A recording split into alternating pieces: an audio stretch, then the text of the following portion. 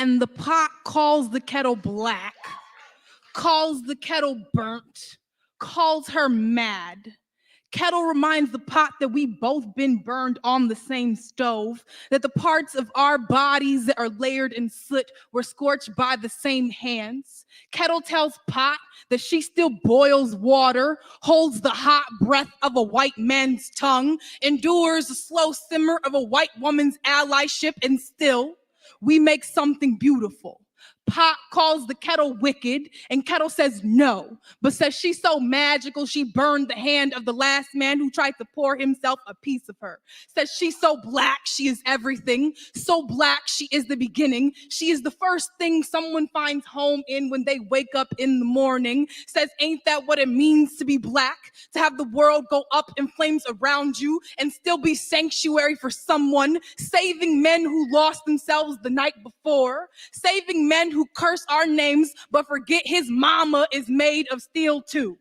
And now the pot has no words but calls the kettle bitter, but loves the glass pan, the fine china, loves all the exotic shit white men put behind glass casings, loves how fragile things not made of steel can be.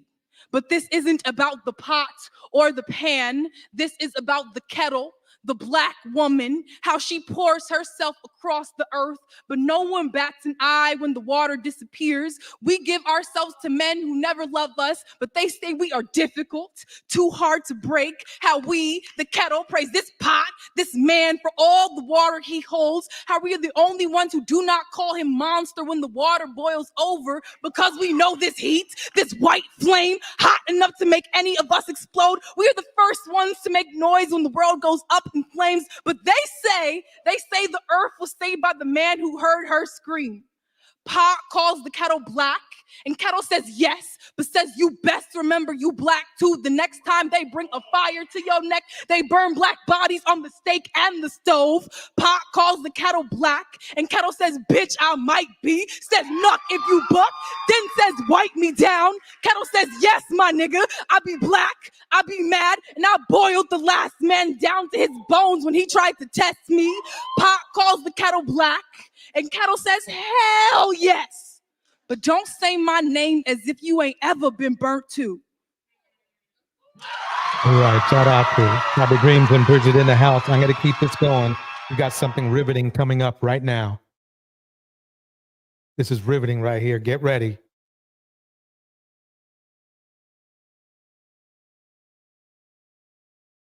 Hey! Whoa! Put your hands up! Put your hands up! Put your hands up! You mad at me? Put your hands up! I will shoot you. 10-1, 10-1, shoot you. Officers need help. No. 213. No. I'll shoot you. No. I'll shoot you. Put your hands up.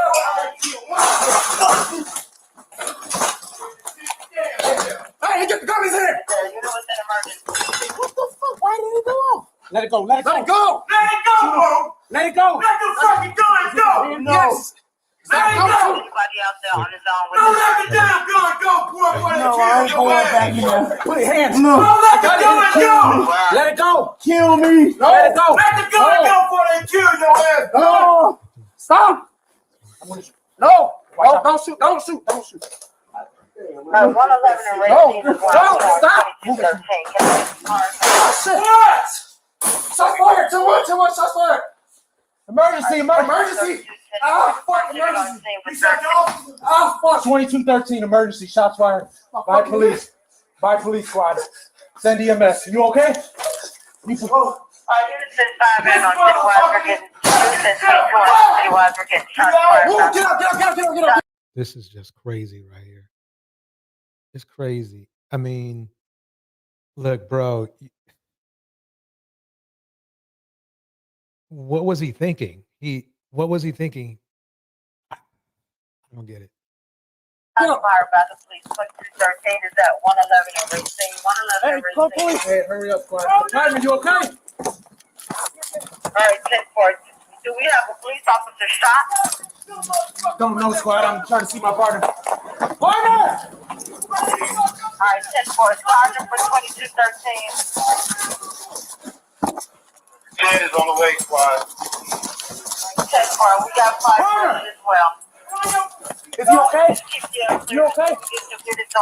2213. Not shot squad. Partner is not shot. Offender is stop. Fuck! It's okay, man. It's okay. It's okay. He fired. Did you fire? I said not fucking let go of the gun. It's okay. It's okay. Keep the clear if your launch is wrong. First unit on scene with 2213 advised on.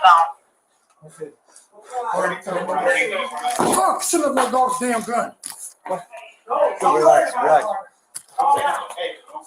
Relax. Hey, let me go.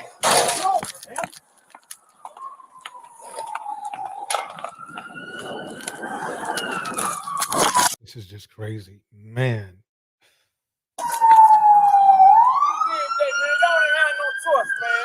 He did that. He did that, bro. He did that to himself.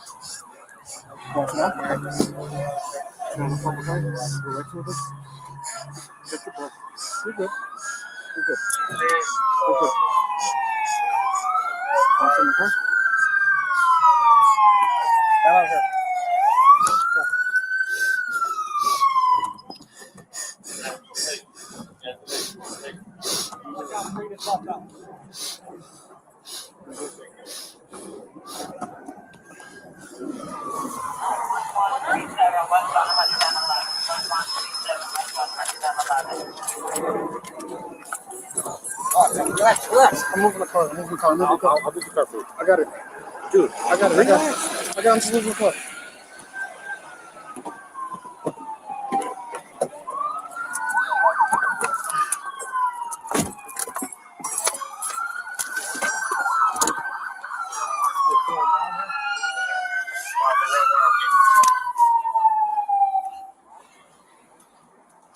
Okay, let me pause it.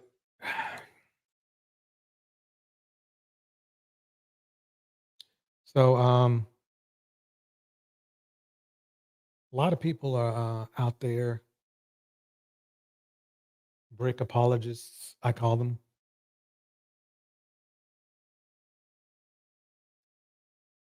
Saw something really messed up this morning. Really messed up. Hmm.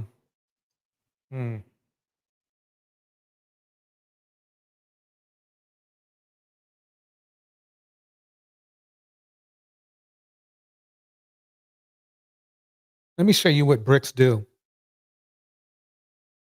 Meantime, Baltimore City Police investigating an attack that's going viral on social media. The video shows a man being struck from behind by a second man with a brick. Police believe this happened just before 7 last night in the 100 block of Hamburg Street. At this point, the alleged victim has not been found. Let me rewind that. Let me show you what bricks can do.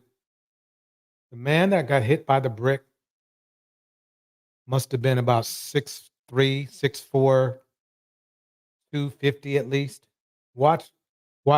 Meantime, Baltimore City Police investigating an attack that's going viral on social media. The video shows a man being struck from behind by a second man with a brick. Police believe this happened just before 7 last night in the 100 block of Hamburg. You see how it dropped? That man is lucky to be alive. One more time. This is what a brick can do. Meantime, Baltimore City Police investigating an attack that's going viral on social media. The video shows a man being struck from behind by a second man with a Watch this. Watch what a brick can do. brick. Police believe this happened just before 7 last night in the So how he was out before he hit the ground. That's how dangerous bricks are. They can be lethal. Brick apologists. Here are some of the videos I got lined up for today. Well,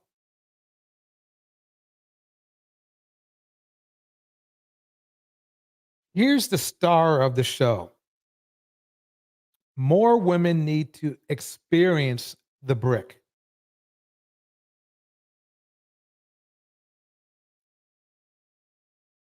I was going to give today a break until I saw this. Let me read it again. This is coming from another woman. More women need to experience the brick. Let me show you what a brick can do. I don't care if you think I'm repeating it. Meantime, Baltimore City Police investigating an attack that's going viral on social media. The video shows a man being struck from behind by a second man with Look at the man. He must be, look at him. brick. Just minding his own business. Look how big, look how much taller he is than this other guy, right? This guy does not look like Superman at all. He must have him by a good foot, at least. Big, he's big. I don't know if he's muscular, but he's big, right? Watch what a brick can do. Police believe this happened just before 7 last night in the 100 block of Hamburg Street. At this point, the alleged victim has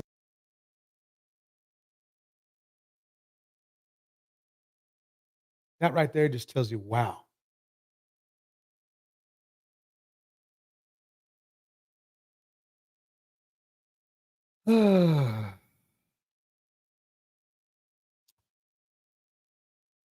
In other bandit news, let me not dig into it yet.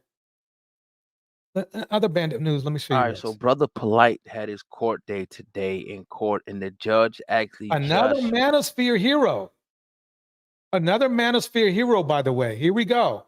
read the verdict, and let me tell you, it's pretty shocking. I'm going to play the video from court, then I'll be back with my commentary. And then we will go into the details on the contract. Go ahead. Your Honor, the plea agreement includes an adjudication, 7 years of state prison, followed by 10 years of reporting probation. As a condition of probation, the defendant It's, will, would you say 10 years 10 probation? years reporting probation. The defendant will complete the MDSO program.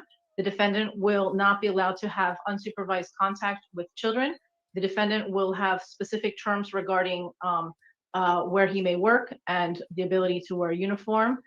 There are additional terms of restitution, of which $5,000 has been agreed to be paid upfront within 24 hours, mailed to the to the victim, and additional restitution to be paid out on a monthly basis once he is out of custody. And that monthly amount is highlighted in the written terms of the plea agreement. Additionally, there will be a stay away order from victim TS and her mother, which is also mentioned in the plea agreement. What is the total amount of the restitution? The total amount If of you don't know, this is brother, they're sentencing brother Polight, if you don't already know. restitution is $25,000. All right. Your Honor, is the defendant's counsel going to be providing probation with the proof of the $5,000 being paid? Yes, Your Honor. Okay. All right. Okay, so Mr. Nowak, the terms of the plea agreement are as what the prosecutor just stated, that you are going to be entering a plea of guilty to the 2 counts of aggravated. This is your hero, folks. Add him to the list. He's probably right behind Tate. Child abuse It was child abuse and GRAPE. and 1 count of deliberate contributing to the delinquency of a minor. You will be adjudicated guilty, which You is guys, I swear, you red pill dudes love your degenerates. I swear to God. a criminal conviction on your record. Do you also understand, sir, that by entering into this plea that it may subject you to involuntary civil commitment proceedings set forth in Florida statutes 394.910 through 394.931? This is Brother Polight. I know they don't have his name or picture up, but it's Brother Polight. Let's keep going. Understand everything that I've said thus far? Yeah. Okay. Now, I want to also Yeah, wow. I mean, don't you love this king of the manosphere? Y'all were following him. advise you, sir, that you are going to be sentenced to 7 years in state prison to be followed by 10 years of reporting probation. In addition to any of these special conditions of probation, you will also participate in and successfully complete a mentally disordered sex offender treatment program. Brother Polight, this is Brother Polight. This is what you red pill dudes stand up for. This is your hero. And there's many more like you, just like this. That you are also not eligible.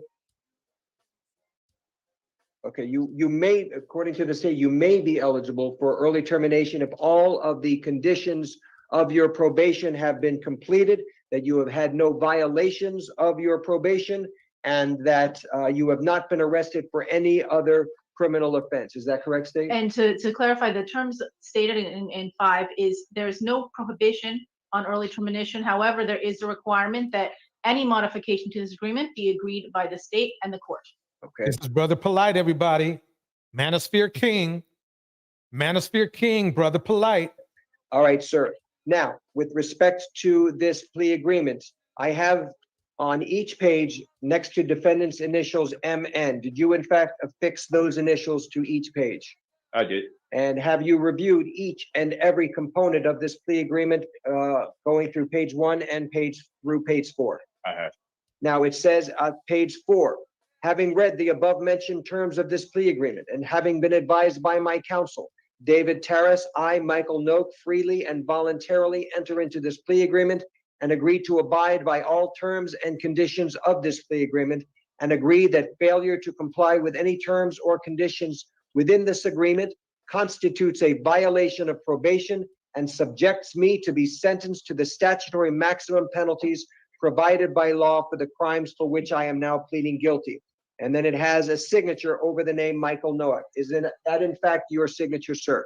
Yes, sir. All right. And I am now— Brother Polight, Manosphere hero. I guarantee you 7 years from now, he'll be back on the Manosphere, just like other criminals, spewing out his hate some more. Brother Polight. Going to place my signature on this plea agreement, in that I am now going to be ratifying this plea agreement as negotiated between the state of Florida and your attorney. Has anybody, including your— So there you have it, Brother Polight, sentenced to 7. I just need to pause it. Here's your Manosphere hero. I'm going to leave this up there for a minute. Full mass, as they call it. Here's your hero. He talked a lot of smack about women, didn't he? Talked a lot of smack, just like other men talk a lot of smack. Birds of a feather. Let me kick some shout outs. It's good seeing everybody. Frizzle's in the house. Cyber's in the house. Rika Ree Gaming's in the house. Kim Lee Moon's in the house.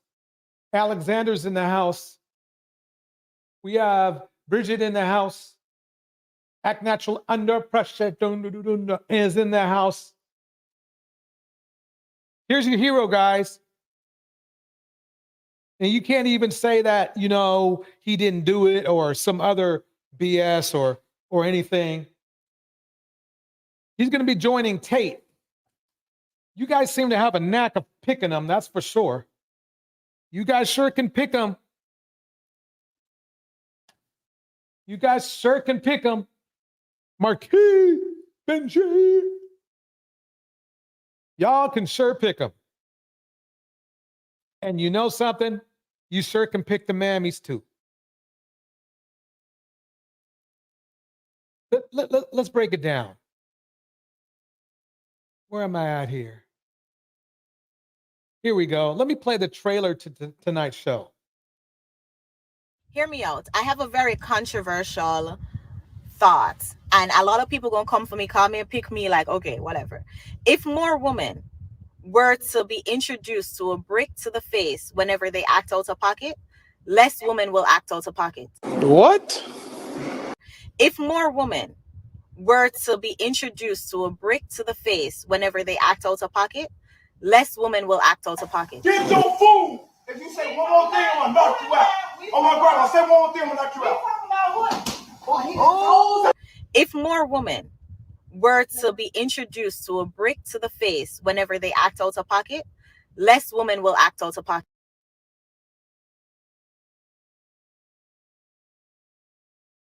We are going to begin this evening with a vicious attack that again raises questions about the criminal justice system. If more women were to be introduced to a brick to the Wait a face. minute. Big Cap. Okay, let me see what Big Cap's saying here. I'm going to play this over again. Big Cap saying this. So what's up, DJ? So now we tagging every man to Red Pill. I could have sworn BP was Hotep for all the queens, but what do I know? Let me continue my. No, he was Hotep for the dude. You saw where he went. See, Big Cap, men like Brother Polight. That's what happens when men don't check men. That's what happens when men don't check men. Hear me out. I have a very controversial thought, and a lot of people gonna come for me, call me, and pick me like, okay, whatever. If more women were to be introduced to a brick to the face whenever they act out of pocket, less women will act out of pocket. What? If more women were to be introduced to a brick to the She face. can hardly speak English, but she comes to this country insulting Black women and literally sideways threatening them. Whenever they literally sideways, in my opinion, this is almost like terrorism right here. She's literally giving guys the green light to pick up a brick. Act out of pocket, less women will act out of pocket. Get your food! If you say one more thing, I'm gonna knock you out. Oh my grandma, say one more thing, I'm gonna knock you out. Oh. If more women were to be introduced to a brick to the face whenever they act out of pocket, less women will act out of pocket. That's your girl, everybody, fellas. We are going to begin this evening with a vicious attack that again raises questions about the criminal justice system. If more women were to be introduced to a brick to the face whenever they All right, Chantelle, tell us, Chantelle, break it down. act out of pocket, less women will act out of pocket. But if you don't know what's going on in the picture back here, this dude is beating the crap out of a woman that did nothing to him. Let me repeat that again. Let me repeat that again. Raises questions about the criminal justice system.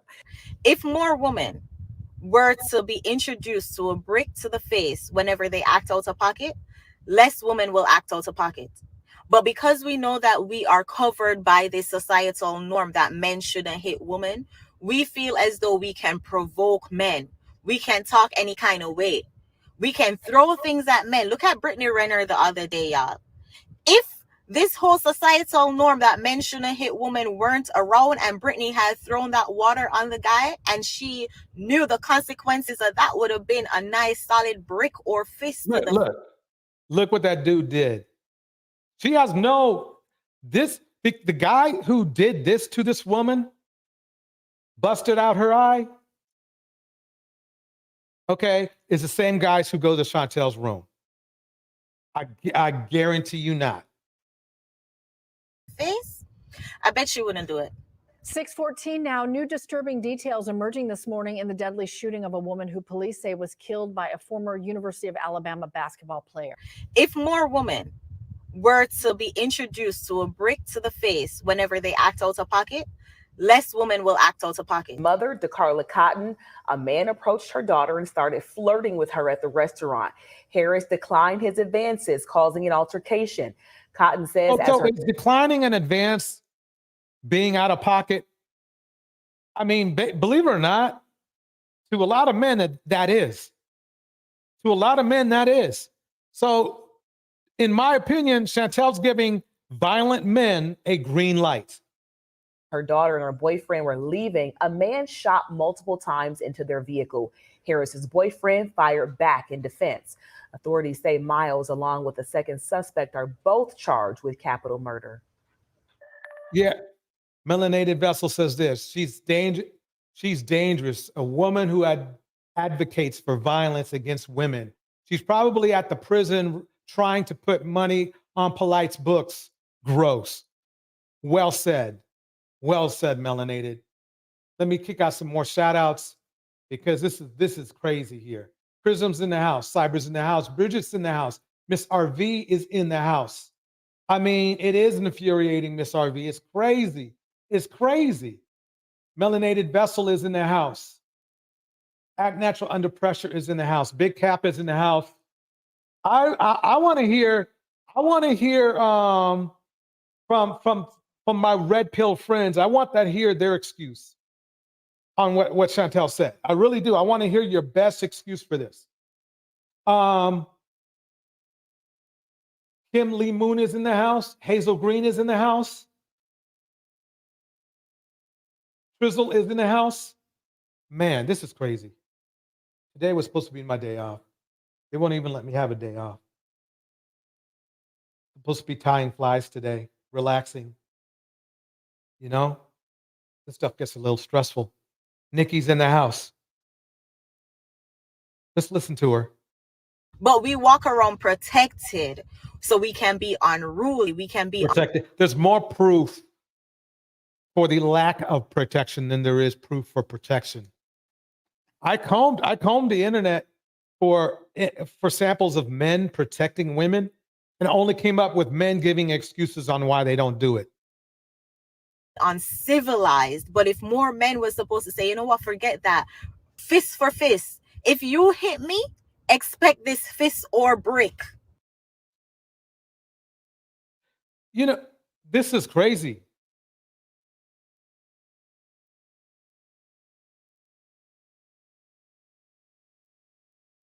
Adiós. Vaya preso porque ahorita voy por Adiós. If more women were to be introduced to a brick to the face whenever they... If you don't see it right here, I have to explain the video because I got a little too artistic. Right here in this little video part, okay, is a guy who got turned down by a woman, went to his car. He went to his car because the woman got out of pocket, because she got out of pocket because she denied his advances. So he went and got a gun. Yep, he went and got a gun from his car.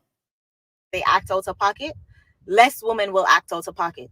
If more women were to be introduced to a brick to the face whenever they act out of pocket, less women will act out of pocket. I was telling him constantly that I'm not interested. He kept asking me to go Let me pause. Let me let this go. coffee, and I said no. Pulls my arm and he drags me.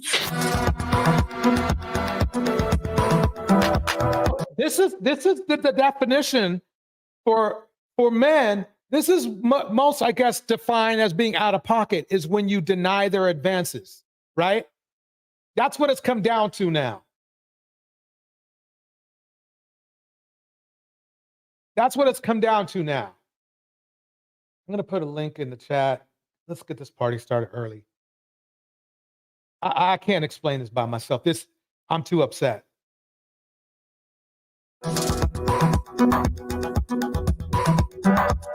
Mind you, I was 30. Remember now, rejection is one of the worst things men go through, right? So if a woman rejects a man, right, it can be defined as being out of pocket.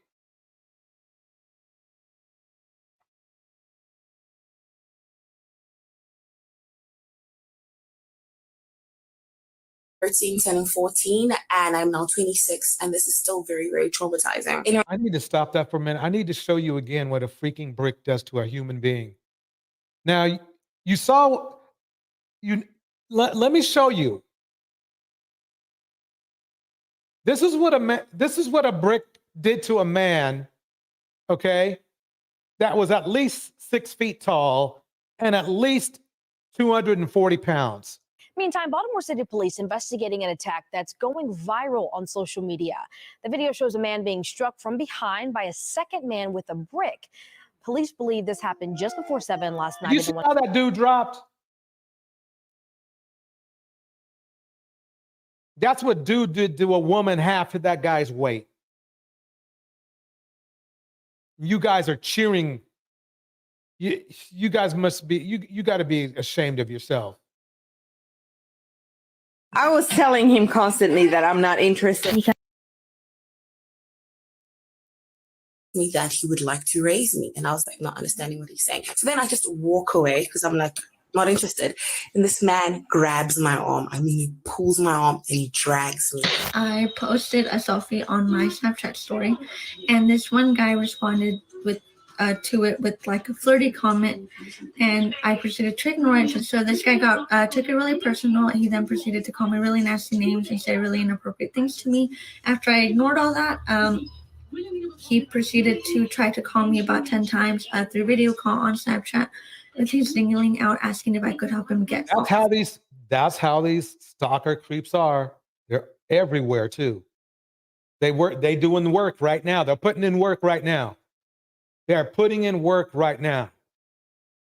Welcome to the stage, Flit. What's up? Yeah, how are you? I'm okay. How about yourself? I'm doing all right. I mean, I heard that quote from Chantelle earlier today too, because I subscribed to her just to see. Wait, say again. She blocked me from her channel, so I'm not in agreement with her. But what happened? At the same time, how'd you get blocked from her? No, but I don't like her being a Jamaican woman and she talking about black women. I don't mind. Black women can talk about other black women, or black men can talk about black women, but you can't be a Jamaican woman and talk about black women, and then you're not talking about your own people. So I told her, I said it straight. Even though she pro passport, bro, I told her you a panderer, and I'm a passport, bro. By default. But I don't like your stance how you tearing down black American women. I don't like that. So she blocked me because she think everybody that's a passport, bro, that had to be in favor of what she's saying. She try to like divide the room, and I ain't having that. I still could be.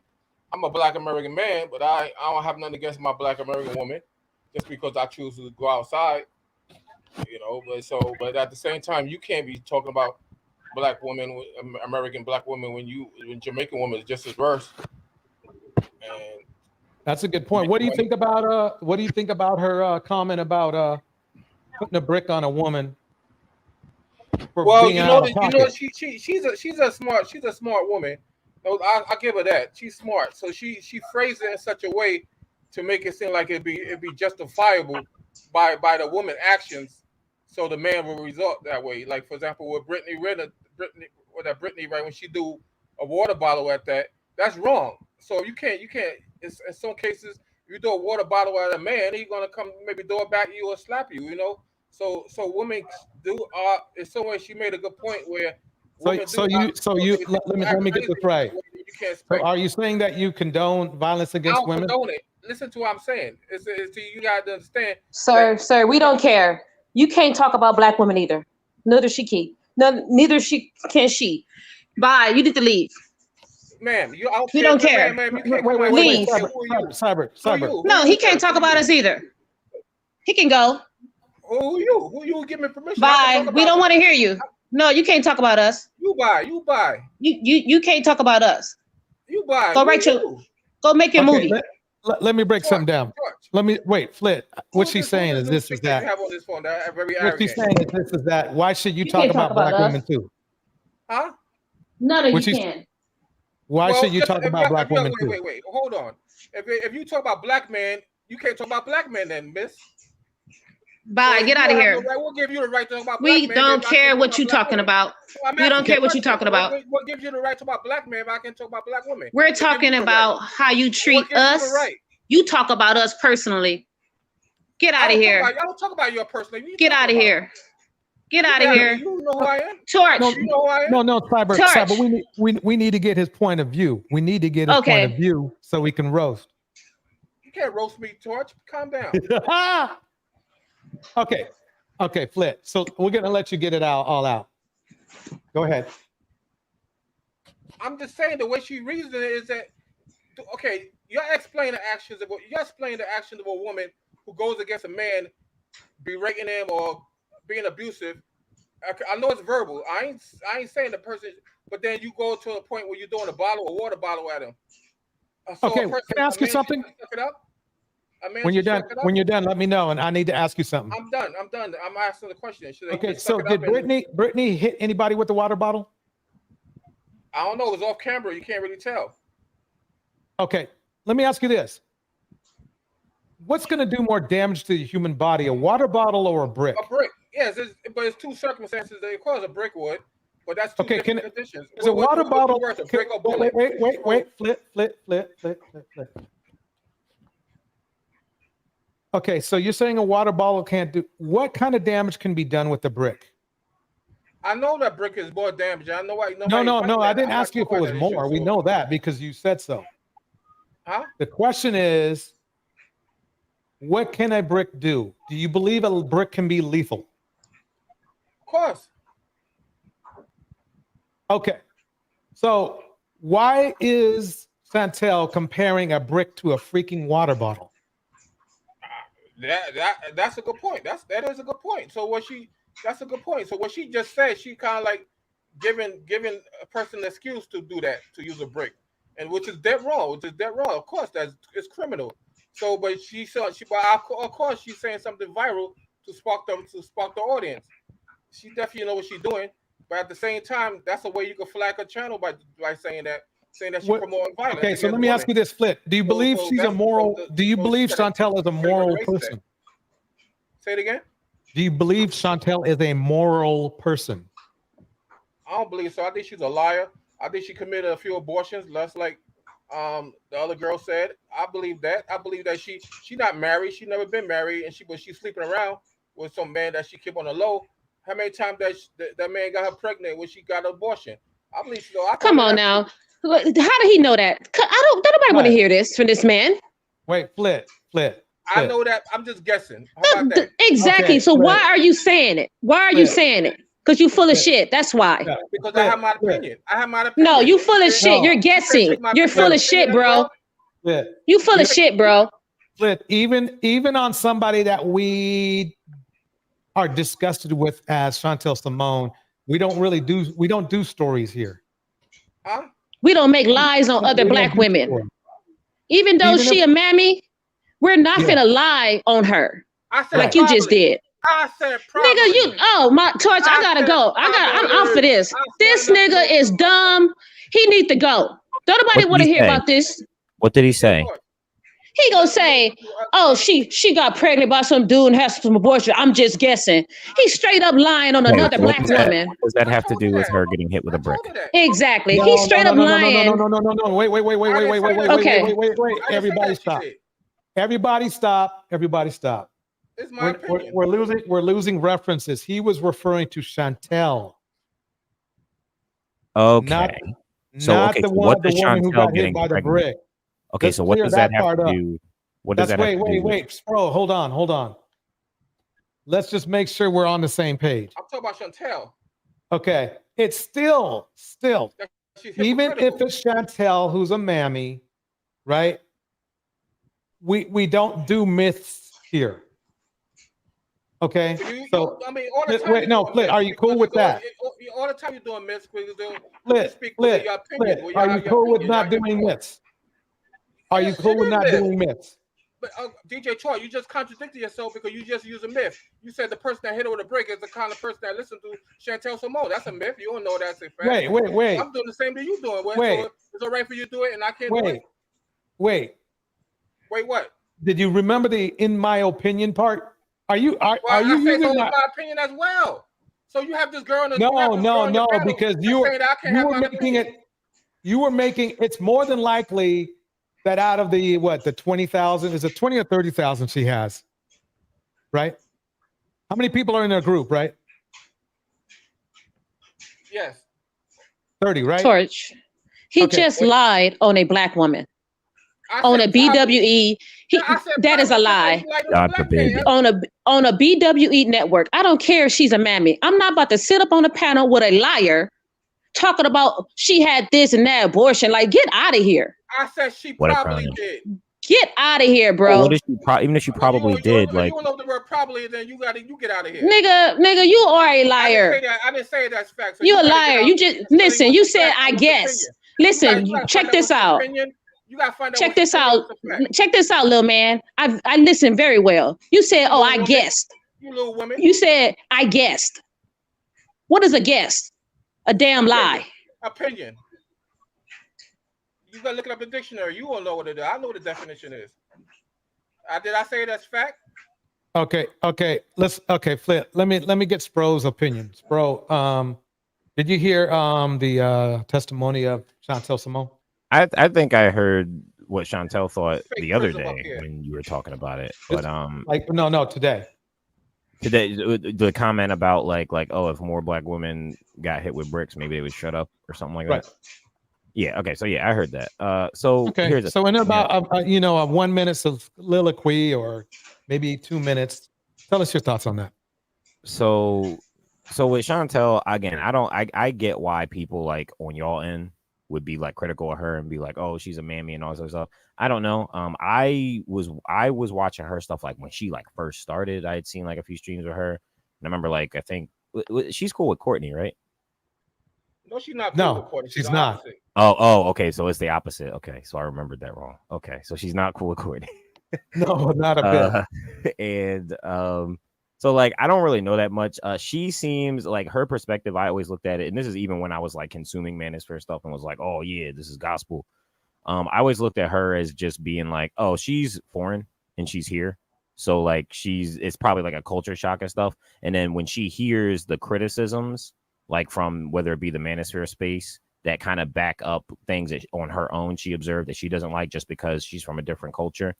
You know, I think that probably is what plays a part of it. I don't think Chantelle is against black women or anything. I think now it's her brand and that's how she makes money. So she's got to kind of go with it and fuel it a little more. But in her case, I really do think it's just the cultural difference. And I think because she's here, the closest to how she feels as far as probably from her perspective, from what she's seen, are probably like Manosphere narratives. I get what she's saying. I don't think that she maybe even because I actually was on a panel last night talking about the brick thing because I didn't know about it and I had to ask my wife about it because I was Can I ask you something? Yeah. Bro, what do you get about her encouraging people, males, to give other women the brick?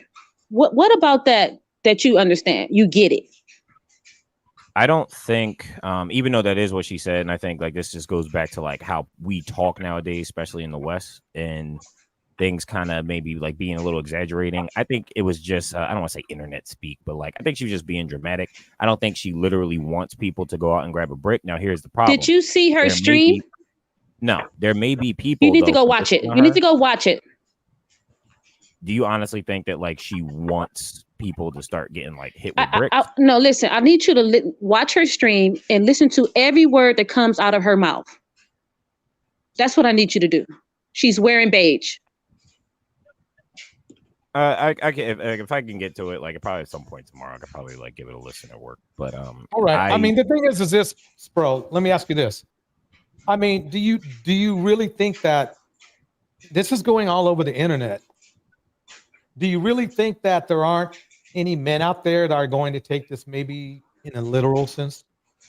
Okay, like that's what I was about to say. There is probably a tiny bit of maybe someone that would see her stuff, not even saying they're in her like core audience, that would see it and use that as a justification. Just with the story in general, it's another one of those stories where it's like a woman and man thing. And because of the situation, people in the manosphere and then people who are critical of the manosphere are going to talk about it, right? Because they don't like what the other one has to say about it. Now last night I saw the video like on the panel I was on and we reacted to it. I saw it one time, we talked about it. Pretty much the consensus was, regardless of how anyone felt, we were like, yo, that's that's kind of fucked up. She shouldn't have got hit with the brick, especially for just denying, like giving someone her number. Then we got some more details. There is a testimony online from one of the guys who was there, and he gave his perspective on it. And then we also found out and addressed the fact. What do you think about his perspective? Well, he sounded like he was just a guy who lives around the way. He said that he completely understands and like gets it, like she shouldn't get hit with the brick. But he said he was like, the reason why he wasn't speaking for like all the people there, but he was like, him personally, she's known around the way for, which is the next point I was about to bring up. She makes TikToks where she does like prank videos, and sometimes they do get physical. It really is harmless stuff. But his perspective was she's kind of a nuisance in the neighborhood. So like when I saw her in an altercation, he was just like, I didn't feel bad because she's always kind of getting into something with So somebody. let me stop you there because That's I want to ask you another question. Okay, so do you believe it's fair? Do you believe he was mentioning her TikTok videos was a justification at all? No, I don't think he mentioned. So like we got the information like during the discussion that I was having. It was mentioned that she makes TikToks, and then when we watched the testimony from the brother that was there, he just mentioned like, oh, because I know her for this, and she's always started. He wasn't saying that because she makes TikTok. Hold on one second. You're circle talking. Hold on, bro. Let's go back to the question I asked. Do you believe he was using he was justifying or half justifying the actions of the man by stating that she had TikTok videos slapping I have men? not heard anyone outside of like hype manosphere people justify the guy who hit with the brick. The guy who gave his side of the story was giving why he didn't step in. He was giving that perspective, and he didn't step in. Do you believe that was a justified reason? I don't know if it was necessarily justified, but I could see someone being like, "Oh, this is someone from the neighborhood around the way. They're always causing problems. I didn't want to get involved." What do you think she was always causing problems because making? I don't know. That's just answer the question, dude. I am answering the question. I just You're said not that, no, answering anything. I don't think that it's just. I don't think that justifies. Let me tell you what I think. Let me tell you what I think, and then I'm going to ask Darnell, and then Cyber. I mean, I think it was full of shit. I think he should have just kept his mouth shut and never made another video. I think he wanted attention because, quite honestly, everything he said does not justify almost killing somebody with a brick. He wasn't justifying her getting hit with the brick. He was talking about because I thought the dialogue was around why didn't anyone step in to defend her? I think everyone can recognize it. Like the bull who hit her with the brick is like because she made TikTok videos, and that wasn't his reason. She's a nuisance around the neighborhood. That justifies almost killing her. No, he's not. He was not trying to make a justification for what happened to her. He was explaining because, and again, the same thing. When I first heard about he the said story, he didn't step in. So why? So for him not stepping in, let me be little. I thought the outrage. Okay. Let me clear that up. Let me clean that up because that's a good point. He justified not doing anything. Okay, stepping in is one thing. Doing anything, he did not do anything. He made it clear he did not do anything because she's a nuisance, right? So he didn't yell. He didn't call 911. He didn't tell the guy, maybe don't hit her. It's not worth it. He didn't say anything like that. He watched. Okay. So do you believe his inaction was justified by her doing TikTok videos? Hey Torch, so I'm actually sitting here with my wife, and she gave me a perspective. She said that like as far as like people not doing anything, she said that she said that she could understand maybe some people being like, like, hey, like a domestic dispute, fighting, being fearful for their life, but like why no one maybe even after it happened, why did no one, go to her aid, see if she was okay, like after the fact? She said that she could understand maybe someone, not that justifies no one stepping in at all, because I just thought about like if there's multiple of them there, multiple people could have like took down one guy even if he had a weapon. I mean, someone's getting hit, and again, I can understand someone maybe like a kind of a so like, you brought up a good point, bro. Let me stop you 1 second here. Okay, so I understand the part about men being worried about men with weapons, right? Hey, that's anybody, man or woman. If they're worried about men with weapons, wouldn't you think these men would want to try to resolve the issue with men having weapons in general? That could hurt other men and women. Like because it sounds like to me, men are worried about other men hurting them, not women. Right? Well, I mean, no one should be hurting anyone, but I think like in that situation, if it's someone with a weapon or whatever, again, not saying because like multiple people could take someone down, and I'm not saying we shouldn't aid people. So That here's are, another question I got for you, Spro. Sorry to interrupt you, but my mind is popping right now. If you wanted to move, let's say you lived in the hood. I don't know if you do or not, but if you wanted to move out of the hood and it was dangerous or whatever, would you be more worried about black men or black women?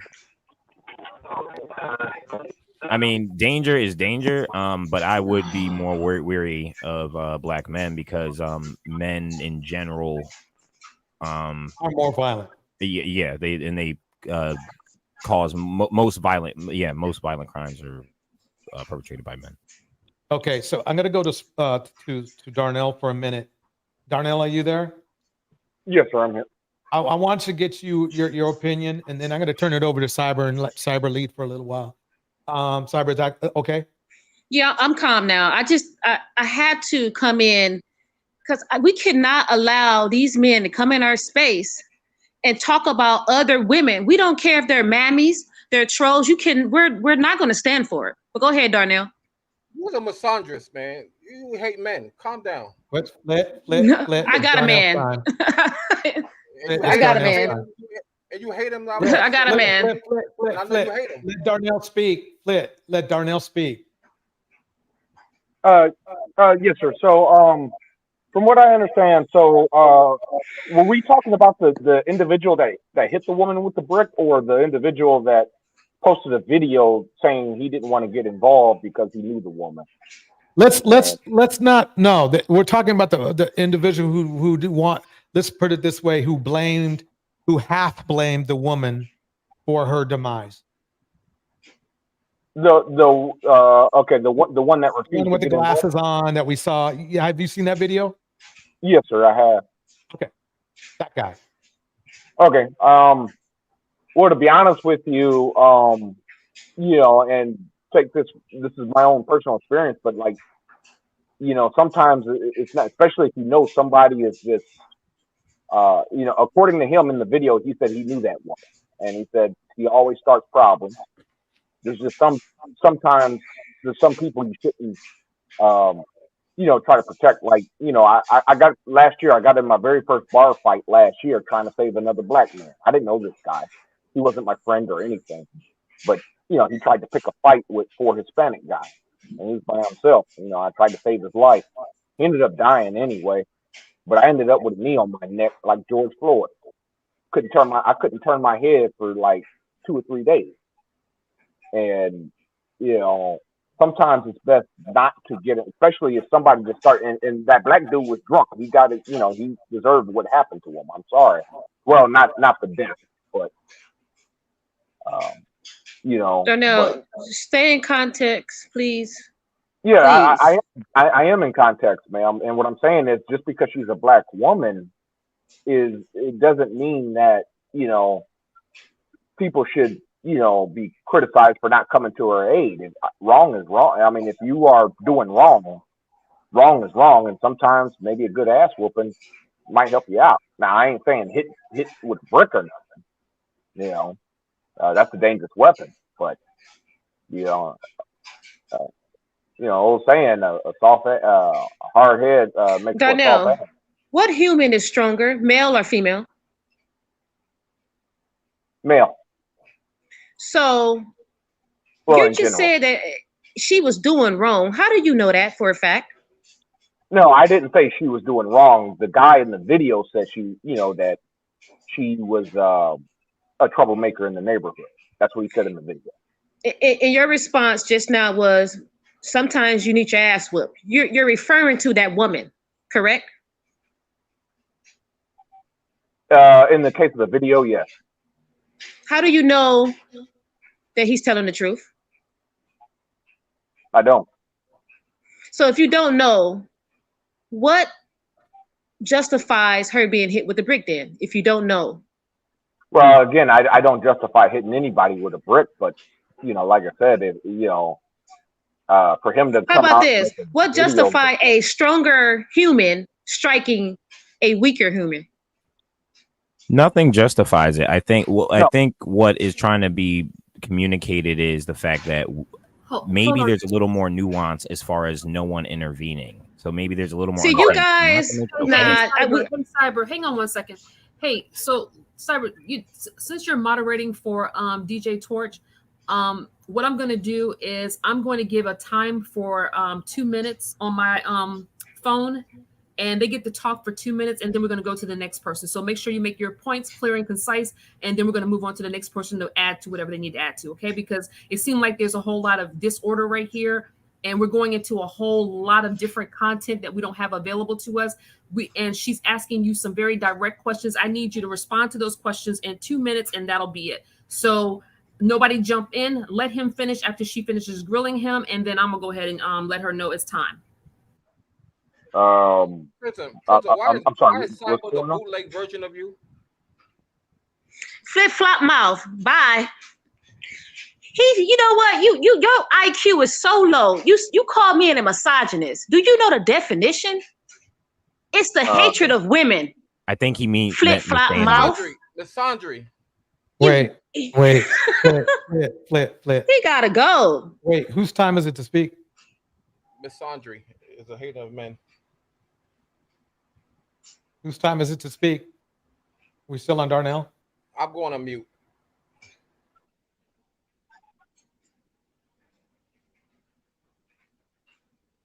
Okay.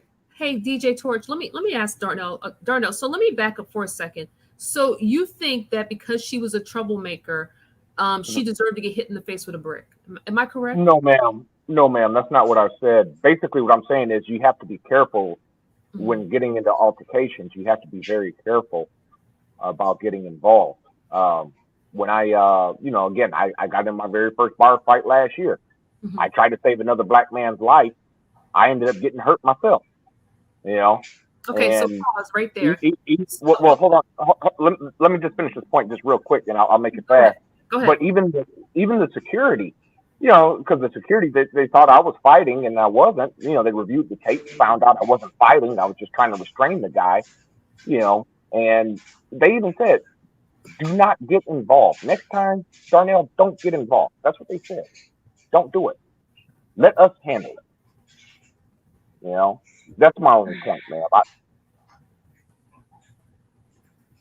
Let me apologize to the ladies in the chat. That's who I owe an apology. I'm usually more reserved in this, but this brick situation and all these men out here that are trying to sympathize, it got me on edge, ladies. So just give me some grace right now, please, because I am on edge. Yes, ma'am, and I understand because I am on edge as well. Cyber, you know I'm on edge because you and I have spoken about it because I'm passionate about this. So I think I just wanted clarity because I thought I heard Darnell said a little earlier that that she deserved to get hit in the face with a brick. And no, he did. He did. No, I didn't. Hey, whoa. Can everybody take a somatic breath, please? Because I don't want to raise my voice tonight. I don't have time for it. With all due respect, ma'am, please don't put words in my mouth. I said I thought I heard you say that. Listen to the words. No, you said he did just a couple seconds ago. You said he did. I did. I said that. Oh, you said that. Okay. Because I asked you two direct questions after hearing your statement. Okay. So I never said a woman deserved to get hit. In fact, I said just the opposite. Okay. No one should get hit in the head with a brick. I don't care if you're a man or a woman. All right. So look, I need the men on the panel to understand that this is a very heated topic because we saw a black woman, and I don't give a daggone if she's Jamaican. I don't care if she's African. I don't care about anything.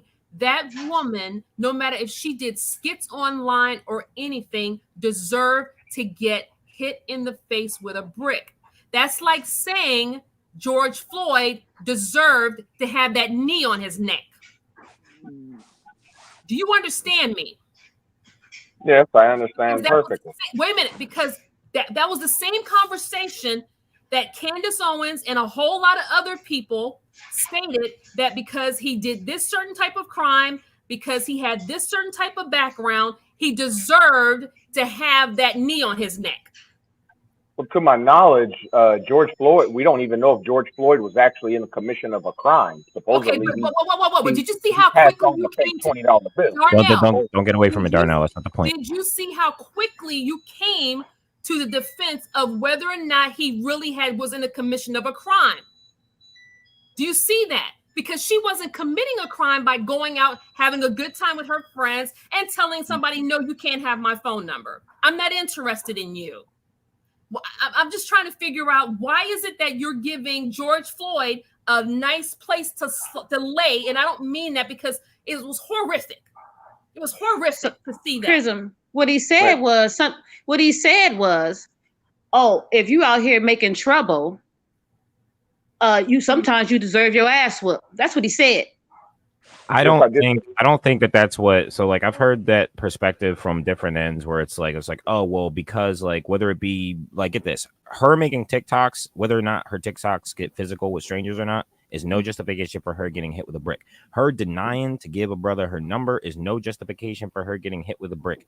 No, there is no ethical justification. Get this, even if, let's say, the guy asked her for her number and she said no, and let's say he asked again, even if she ran off at the mouth, it's like nigga, little dick, blah blah blah. Even if she did all that, it does not justify her getting hit with a brick. I was under the impression that the reason why this was in the ether and people were talking about it was because, as the video that she made, she was like, yo, I got hit with a brick and none of these men no one did anything. And in the video, you can't really hear what the guys are saying, but like, they're, I guess, rebutting her, and she's like, no, like, you didn't do anything. The problem is, and then we have all we have her getting struck. I don't even think Darnell is justifying her getting hit with a brick. He just said the only thing, it's not about the brick though. See, you guys keep trying to talk about this brick. It's about the stronger human striking the weaker human. That's what I'm saying. No one has, I have not heard personally, even on. So I asked Darnell, listen, I asked Darnell, how do you know that young man with the glasses on is telling the truth about her behavior? And if you have a brick, it doesn't matter who's stronger or not. He said he don't know. Correct. I don't know for a fact. But all of these men all over this space is using that behavior for justification for her being a troublemaker, and basically she deserved what she got. Wait, Darnell, maybe I don't understand what you're saying. Are you saying that, like, hey, is it the kind of thing where you're like, oh, hey, if she was a troublemaker and she got hit with a brick, hey, man, c'est la vie? Is that what your position is? Yes. No, sir. Okay, please explain again. No, ma'am, I didn't. And no, ma'am, I didn't say that, and I really appreciate if you stop putting words in my mouth. I really would appreciate that now. Hey, DJ Torch. Hey, DJ Torch. Well, hold on. I was asked a question. Hold on, Darnell. Hey, DJ Torch, do you have the ability to run back the video? Yeah, which one? To play back your video at the same time, where you can hear what people saying at the same time. Oh, you mean the live that we've been doing? Yeah. Do you have that ability to do that? No. You'll have to wait until after he ends the live. Okay, because we're gonna find out. Because let me say this, and I'm all for people. I am all for people making mistakes when they're saying stuff, because it's kind of heated in here. Mm-hmm. But if you thought that's what if you thought that's what you said and you didn't mean to convey that, then the best way to say is, I didn't mean to say that. However, I never said that, ma'am. That's the problem. I never said that. I never said she deserved to get hit with a brick. What I was saying was the gentleman that came out, the question that was asked to me, why didn't, about the gentleman that came out and said, hey, I'm not going to, get involved. He did a response video. I was asked, is he, telling the truth? And I told you the truth. I don't know if he's telling the truth or not, but I do know this, is that sometimes when you have ignorant people, sometimes it's best, and I know from experience, sometimes it's best not to get involved when you have ignorant people. Well, how do you know that this woman? See, they trying to merge stuff. We're talking about the black woman who got accosted, right? What he's saying is just place what he's saying with the black woman. And Okay, do you get do you get my frustration now? well, I mean, I somewhat get your frustration, but the thing is like, okay, because it's a black woman, but if it was a black man, would you be, as frustrated? You know what I mean? You guys commit violence towards each other all the time. What is the rate of violence of women on men? What is the rate of violence? Say that question one more time, please. What is the rate of violence women being the predators against men? I don't know, but it's insignificant. So if it's insignificant, right? We're talking about this lady being struck with a blunt object. Well, that wasn't the and question. You guys are on a BWE space talking like she was a troublemaker. What we are hearing from out of you guys' mouth is she deserved it. No, and I no did not say woman, that. listen, under no circumstances does a woman in this society deserve to be struck by any man. I'm just saying, first of all, I never said that she deserved to get struck. Only people who have the power. Everybody, I want to give Nikki a chance. She has to go to bed soon. Let's give Nikki a chance to speak and then reconvene this because sounds like we're going to go back and forth for a minute. So, Yeah, Nikki, I'm a you drop, there? man. I'm a drop torch. I'm done. Nikki, are you there? Hello. Hi, Nikki. How are you? Hi, I'm okay. I'm just so infuriated with this all. I mean, they keep on all these panels. You're hearing they're debating on whether black women should be protected or not. Okay, let's for 1 minute forget about protecting black women. How about protecting the men from not doing this shit? How about protecting them from stopping them, protecting them before they take a gun and shoot a woman, before they take a Amen. brick and bash somebody? How about protect them? Forget about protecting us. Please, just protect them from doing this shit. That's all. Well said. Well said. Amen. You protect people from themselves sometimes. I mean, just think about it. They allowed him to commit a crime that might put him in prison forever. Exactly. Where is his protection? They're worried about our protection. Where is the protection for your brother? Is it the police job to protect not civilians, not regular persons that nothing involved with the situation? What about a person whip out a gun and shoot you try to help? Clint, I have no idea what you mean. Oh my God, he's I'm kind of lost. I have no clue. Let me say this, Flit. Let me say this, because I'm hearing a lot of what Cyber Dreams calls circle talk, and it's kind of like what you guys are saying. Well, what if this was a black man? Would y'all have the same outrage if it was a black man? Okay, would we? We don't know because we're not in that situation to know. But I do know this, that when George Floyd passed away, a lot of black women, whether we dated out or not, had some sort of affection for the fact that that's the way that brother died. Okay, a lot of us did. That's not cool. But for the fact that you guys are sitting here having a conversation, I need you to put your daughter, your mother, on the face of that brick. And if you have ill feelings towards your mother, then just don't even think about it. But I'm telling you, do I think if I was out there and I saw that happen and I heard that those other men out there were helping him get away, that's ridiculous. He would have gotten the Carlisha Hood special. He would have never gotten away. The moment he picked up that brick, it became a weapon, and I would have drawn my revolver. I'm not playing around with this. Why do you guys keep on having this conversation, thinking about and talking like violence is okay? Violence hey, don't say anything. I've been kind of quiet. So I just need you to hear it. Because sometimes it don't seem like you guys hear it in a gentle voice. You have to become a little bit more forceful.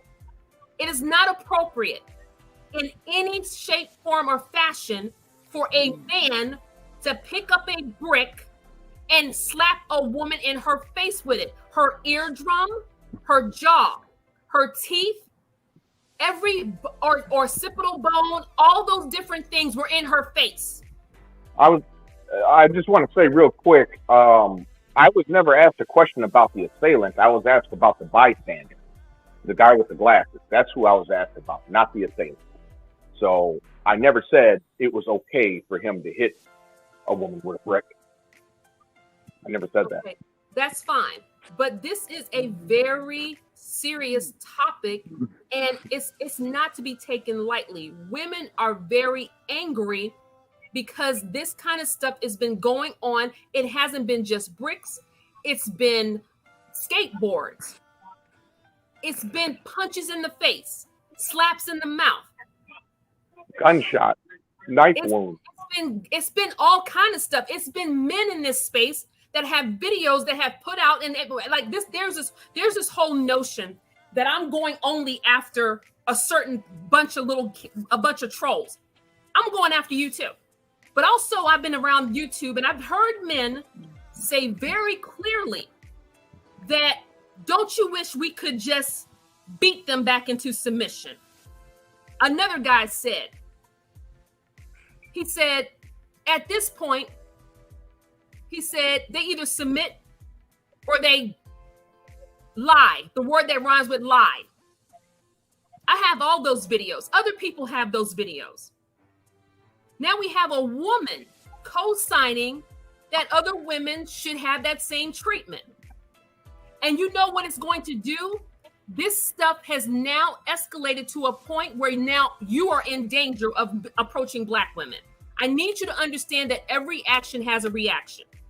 If you approach a woman now, because all those women are talking about getting their CCWs. So now what is getting ready to happen is those women, if you approach them and say, hey, can I have your number? Then women are going to show you their revolvers before you step to them. Because I'm encouraging they could get arrested for that. To do so. They could get arrested for that. Yeah, that's not a very good idea. Some places are open carry. It doesn't matter if it's open carry or not. If you're approaching a woman aggressively, hey, Flint, let me finish. If you are approaching a woman aggressively and you're not taking no for an answer and you start getting in her physical space, it is in her due diligence to take you down. Okay. Well, now you move the goalpost now. No, I'm not moving the goalpost. A woman, no. I'm telling you what women are thinking right now. No, I understand what you're saying, what women are thinking, but here's what I'm just saying. I'm just saying, be careful with what you do. That's all I'm saying. Open carry. I live in an open carry state myself. Okay, and I'm gonna tell you right now, there's a reason I don't carry my gun. There's a reason for it. Okay, well, the reason being, open carry you make a mistake. If somebody, for example, Darnell, I live in an open carry state. If a man approaches me aggressively, and I've told him more than once I'm not interested, and he threatens me, or I feel threatened, I'm going for his kneecaps first. That's understandable. At first, you didn't say aggressive at first. You don't have any right to tell me that I can't protect myself. I never said that, ma'am. That young lady, she had been Carlisha Hood, that brother, whoever he was, would have never walked away from the scene. And what I said, ma'am, was that you had moved the goalpost was because at first you said a man just talks to a woman and then she pulls out a revolver. You can't do that. I said, now, being aggressive, now, yes, you are correct. If this guy is being aggressive, when you said the second time, he's being aggressive, we're going to pull out our revolvers. Yeah, of course. You feel threatened. Most of the men, most of these men out here, Darnell, are overly aggressive. For some reason, I disagree with think about this. The moving the goalpost, Darnell, let's talk about this. Moving the goalpost is I'm not interested in you, and no, I'm not giving you my phone number. Why did that rejection of no, I'm not interested in you, I'm not available to you as a concubine or whatever you want to call it, you're not hitting me, I'm not available to you, I'm not interested in you, I don't want to talk to you. Why do You know what, Prism? Because violence against black women gets them off. That's why. Sadly, It gets It them doesn't off. Actually, it Why fuels, don't? it fuels what it does is the points and the different arguments that they bring up gives justification to the bad luck that they're having, and what it does is it gives a scapegoat to blame all the problems instead of addressing maybe what's going on with them personally. Like I said before, Yeah, that's why the way was it his sounds first like. reaction to strike her? Because he No, is, no one answers the questions here. I just said he is a crazy person who is dynamic. unstable. No, it's a community dynamic. Let's be real about this. Are y'all? Come on, guys. Most dynamic. people are not walking So around people with bricks. Most are not. Yeah. And that's- See, they keep talking about this brick. Yeah, hey, Go ahead, sir. yeah, Go yeah. ahead. How you guys? Go ahead. doing? How you got? Look, if we talking about the brick issue, right? Because I mean, some people on this panel was saying it's not about the brick. Who is that? Oh, this is Vibe right here. This is Vibe. I just entered the studio right here. Let me say something for a minute, man, because black American man is getting scapegoated. It's just that simple. In this issue right here, right? First of all, the dude with the glasses already got debunked on TikTok, and it's not real. He wasn't even there.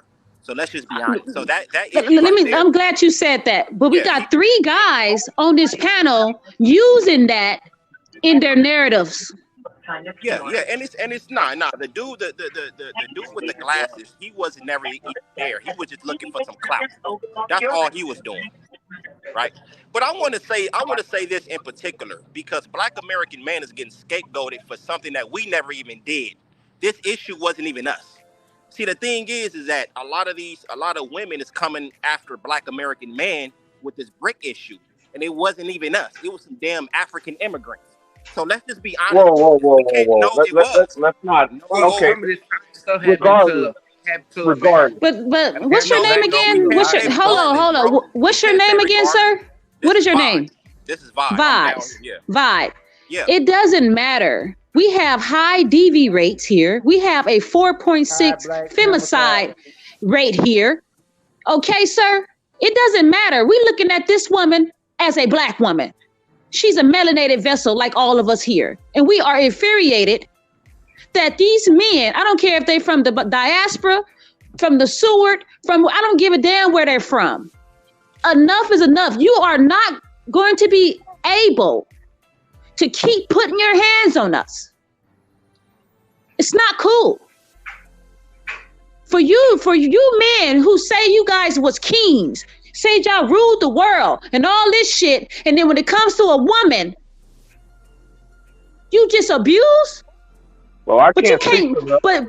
But you can't go up against the people that are in power. Black women don't have are in power.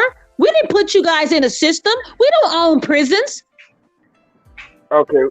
We didn't ship the drugs in. I never called. We didn't ship the drugs in. I can't speak for the other men on the panel, but I never called myself a king. So we don't care. We advocating for her. We feel it for her.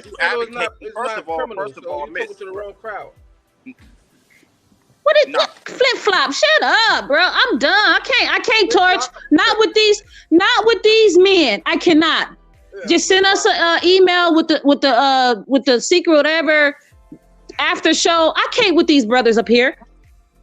Because why? You echo chamber? You like echo chamber? She like an echo chamber, DJ Torch. That's not an intelligent woman. Wait. Flit. Do you know the definition of echo chamber, Flit? Yes, everybody in agreement, talking the same, and everybody in harmony. Okay, Flit. Good point. Okay, Flit. Let me say something.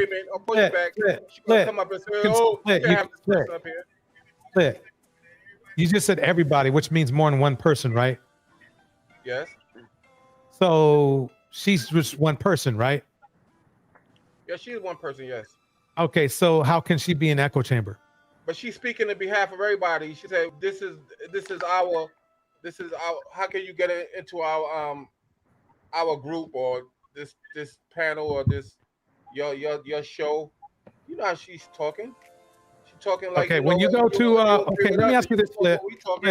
What do you mean? Flit, when you go to Razor's room, right? Are they all basically all on the same page? No, they never are, but it's an open house. Everybody can speak what they want to talk about. So you Right, have but this they're, you have cyber are they, talking about wait. Are they all pro passport bros? Yes, of course. Okay, then they have an echo chamber, right? Jesus, But dude. but do he allow you on? Do he do it? You could get That up there. doesn't Right? mean anything. We allowed you on, right? Dude, by that You've been up there a logic, few you were times. allowed one. TJ Tort, you've been up there a few times. You gave your point of view. They listened to you. Wait, But we have nobody that's saying Wait. why is this wait, person up there? Flit, you don't understand. We let you on, right? Yes. But you're calling us an echo chamber. Okay, but She you're talking using like the she want same. an echo Yeah, chamber. but I go over to Razors, right? And he lets me on. But you're saying it's not necessarily an echo chamber. It's not echo chamber because you can speak your thoughts and nobody gonna say, well, why is he up here? You give your point of view and you speak the way you want to speak and you leave when you want to leave. You have just Nobody put you on, defined nobody the kick you off. exact. You just gave us the exact definition of a double standard. DJ, is I'm that a when you double go on Razor Ray's room, when you're giving an opinion and they disagree, do they say, yo, why is this guy talking? Does Exactly, they don't do that. They don't do no. that. Does They that happen? don't do that. Yeah, all the time. Yeah. No, You do they say say that. they I disagree can with you, or do they say like, oh, he needs to go? They'll say he Both. needs to. Okay. Both. I've been there. Okay, both. Now, you're gonna have somebody gonna say, why is he up here? Of course, people in the panel, people in the chat, but Razor Ray never kicked them off, or he never relent to anybody. No one's kicked you off, dude. So that argument. Okay, let's get off of that because that's not going to work anymore. Okay, so basically, it sounds like to me it's like this. You guys, okay. Do you we all, I guess, are in agreement that we don't justify that she got hit by a brick. Is that agreed? Amen. Yeah. Yes, sir. I agree. Okay, we got that far. Does it really matter why she got hit by a brick? I mean, not really. But I do Nobody think should get that hit the with a brick. reason that she A got man or hit woman with a should brick. get hit with a brick. That's Okay, that's let me ask you why. I'll tell you why I asked this question. It's because the thing is that in to keep, how should I put this? To keep order, some things need to be black and white. Okay, so now if she was like a mass, the leader or something like that, maybe. But as far as the moment goes, it's extremely important in society to make things clear. And the problem is when you start trying to put variables in, like she was making TikTok videos and slapping Caucasian dudes, and the guy said she was a nuisance in the neighborhood. Now you've really given weird people that maybe don't think straight and need black and white answers a green light to do something you may not want them to do. Does that make sense to anybody? May I cut you off real quick, DJ Torch? Sure. So you said that she was making TikTok videos of slapping white dudes? Is that confirmed? Yeah, they were skits. No, they were like, these were real people interactions. However, again, they were No. It's harmless. defined they were skits. She got permission to do what she did. She got permission. Let me repeat that one more time. She got permission to do what she did in those TikTok videos. Okay. That's the problem we're having, is that there's a lot of miscommunication going around and people are running away with it. And again, we just found out that the guy who was giving all that testimony was fake. Wait, where's the confirmation for this? It's on TikTok. Everybody already exposed that dude. Oh, they did? Wrong. Okay. Yeah, but this is the thing. What I was saying, though, this is Torch. This the thing I was saying at the end of the day. We got some at times, man. Look, I'm from LA, right? California, born and raised. I'm like I say, I'm African American. I grew up around Somalians. She's a Somalian. She already got disowned by her own community, and we getting blamed for something that we never even did in this scenario. Oh, You gotta understand the whole thing. scenario. You can no. You gotta, because at the end of the day, I've been, like I said, I'm from LA. I've been in the, in the hood and all that. I'm out of it, but I've been in it. We just because of a rejection, we're just not gonna pick up a brick and just hit a woman with a brick. I never ever seen that in my life. The only thing wait, Bai, let me stop you. I'm sorry to stop you for 1 second, but Bai, was the man who hit her with the brick African American? No, he wasn't. He was from Caribbean, or he was like a Somalian or something. He wasn't even African American. He was Somalian. So what you're saying is that both of them weren't even from here, and it was their problem. That's what you're saying. Exactly. And we get that doesn't make it okay, but no. I'm not saying that. That is. Brother, No, I see what you're saying, not, brother. Look, I'm not saying that. I'm not saying it's okay. It's never okay to even hit a woman. All I'm saying is that we getting the heat from a culture that we're not even a part of. If you're going to like y'all don't, are you actually saying, Vibe, that black men don't abuse black women? I don't think he's saying that. I think he's saying like I'm the brick thing is an extreme. I also personally like I've seen guys like maybe like call a girl a name maybe if they get denied a number. For the most part, guys that get denied a number, they just go around the corner and cry and move on. So are you telling me that black men are not feeding their children to alligators? Is that what you're telling me? That's not no. That's not what we're saying. We're talking about this specific situation. There are not. I would argue. A man in Florida that fed his pregnant girlfriend and the baby to an alligator. That is terrible. But that's different from like we're talking about like so like. Darnell? I'm sorry. Are you laughing about that statement? That's true. No, I'm not laughing about it. But what I'm saying is, ma'am, that's one guy that fed his, but there's thousands of those men. No, Darnell, don't even say that. And around Like, the same that time, is that man drawing. threw his son. No, it's very apart. Another black man killed his 2-year-old daughter. You want to welcome? Can you welcome the two new panelists, please? But what you're saying is that this is what. Wait, hold on. Darnell, sorry to interrupt. Darnell, sorry to interrupt, but two people have been waiting patiently to speak. Let's go with Triz and then Gigi after that.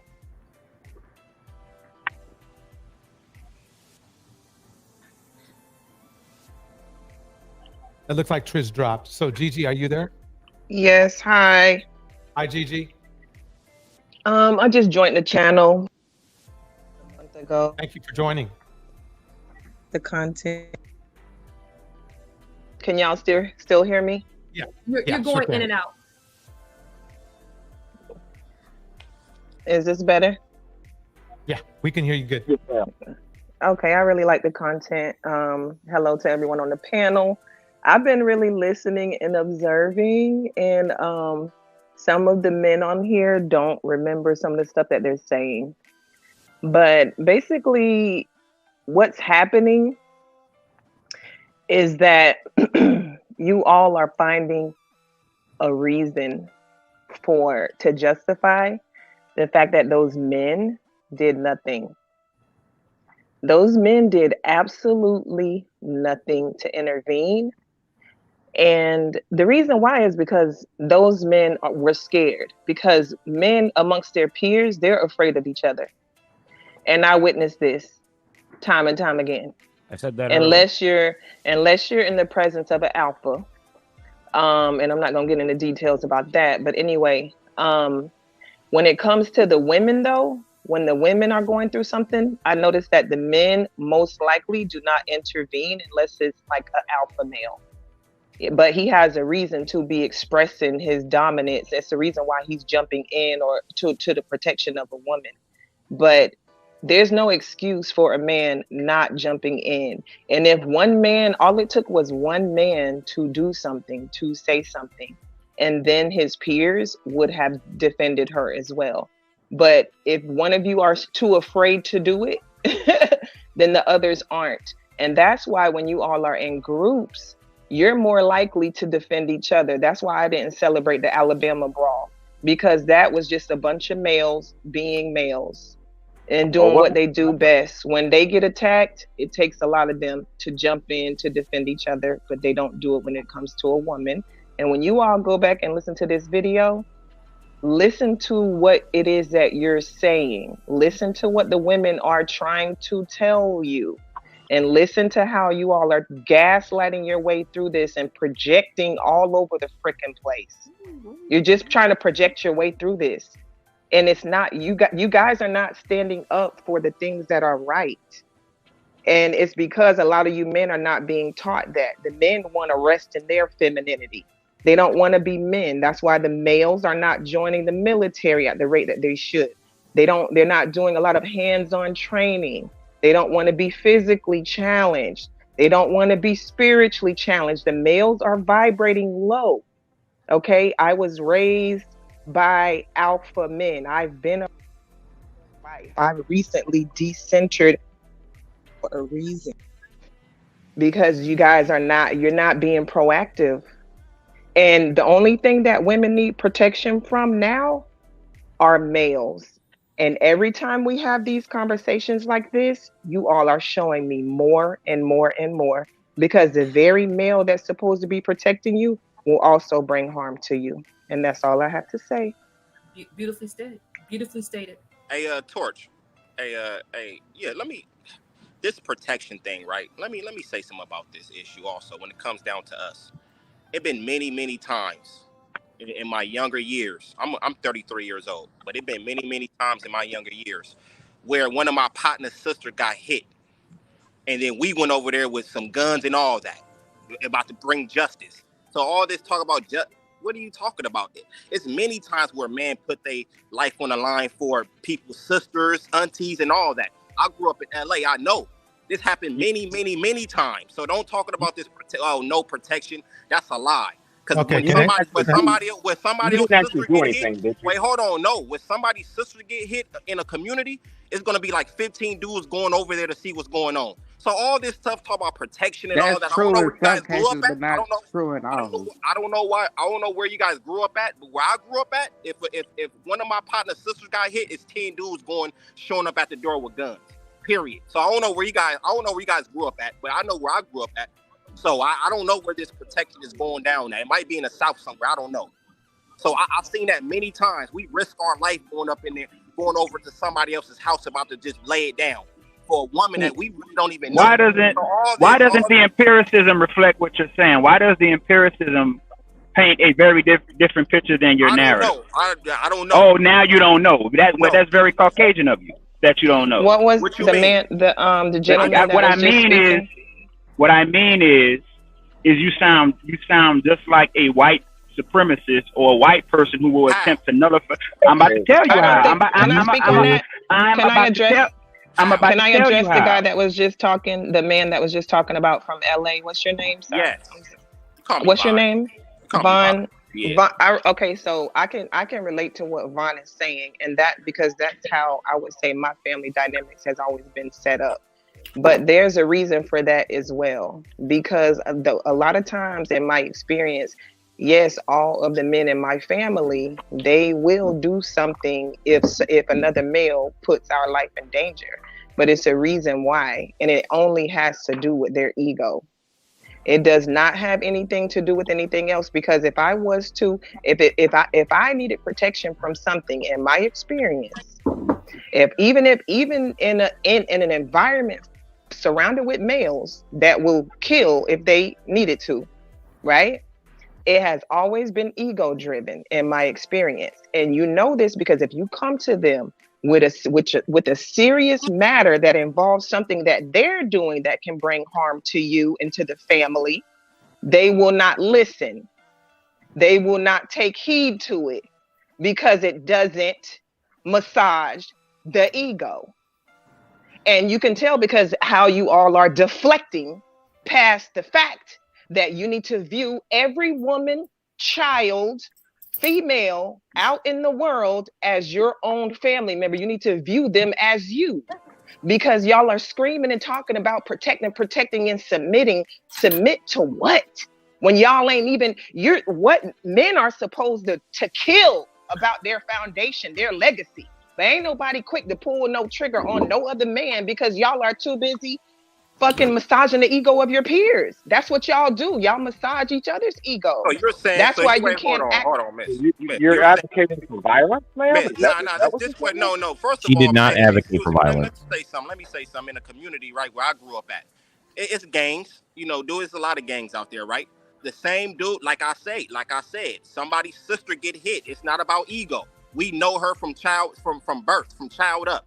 It's not about ego of oh, we going over there about to just do. No, we know her for a long time. It's community based first. So what are you talking about? It's about ego. No, we know this woman. We know her. We went to school with her. It's not about knowing somebody. It's not about knowing something. May I ask a question to the panel? Hold on. Let me Wait, talk.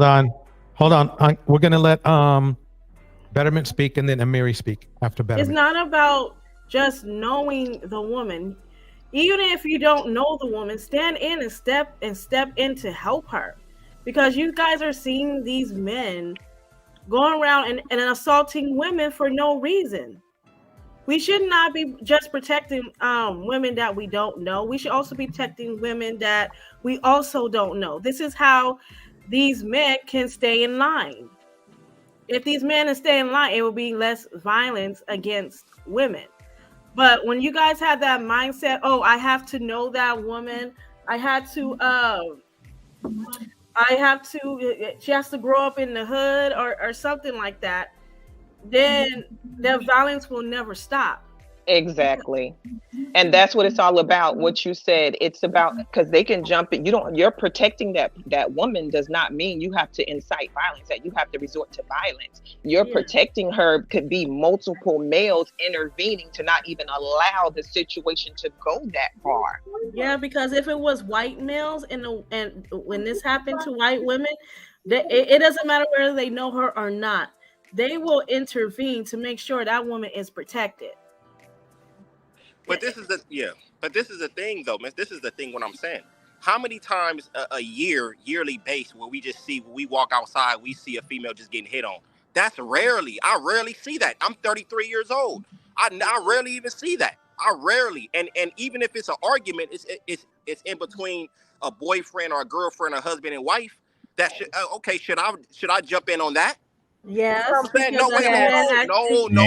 Okay, so Should I jump in on it? Hey, we're gonna let Amiri go ahead and speak, please, because I know his time is of the essence. Yeah, hey, how y'all doing? Hello. Thank you. Yeah, this look, I'm not gonna go back and forth with these brothers who are clearly in delusion. We can go and look at the empiricism. We don't have to rely on the anecdotal evidence that these brothers want to try and present. We know that Black women are being unalived at an astronomical rate, more than any other. What is that noise? That's DJ Torch's music, I believe you're hearing. Okay, Black women are being unalived at an astronomical rate, more than any other group of women in this country, at the hands of Black men. And then whenever can you define astronomical? I say that again. Can you define astronomical? Astronomical, exorbitant. Hold on. Let him speak. But can you define it? Hey, Darnell. Exorbitantly. Any interjections? I need you to be quiet. Please let him speak. No, exorbitantly. You're not letting me speak. You're literally interrupting. See how delusional they are? He'll say he's letting me speak while interrupting me. Delusional. That's not delusional. And it's exorbitant, and at an exorbitant rate. And it's not, we don't just see them doing this to women, they're doing it to themselves. We know that the greatest loss of life of Black men between the ages of 15 to 34 are at the hands of other Black men. So they're unaliving themselves too. But everybody is lying and it's not real, and we can't see this, and we don't know what's happening, and we don't know what it is. Now with this whole situation with this one in the face with the brick, they want to try and make it this thing about where this ain't got nothing to do with FBA business. Well, okay, in that same city, we all saw on camera where over a silly dice game, they started shooting violent, hyper violent, but nobody can talk about it. Everybody got to pretend that there's not a problem with violence as it emanates from this Black male. But he ain't never seen it, and we don't know what it is. You don't know what it is? Go listen to the music that they put out and that they peddle.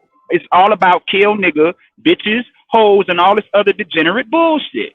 But then when sisters talk about how they're not protected, when they talk about how they don't feel safe, man, I don't know what that guy, I ain't got nothing to do with that. Hear no evil, see no evil. Yeah, and see, this is the problem, because they do the exact same thing that white society does and that white supremacist society does. Why is the music getting loud when I'm talking? I think it's just in your headset, but okay, because it keeps going up and down. I don't know what that's about, but like I was saying, and when we start talking about this stuff, and when sisters start talking about it, what they're going to try and do is they're going to try and nullify it. That's the point I was making to this brother. Well, I don't see that. It's the same thing like what white. If you talk to the average white person, I've never heard anybody be racist. I don't know who the racists are. I've never seen anybody in my family or in my community say anything racist about black people. Telling a fucking lie. And these dudes do the same thing. Anytime these black women start talking about how you're their oppressor, when these black women start talking about how you're her greatest danger, you don't want to talk about it. See, and this is why we can't get solving a problem is acknowledging you have a problem, but we don't want to acknowledge how we have a problem with violence, not just against black women, but against ourselves and the children. But we can't talk about it, because if you talk about it, his fragile ego can't take it. Like, come on, man. We shouldn't even have this. We're sitting here having a legitimate conversation as men, as if it's our responsibility to maintain public safety. Think about that. So you could imagine the type of society that these men who claim to be alpha males, who claim to be kings, would run. That shit would be fucked up.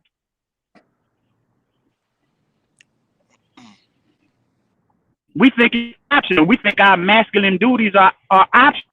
But then you want these black women to say they need you. But if they needed you, you wouldn't view your duties and your responsibilities as men optional. That's a privilege that only you have in this society, because let's be real, you're not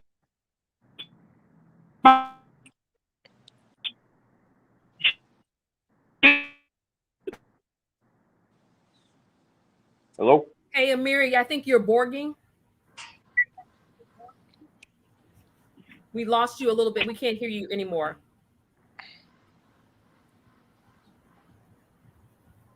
Okay, so great. It messed up when it was getting good. Let me say something about this issue, because hold on.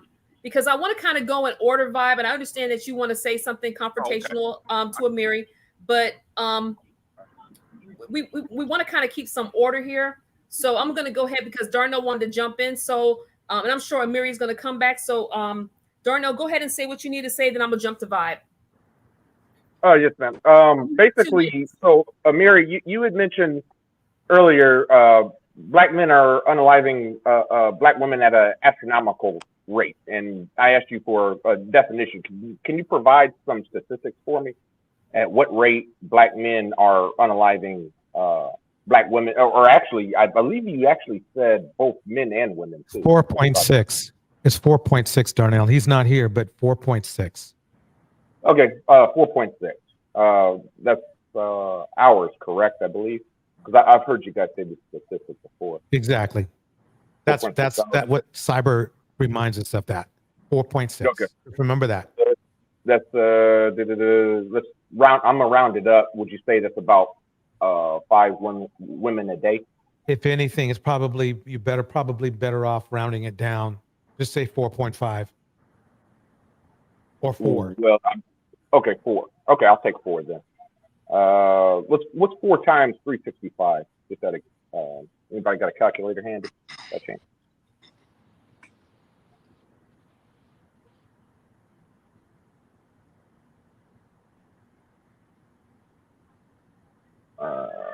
See, 4 times 365. So that's a total of 1,460 women a year are, according to the stats that you gave me, that's 1,460 women a year that are being unalived That's horrible. by men. Okay. How many die in, say, car crashes? Would you say? Hey, Darnell, we're not going to. That's moving the goalposts, as in your words. That was moving the goalposts. We're not going to do No, that. ma'am, it's not. False What I'm saying, equivalency. I look, was finna say False black equivalency. femicide is a lie. Cause false. I know It's damn not. well It's it's not false. true. It's the truth. Like more people die in car crashes. I mean, diabetes affects our community a lot Yeah, worse. but the stats are talking about like murder. Gaslighting. Dude, the That is stats are talking about gaslighting. murder. We The don't stats got aren't time taking for into that. Darnell, account like No, of course, murder. all Darnell, the that's black a women that brick are. right there. That's a brick to the face of black women right there. How can you sit here, Darnell? I'm gonna jump on you on this one. How can Go you ahead. sit there and put the comparison to families, mothers, sisters, and brothers and cousins losing their daughters, their sisters, their mothers to being unalive to a car crash, something that's completely out of your will, sometime being in a car crash, to somebody taking the life of another human being? I want you to think about, no, before you say that, I want you to think about what you just said. Diabetes. Mm-hmm. You want to talk about diabetes being an issue, but you want to talk about like as if somebody taking the life of a human being is like you going to get yourself together and losing some weight so that your A1C can go down. Are we going to do this, Darnell? That's a bad You gotta reasoning, be better Darnell. than this. No, I mean, but it is the truth. Agree with him? Diabetes, You got to go. diabetes, high blood pressure. That's not heart what the condition. stats are addressing, though. The That stats is aren't not addressing what every this- single black woman that these dies for lines whatever is reason. about. The stats are addressing like violent crimes and like murders, like in Okay, like, but I just said okay, intentional but or okay, otherwise but murder. how many black women are in the country? I believe 6-7% of Dude, the country. it's not the point. The point is there's obviously not as many maybe black women as maybe white women, but like the point is No, that that's the rate that they're not what I being was getting at. unalived is going Oh my up. God. That's the point. And you know what's That's crazy? not No, not what I was no. getting at. No. I know that's not Okay, what you're so getting what are you at. getting at? What I'm saying is okay. There, I believe 6-7% of the country are black women, so 3.7 million would be 1%. Doesn't matter. The point Now is the multiply- numbers going up dramatically. It's going up Okay, but dramatically. That's the problem. I took DJ Torch's number. He told me to round it down to 4. I was going to give him 5, but he said use 4. So I did. Right. Even if, dude, that's probably was his point in giving you the number. It doesn't matter. The number is still crazy, and it's because again, you have the cause of death. The stats are because of cause of death, meaning murders. I actually, you know, what's crazy. DJ and them were talking about this last night, and it was Prisoner was talking, and I was being a hater, and I was like, she's being dramatic. Let me look this up. And I had me and my wife talked about it for like 2 hours. I was like, yo, I didn't know this. I didn't know that like the violence and stuff was going up against black women. Now, I will say this. When I looked at the stuff that I looked at, there are variables. I would argue so black women are being unalived at a crazy rate. And what's crazy is the age range is like, when I say all throughout, I'm talking 3-year-old to senior citizens. So like every single demographic in the age, it's going up. So what that shows me is most likely a lot of them, not all or most, a lot of them are domestic disputes, which is intentional crimes of passion murder, meaning that there's a lover quarrel and they're intentionally hurting them. Also, it does not, now the stats don't equate for like women who murder women, but that's actually not, that doesn't happen that much. That is some of it. Like violence, black women violence on black women is going up, but like not at the rates that black men commit violence against black women by any means, but it is going up. So like there, dude, like it's the violence. Now, the only thing that makes me go, is because of the stats that are presented. I don't know if I would be in the camp, which I feel like maybe a lot of people here would, where I would say that like, oh, the current like conversation and divide between men and women is causing the increase in violence. I don't attribute that. However, it probably definitely plays a part, and the fact that it's even increasing at the level that it is something to talk about. Even if it's not for whatever reasons that someone wants to say, it needs to be addressed. And for you to say like, oh, car accidents and diabetes, who gives a shit? We're talking about violence because again, the whole topic was the chick that got hit with the brick, to bring it all back. That's what it's about. It's about violence against black women. It's going up for whatever reason. All right. But But how often And do my you see city is women? going through something It's like not that. about how often, even if it doesn't It's happen because often, of the it's upward. It's happening because more. of the upward mobility. Yeah, of it's black happening women. more. Even if it happens, even if it's sparingly, the fact that it's increasing. So, because like, let's keep it a buck.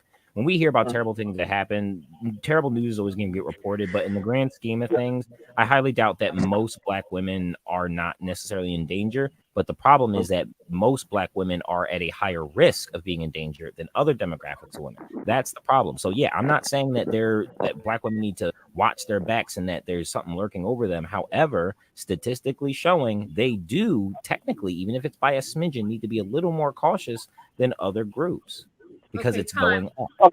Okay, time. So DJ Torch wants Amiri to go ahead and finish his statement since we lost him. Amiri, will you go ahead and join back in, please? Thank you, sir. Yeah. I just wanted to. I was just bringing it home with the whole protection piece, and I just didn't. I was just making the point that maintaining public safety is not an option. It's not optional. It's a responsibility. And the point that I was using to highlight that was Dylan Roof. When Dylan Roof went into that church in South Carolina and murdered those 9 Black people, who went and apprehended Dylan Roof? Who went and apprehended him? Exactly, the police. Exactly, the police. So let's just bring it down to brass tacks. Brothers sit here and talk all this cash shit about protecting and who they not gonna protect. When the fact of the matter is you need this white man to protect you from this white man. You're not running around here enjoying the safety of the society because your masculinity. You walking around enjoying the safety of the society because this white boy is keeping these white racists up off you. You see, but we want to sit here. Yeah. We want to sit up here and act like we don't understand that. Now, I'm gonna bring it down to this because what the brother was just talking about with Black women. When the police get behind us, especially if it's at night, given the circumstances, given where we are, we know as brothers, there is an air of nervousness and apprehension about getting pulled over. We know this. And what befuddles me is how we don't want to have the intellectual honesty to say that Black women have that same apprehension and nervousness when they're around us. They don't. We don't want to be. But they don't. We don't, brother. I'm talking. Are going up, but I don't. I'm talking. Like, do we realize that one of the things they say about us is we have an impulse control problem? Learn how to let somebody finish talking. I would have been finished with my point. You gonna talk about they don't. Look, I remember a few months ago, it was a Black woman right there in Philadelphia where Gilly's son just got unalived at. And she was on there crying, talking about how scared she was. So this nigga just want to sit here and be disingenuous. Like this is what I'm talking about. They don't. I'm taking these women at their word because what they're saying is we are. Okay, so sir. So who I'm supposed to believe? You or them? Like, come on, man. Be honest. Well, sir. May I interject, sir? Man, go ahead. Yeah, but let me. So, go ahead. Go ahead. I just wanted to ask a quick question. So, I mean, you brought up the shooting in South Carolina, the Black church in South Carolina by the, I believe Dylan. I think his name was Dylan Ruff, I believe. So, just I mean, we all know what he was doing, right? We all know it was racially motivated. He said it. I was trying to start a race war. Does that mean that every white person goes out intentionally to start race wars, or goes out and decide, you know what, I'm going to go kill a Black guy or shoot up a Black church? How about the police officers that we've had questionable shooting in our Don't answer that. We've had questionable police shooting. Don't answer that. Stop letting him project. Don't answer that. Stop it. He always deflecting. Stop deflecting. Stop deflecting. Stop deflecting, please. Stop it. Go back. I like Amiri. Amiri, go back to your point. Go back to your point, Amiri. Hold on a second. I was allowed the opportunity to interject. So please give me my opportunity. Okay? So now you have police officers that have unalived Black men. Does that mean that all police officers go around trying to unalive Black men? By your own definition. The point is that one of the cornerstones of civil society is public safety. You cannot have a civil society where there isn't an air of public safety. And the only reason why brothers can get online and act as if they're going to deploy who they can protect and who they don't is because they're not responsible for maintaining public safety. While they want to walk around here acting as if of this bravado, as if they're responsible for their own public safety when they're not. That's the point. Well, can you answer the question that I asked? I just answered it. Yeah, you can't answer the I'm question. sorry, guys. I'm a little lost. Maybe I'm not paying attention. No, let me I'm a say little one- lost yeah. as to what the. Okay, Yeah, I go just ahead, want- Vibe. You have 2 minutes, Vibe. I just want to say one more thing, man. If the stats showing that the unaliving is coming from domestic issues, how can I solve that? How can I? That's the thing, because like I said earlier, majority of the time, When I said domestic issues, I said that was what I thought. I did not look Okay, at the yeah, stats just to see say if what it it is. mainly was. Okay, just say if it was. How can I? What can I do about that? If somebody is doing, if a man want to beat or hit or unalive his woman in his home, what can I do about that? I just want to ask that. What can I do about that? You want me to put The purpose is awareness and dialogue, brother. You want me to put an eye? and not engage in nullification. Do you want me to hack the satellite and see every black man what every black man is doing in their No, home? brother, that's not what he said. not That's gonna- not what he said. That's not what he Yeah. said. He literally Yeah, just said. They're being disingenuous, and this is why I talk to these dudes the way I talk to them.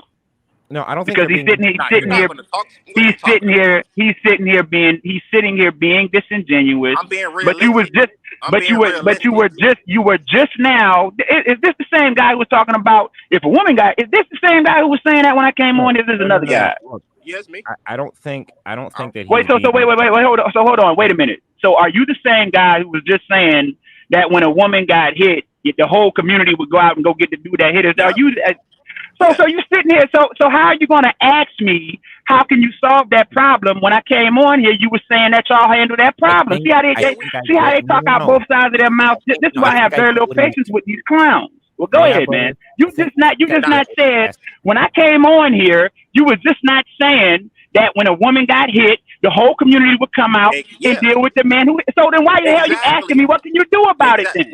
I'm talking about. I know why he's asking that, brother. May I? No, you're being disingenuous. No, because you're not even being disingenuous. I just think you're stupid.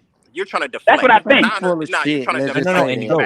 You're not being disingenuous, and he's not trying to deflect. Here's where the issue is. Okay, so he can't follow the argument. He's not deflecting. He just doesn't have the intelligence to follow the argument. No, but you even said earlier. And we have to take this into consideration. Earlier, he even mentioned like, "Oh, this is crazy to me because back in the day, if we heard like so and so sister was roughed up or whatever, we got the posse, right?"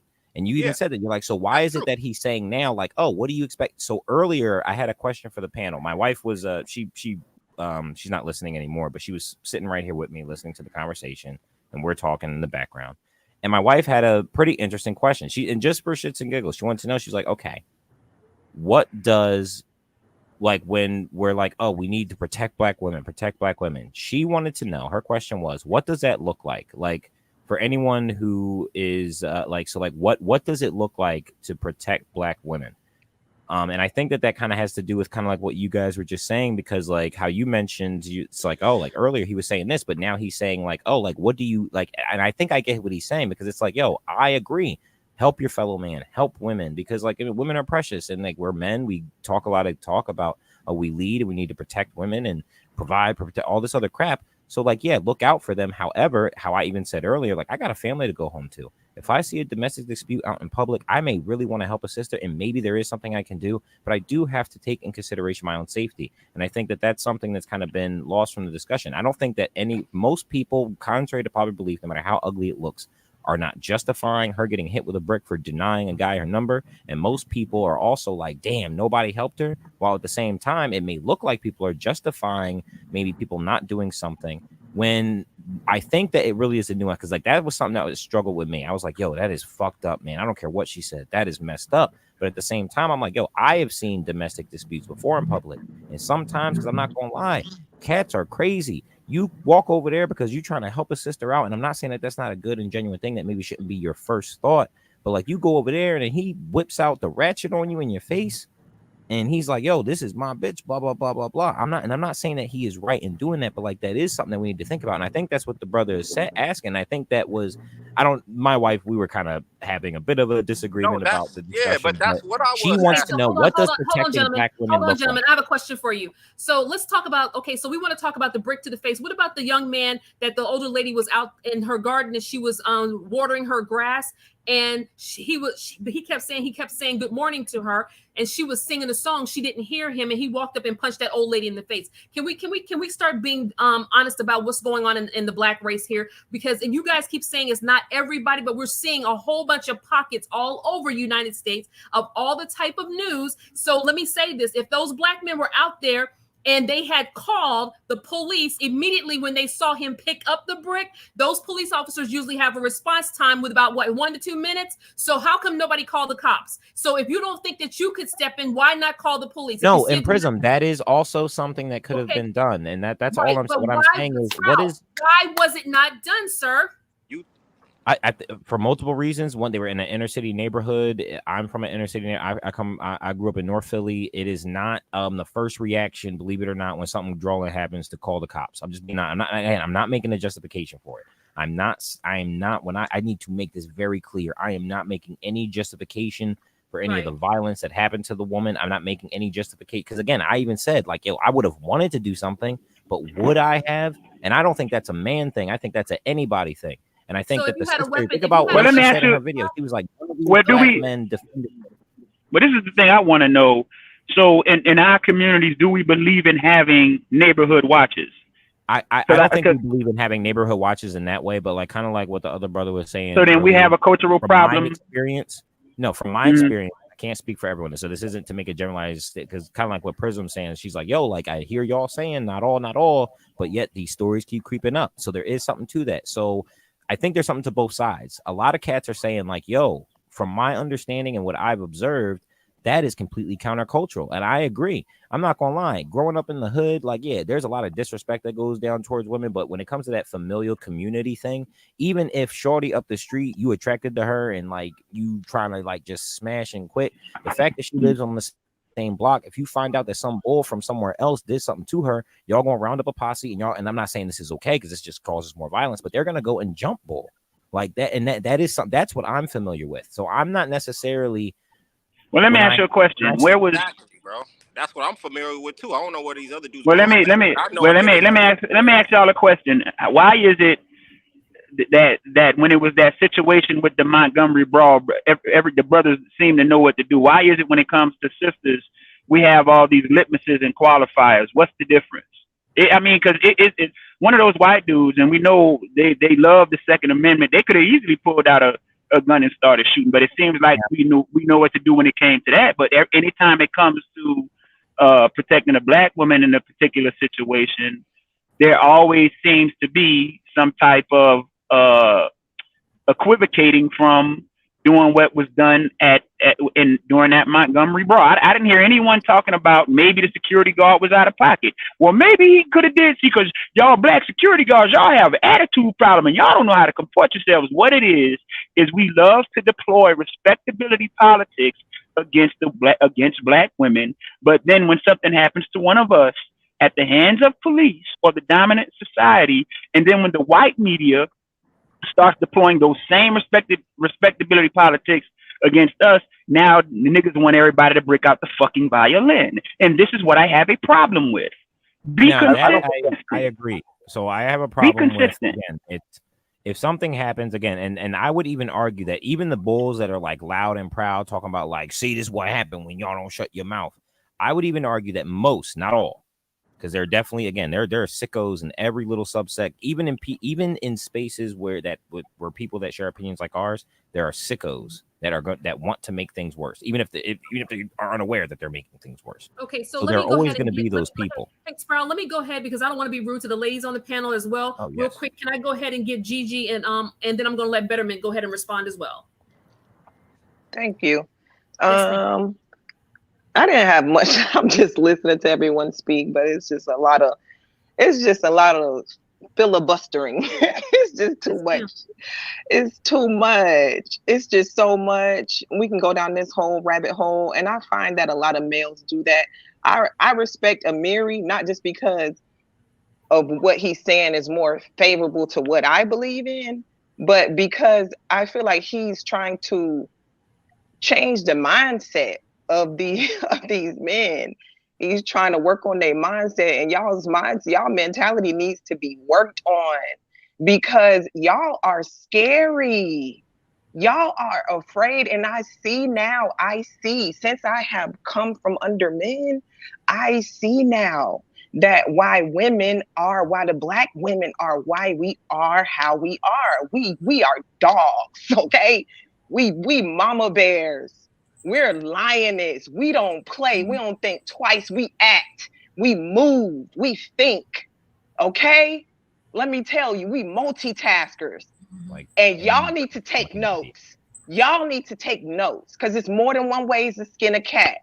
Y'all need to learn how to be logical thinkers in situations. Immediately, you need to learn how to react, but not in your ego. Okay, there's different ways to handle situations, tactical ways to handle situations. Y'all need to go get some kind of training, some kind of tactical skill sets. Y'all need to go get some martial arts training, learn some discipline.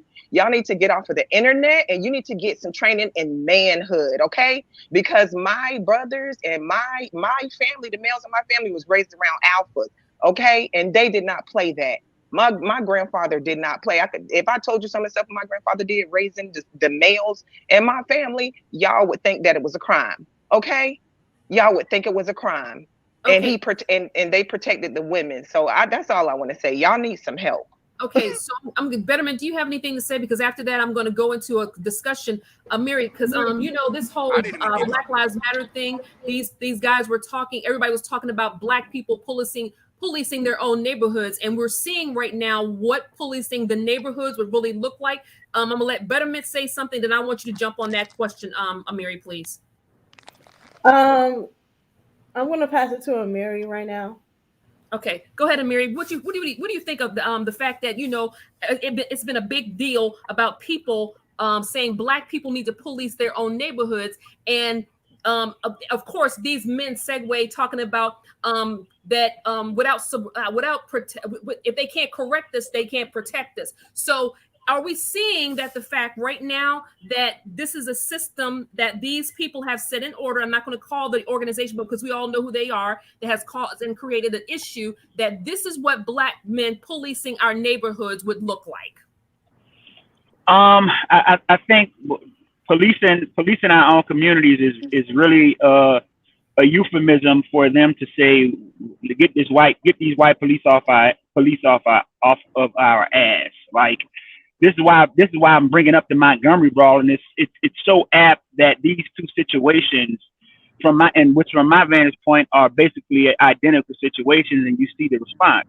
When it was that Black security guard who was a Black man, they knew what to do. But then when it's a Black woman, now all of a sudden, well, she's not FBA, this fake identity Tariq done made up. She's not FBA, and well, she been twerking and she been scouring this woman's social media to try and find reasons to say she deserved it or brought it on herself, just like the white society does to them whenever the police harm them. What that really was a euphemism for get these police off of our ass. But in terms of actually policing the community, which means creating an air of public safety, we can see that they're not really about that life.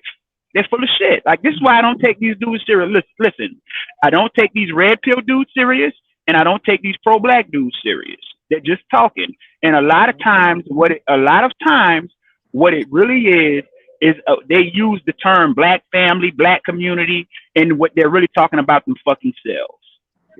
That's who they're really talking about themselves.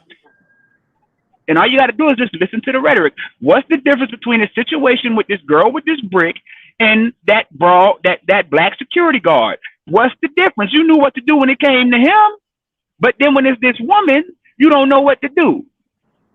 Right? Come on, man. So we see what a community with these men policing it would look like. And look, is Amir just making this up? No, I'm not. We have working examples of this.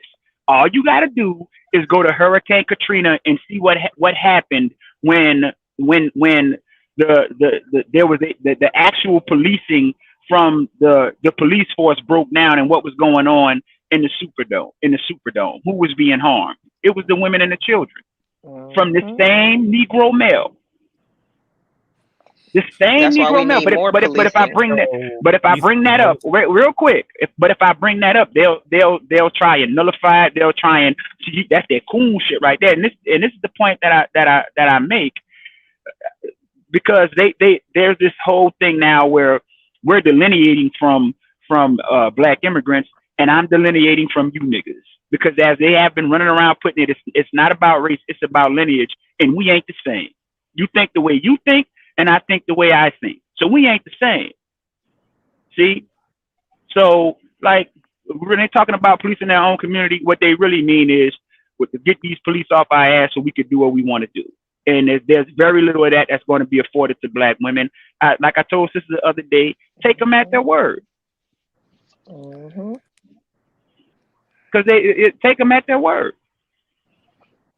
That's what the red pill community wants to convince us, that we need less controls, when in fact there are no controls. There are no laws in place. There's not enough laws in place to even protect women. The red pill community doesn't have the traction, the wherewithal. And Amir, another problem in our community is there's too many mammies and black male worshipers in our community. It is. I don't even think it's that. I think it's, again, I think we need to get away from maybe attacking groups, because get this, that's what they do, right? We need to attack the ideas and the rhetoric, right? That's true. That's true. We need to understand why they feel the way that they do. I agree. Try to rationalize. Even like, we have to really put ourselves in the bodies and minds of retarded people. So we have to understand, okay, why is it that they're saying this? And then even with our due diligence, even if it makes us upset, try to see, okay, is there maybe some truth to what they're saying? If so, we address it. If not, it makes it a little easier to debunk the claims. Attack the claims and not the group. What I think, while I do understand, like, again, the black community, we got a bunch of issues. Men and women in general in the West are at war, and the black community, because we have all the other issues and baggage that we do in trauma, those regular issues that are affecting the entire country affect us worse, right? I think we need to be careful as far as language and how we discuss it, so that way we do not demonize. Because get this, the manosphere guys, it makes us no different from them. Because what they'll do is they'll be like, oh, because black women and this and this and that, and they can have all, get this, they have some receipts. They got receipts that are valid of black women acting drawing, but that does not mean that they are correct in their prescriptions and in their narrative. So we must be careful to do the same thing. If we care, if we are saying that we care about the mending and the expulsion of bad rhetoric and the mending of the relationships between men and women, whether they be black, white, or otherwise, then we need to be careful that we do not demonize a group. Think about it. We have black men here. We've had disagreements, we've had some agreements, but for the most part, when it comes to like the things that I think really matter, everyone here on this panel in particular, even if we've been at odds, even you, Darnell, we all agree that there's an issue, and we kind of seem to want the same thing. And I would even argue that there are people in other spaces that we may think like, oh, they don't think the way that we do, so we can't communicate or fellowship with them, who are starting to also peep that there is bullshit going on and it just doesn't line up. And I think we get to a place where we get comfortable in whatever fuels what we think or what we observe, even if we're correct. And even if we're correct and we're on the side of righteousness and truth, we have to still be careful that we do not become the same biased people in an echo chamber like those whom we criticize. Hey, so perspective of that, excuse me. So perspective of that, I do agree, Sproul, but we do have to realize and recognize that the manosphere has had a 10-year run. They've been running in track shoes before black women in the black BWE space, and even those divestors even had a chance to lace up their shoes to try to start running. So this now is true.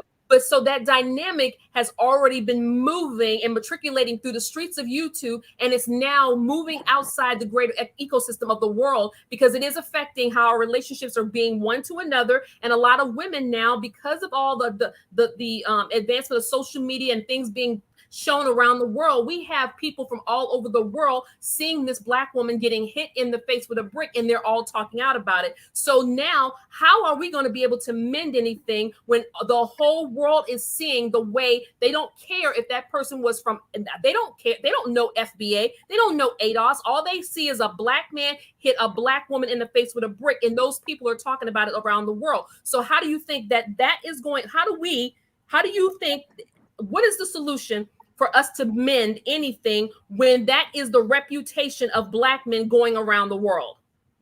Prism, I'm going to give the same answer that I give every single time this question is asked on this show or any other panel that I go on.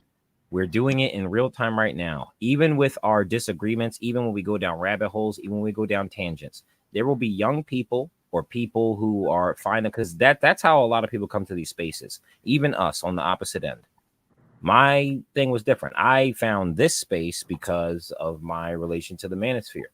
And I got myself into the manosphere because of personal issues. And that's what a lot of people do. We have the internet. People are going to go down those rabbit holes. Now, what we have to make sure is they see conversations like this, where people who disagree are having conversations and want change. That's all we can really do. And then what we do is those people pass down information to other people, even off of the internet. Some of those people have children and they pass on that information. Most likely, in most cases, those kids will take those values, and usually they'll use that to guide themselves to people, to other people whose parents thought the same way that those parents did. And it's the kind of thing where, honestly, I know it seems dark now. I think in like 25 years, we're going to see a mending, and it is going to be a minority still, but we're going to see such a mending of families and relationships in the Black community and the heterosexual community, on the likes that we've seen in a long time, because we need it. Right now, this is something that happens with all kinds of things where it gets a little shaken up. People are frustrated. I think that the women are frustrated and they're justified in their complaints. I also think that the men are frustrated and they're justified in some of their complaints. But what both sides need to recognize is that does not mean, like, a lot of the time, sometimes, yeah, it is personal accountability and blah, blah, blah. But a lot of the times it really is just understanding where you are, the culture you're in, the society you're in, and trying to understand to the best of your ability how the other party feels. That's the main problem with men and women nowadays. We keep thinking that the other one is going to rationalize the way that we do, and then there's communication errors. When, like I said, I spend time in these spaces and in the hardcore manosphere spaces, both. And it's like everyone's saying the same thing. Everyone had like the same things that like the women in these spaces hate. They say that they hate. They say that they hate. Now, actions are a different thing. And the same thing could be said about the women. The men, if I'm honest, in the manosphere, they look more stupid because they say stuff and they don't act on it. Women are a lot more reserved and quiet into themselves. So even if women are doing dirt, you got to do research to really figure it out, because they're not going to slip up the way that the men are, even if they are. But for the most part, they're not. A lot of the women's retaliation. So the manosphere was created because of the frustration men were having with women, because of the way women were adapting to how things were changing while not understanding how the men felt. And now we're seeing the reaction because the men went to the so far deep end with their gripes, even if they were justified in some of them. They've gone to the extreme, and now they're saying some crazy fucked up shit. And now the women are reacting, and now the women are doing the same thing that the men did in retaliation to the other thing. And now we're in this clash. Okay, but that's what I was saying earlier, that out of every action, there's a reaction. I think that we're actually in the field and we're having a reliving of the talk. You told Harpo to beat me. We have the mammies on one side. You told Harpo to beat me, and the other one, don't worry, heaven be always. We're not doing that anymore. So I understand that you are being an optimist to saying that the families are going to start coming back in 25 years, but they definitely are. But the projection of America is that the Black race is going to continue to decline, and that the interracial relationships are going to continue to increase. So right now, what we're seeing, I don't think there's anything wrong considering the kind of society we're in, interracial. We're seeing the movement of the passport bros. We're seeing them moving out. We're seeing women who are divested. We're seeing them moving out. We're seeing a lot of women in their 30s, such as myself, moving overseas to other countries, dealing with men in other countries, because we are done with it. So what I would argue the divestors are the only ones that are going to be productive in that. I was getting ready passport to ask bros. Amiri. I was going to ask Amiri a question because I know he has to leave. But I don't want to miss anybody on the panel. Who is that right there? Because you don't have a picture up, and I don't want to be disrespectful to you. Who is that? Is that Betterment? No. Okay, so we're gonna go from the top. Flip. Can I say something real quick? Can I say something? Go ahead. Go ahead. Yeah. Well, I have 3 sisters, and I have Uh-huh. 3 brothers, and my 2 sisters is married, and the other one is about to be married. Right. The thing is that they already know they're protected because first of all, she got 4 other brothers that's there to protect her, protect them, you know, and they know they got that. Them? Oh, yeah, they know they got that backing, you know, and like I said, I'm 33 years old, and Who's gonna protect them? I'm talking about my sisters. Okay, but I'm talking about black men. I'm talking about black men. Who's gonna protect black men?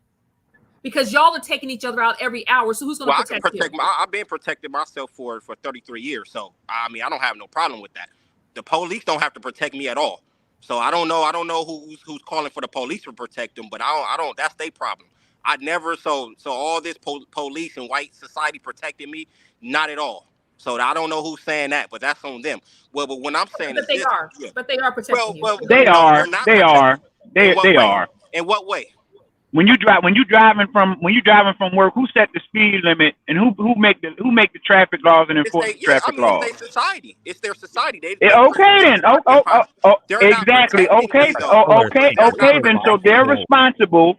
Okay then. So they're responsible. They're responsible for the public safety that you enjoy while you're sitting there running your mouth talking that nigga shit, bro. They're not protecting me. I protect myself. Okay, yeah, you keep telling yourself that. Let's just get that. You keep telling yourself that. Oh, you know, like I said, my 3 sisters. Like, let me finish my point. My 3 sisters already know they're protected. First of all, I never had problems with any of my sisters' husbands or boyfriends. You know why? Because at the end of the day, their brothers is there, and they know that we gonna hold them dudes accountable for their actions. When my 3 sisters seen this, you know what they said? The first thing that they said, well, I have my brothers and my husband to protect me. Period. That's what they said.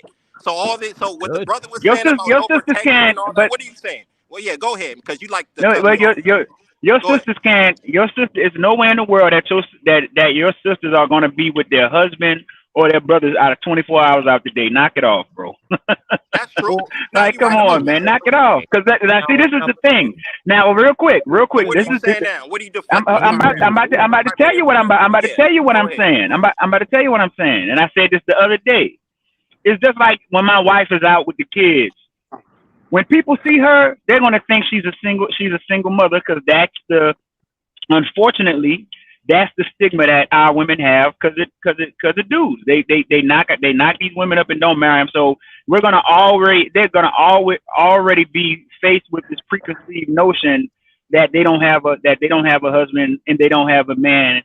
They don't have a man that's of any consequence in their lives. So this whole thing where we want to, like, this is what I'm talking about. That's pie in the sky. We have to start creating new cultural norms and cultural standards to change the narrative about the way we're perceived. That's number one. That's the first step in protecting black women. It's just a foregone conclusion that when you see a black woman out in society, she don't have a man.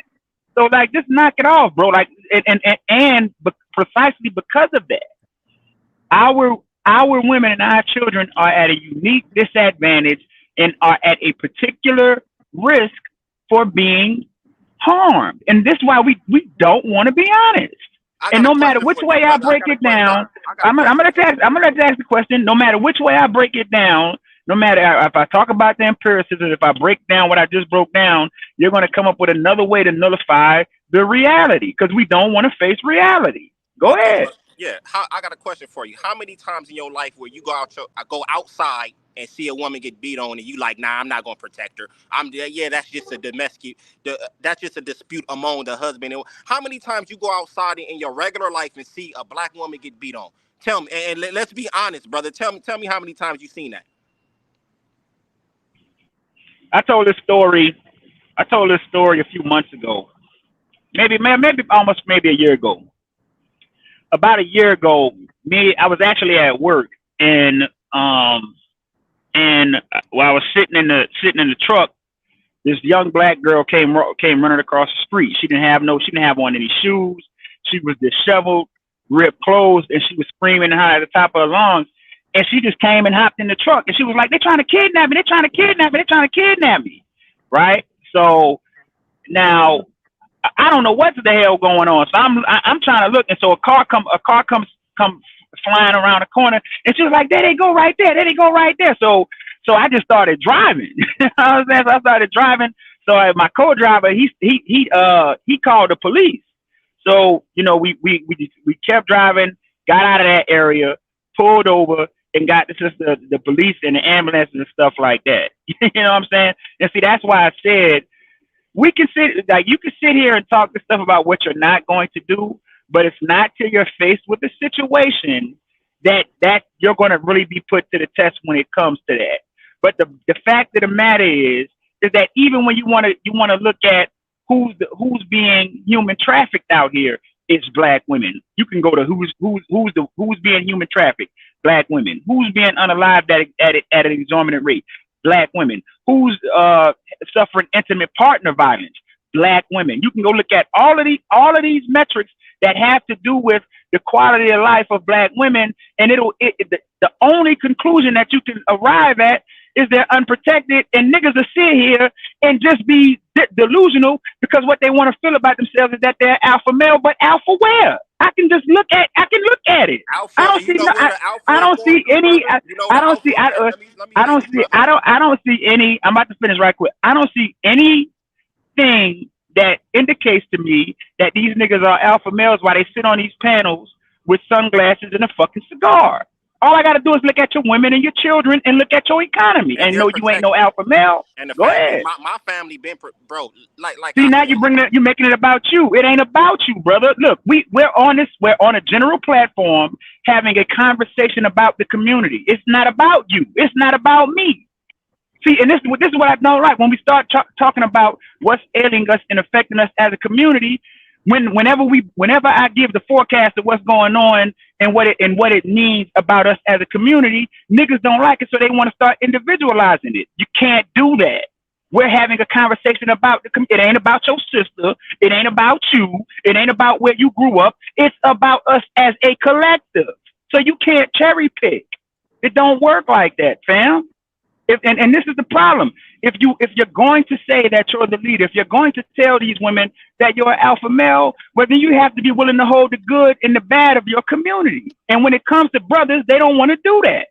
And see, this is why they were sitting around and having a jubilee and a good old time because of that old bullshit ass Montgomery brawl. I wasn't impressed because I know you. Because when it comes time for you to start doing those because when it comes, I'm not. See how you making it about you again? See how you making it about you again? See how you keep doing that? Because you trying to generalize. Because you trying to generalize. That's why. Brother, we're having a general conversation. You do realize that a generalization doesn't mean all. You do realize that. I mean, do you realize that? Brother, a generalization does not mean all. Now check this out. If I said black men got the best sex game out there, this nigga wouldn't have a problem with me generalizing then. No, I so why is it when so why is it so why is it when I start talking about what we're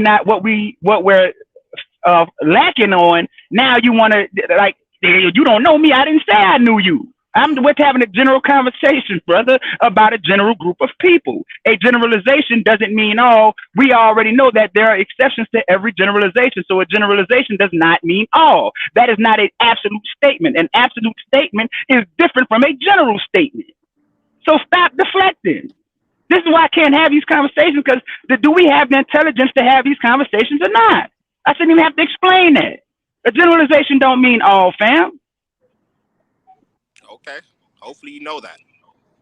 Right. So I'm just when that Montgomery brawl was going on, niggas was having a jubilee, making it. The video went viral. They acting like they done did something. But the reason why I wasn't impressed, because I know when it comes time for you to do it for this black woman, you're gonna make an excuse why you don't, because you really feel. First of all, brother, that brawl, I didn't really too much care, because like I say, He's bro, making it about him again. no, He's it's making not it. You making it about you again, brother. Let me say something. Go ahead. Let Go me say ahead. something. That Go Alabama ahead. bro, I've seen it many times in my community, bro. So that don't like, I didn't really too much trip about that. I didn't really praise that because I've seen it many a times where blacks go, fight other groups of people over stuff. I've seen that many a times. So it didn't fire me up at all. That was just one isolated incident that happens sometimes. No, that's So not really an isolated so issue because yeah. we seem to come together, Mr. Vibe. We seem to come together when it's violence and trauma and some sort of toxicity. We seem to bond on that type of foolishness. So we don't want to act like that's not something that regularly happens. When Chicago, they have to get down for the get down every weekend of multiple people, children. They don't really care. So let's not act like this is not something that's happening everywhere. Go ahead. Happen. I mean, like I said, no. I mean, it might not happen everywhere, but I know, like I said, the only thing I can say is about my community, about LA, where I grew up at.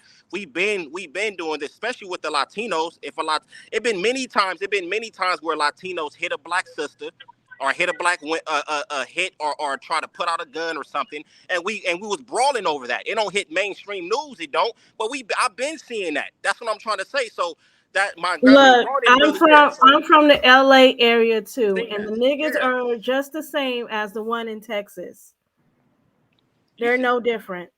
Oh, well, I don't know. I don't know about that. I don't know how you view that, but that's all I really have to say though about the issue. Yeah, so Latino gangs are running the prisons and the streets in Los Angeles right now, and we don't even want to talk about the Vietnamese street gangs that are prevalent in New York, as well as and the Latin Kings and all those people up in New York. And we don't want to talk about what's going on in LA.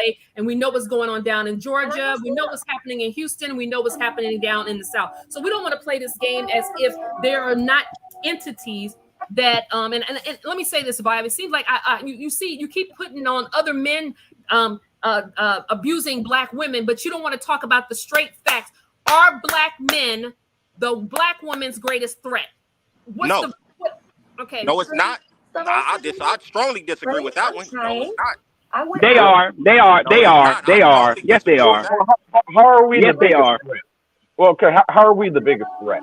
Exactly. Look at the empiricism. Like I just said, when you look at the empiricism, what it says. When you look at the empiricism, meaning when you look at the data, the statistics, what is measurable, what we see is that black women are unalived at the hands of their male counterpart more than any other group of women. Period. So yes, you are. The data says you are. Sure. Are you a black man yourself, sir? Yes, I'm a black man. So you're also part of. Would you say that you're part of the problem?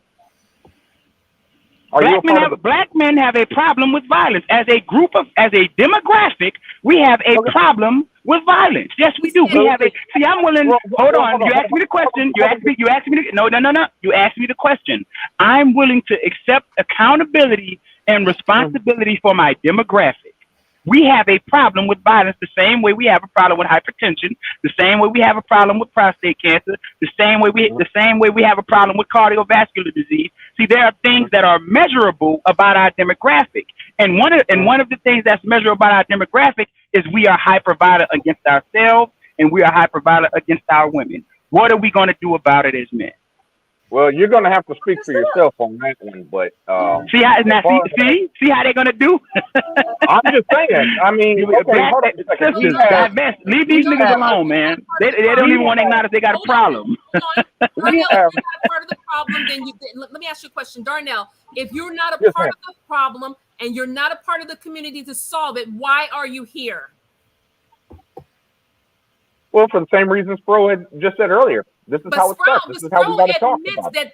He admits that he's a part of the problem and he's trying to find solution. He admitted that what needs to happen. He never said that he was part of the problem, but he did say, yes, there are issues in the black community. Say that about 20 times, that all of us have our part to play. Am I telling a lie? I'm sorry, say that again? We don't have our part to play when we don't participate in that. Prism, can you repeat your words? Hey, Sproul, are you still there? Yeah, I'm here. Okay, did you not admit that all men are part of the problem, including yourself, when you said that you were over there in the red pill community, and then you started changing, you realized that there were certain things about yourself that you needed to change? I got stood up. What I meant was, for So me you're not saying you're part of the problem? I think that men and women collectively are. I mean, I'm Okay, so married. we're not talking I'm about out the of women. the We're not but- talking about the women right now. We're talking about men only. Do you not think that you're part of the problem? Personally, Where's the I music would. coming from? Yeah. I don't know. That's not me. I'm gonna mute up.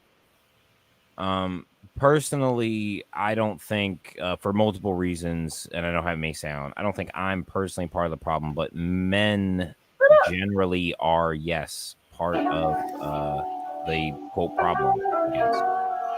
Yes. Men are part of the problem.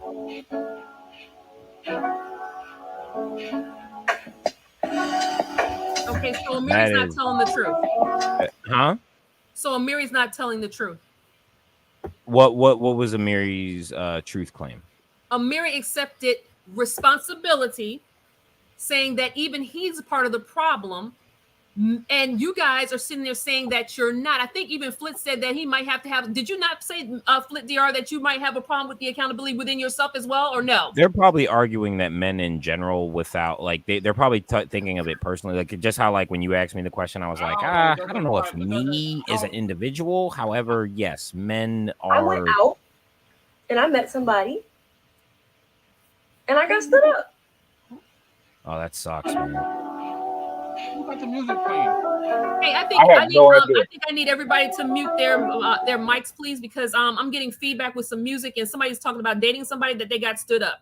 So I don't know if that's a TV show, if that's your personal life, but that's not what we're here for tonight. So Amiri, so do you? I'm gonna go ahead and push back on. I'm gonna go ahead and put it back on you, because I kind of get the feeling like this whole thing, we want the women to accept responsibility and accountability, but we want to talk about them in the same. We want men want to talk about women in the same breath that they're talking about men. However, they don't want to face the facts that there is a problem going on between men and women. They don't really have a solution. They just have a hopefulness that we're going to come together in about 25 years, but they don't want to accept any accountability. What they think is that women are going to accept accountability, and what's going to happen is women are going to accept accountability to other people, or they're going to be alone, or you guys are going to die alone, because in 25 years, some of us in our 30s, we're going to be in our 50s, and a lot of you are going to be alone. You're not going to have a family. So, Miri, what do you think about that? Well, no, I think they do have a solution. Their solution is to ignore this problem.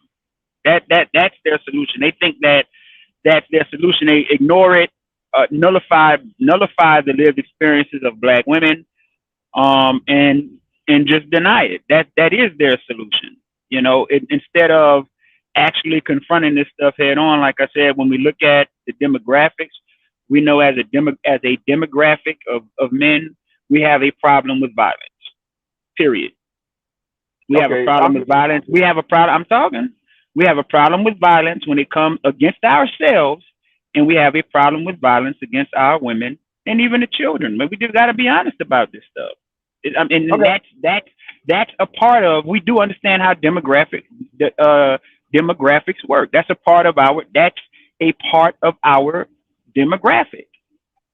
Just like that's why I brought up the whole thing of you can see it the same way we're at particular risk for heart disease, we're at particular risk for hypertension, prostate cancer. It's the exact same thing.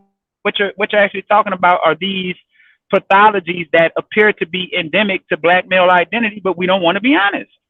We just don't. Okay. Can I say something? Can I say something?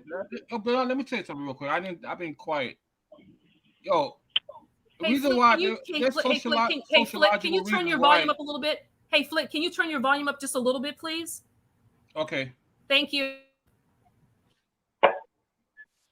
There's sociological reasons why Black men are more violent, because in the white community, for example, they have structures that's laws, structured laws, and also family backgrounds. Culturally, that they prevent the gang mentality, violence, to penetrate their community. Blacks, we never have that. We never had that from the beginning. We need that. We need that community. We need that strong structure. We need also family too. Family creates strong persons and reasonable persons, because family creates that. But when there's just boyfriend and girlfriend throughout our lives, there's no structure to the family. Like, you always speak highly of your family,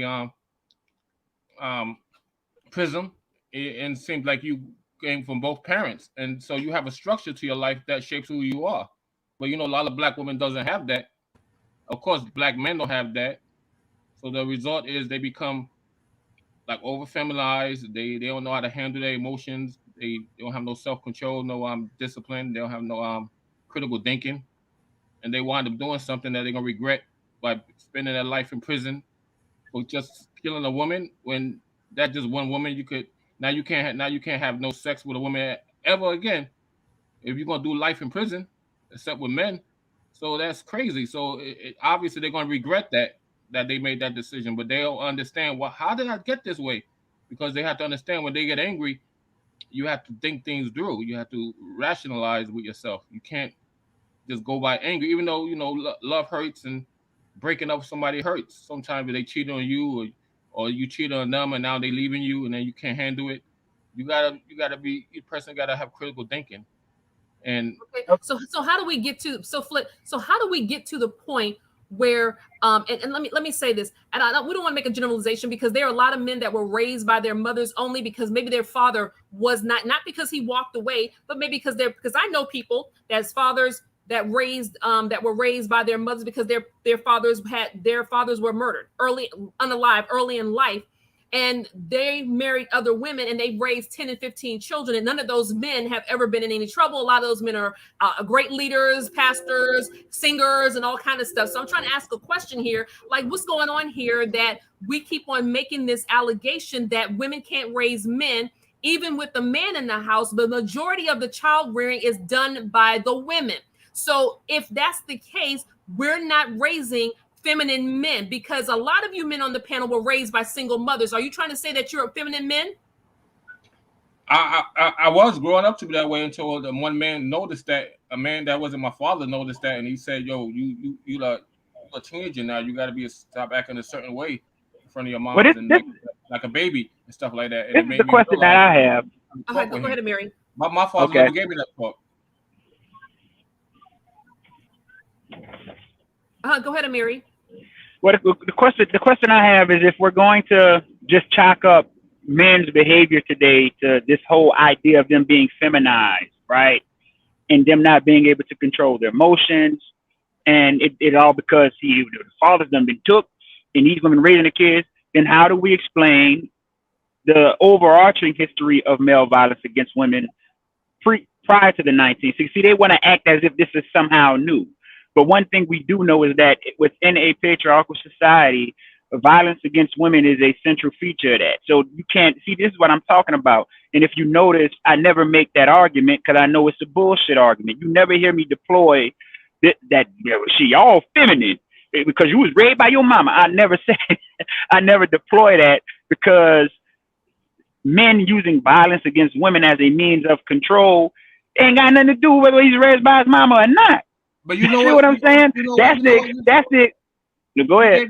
You gave the answer real quick. I know a lot of people are not biblical and not into the Bible, but some people are, and a lot of Bibles do have prophecy that makes you think like, oh, it could be true. For example, Adam and Eve, and when the whole go back to that time, one of the sins, one of the punishments of Eve is that the man would dominate you. So it's a fulfilled prophecy. And also, you will have birth pains. Like women at the time, they have no birth pain. You know, the animals don't have birth pains when they give birth. They don't have birth pains, but women does. Why? Because they was cursed. So they don't have birth pains when they give birth. So same thing as that's not true, brother. I would love to keep this. I would love to keep this conversation within the realm of reality, and not turn it into a religious biblical debate. We just have to be honest. We just have to be honest, brother. We just have to be honest that men have always used violence as a means to control women. They ain't got nothing to do whether he was raised with his mama or his daddy or not. So we need to just knock that lie off. No, but I'm saying remember, check this out, brother. Real quick. God said that man will dominate you. That man that you. Okay, brother. All right. I never said that the Bible didn't say that. Okay, I never said that the Bible didn't say that. So you don't have to reiterate that. What I'm telling you is, I don't need to deal with the Bible to break this down. So bringing up the Bible is irrelevant. Look. I'm just saying no. I'm just saying it's a self-fulfilling prophecy. Is that's it? Okay, all right. It's a self-fulfilling prophecy. You can't do something that's already bound to happen. Okay, all right. If like I said, I like to keep these conversations in the realm of reality. But if you look, check this out. There was y'all remember that show? Y'all remember that show with Jackie Gleason? And it was called The Honeymooners. And one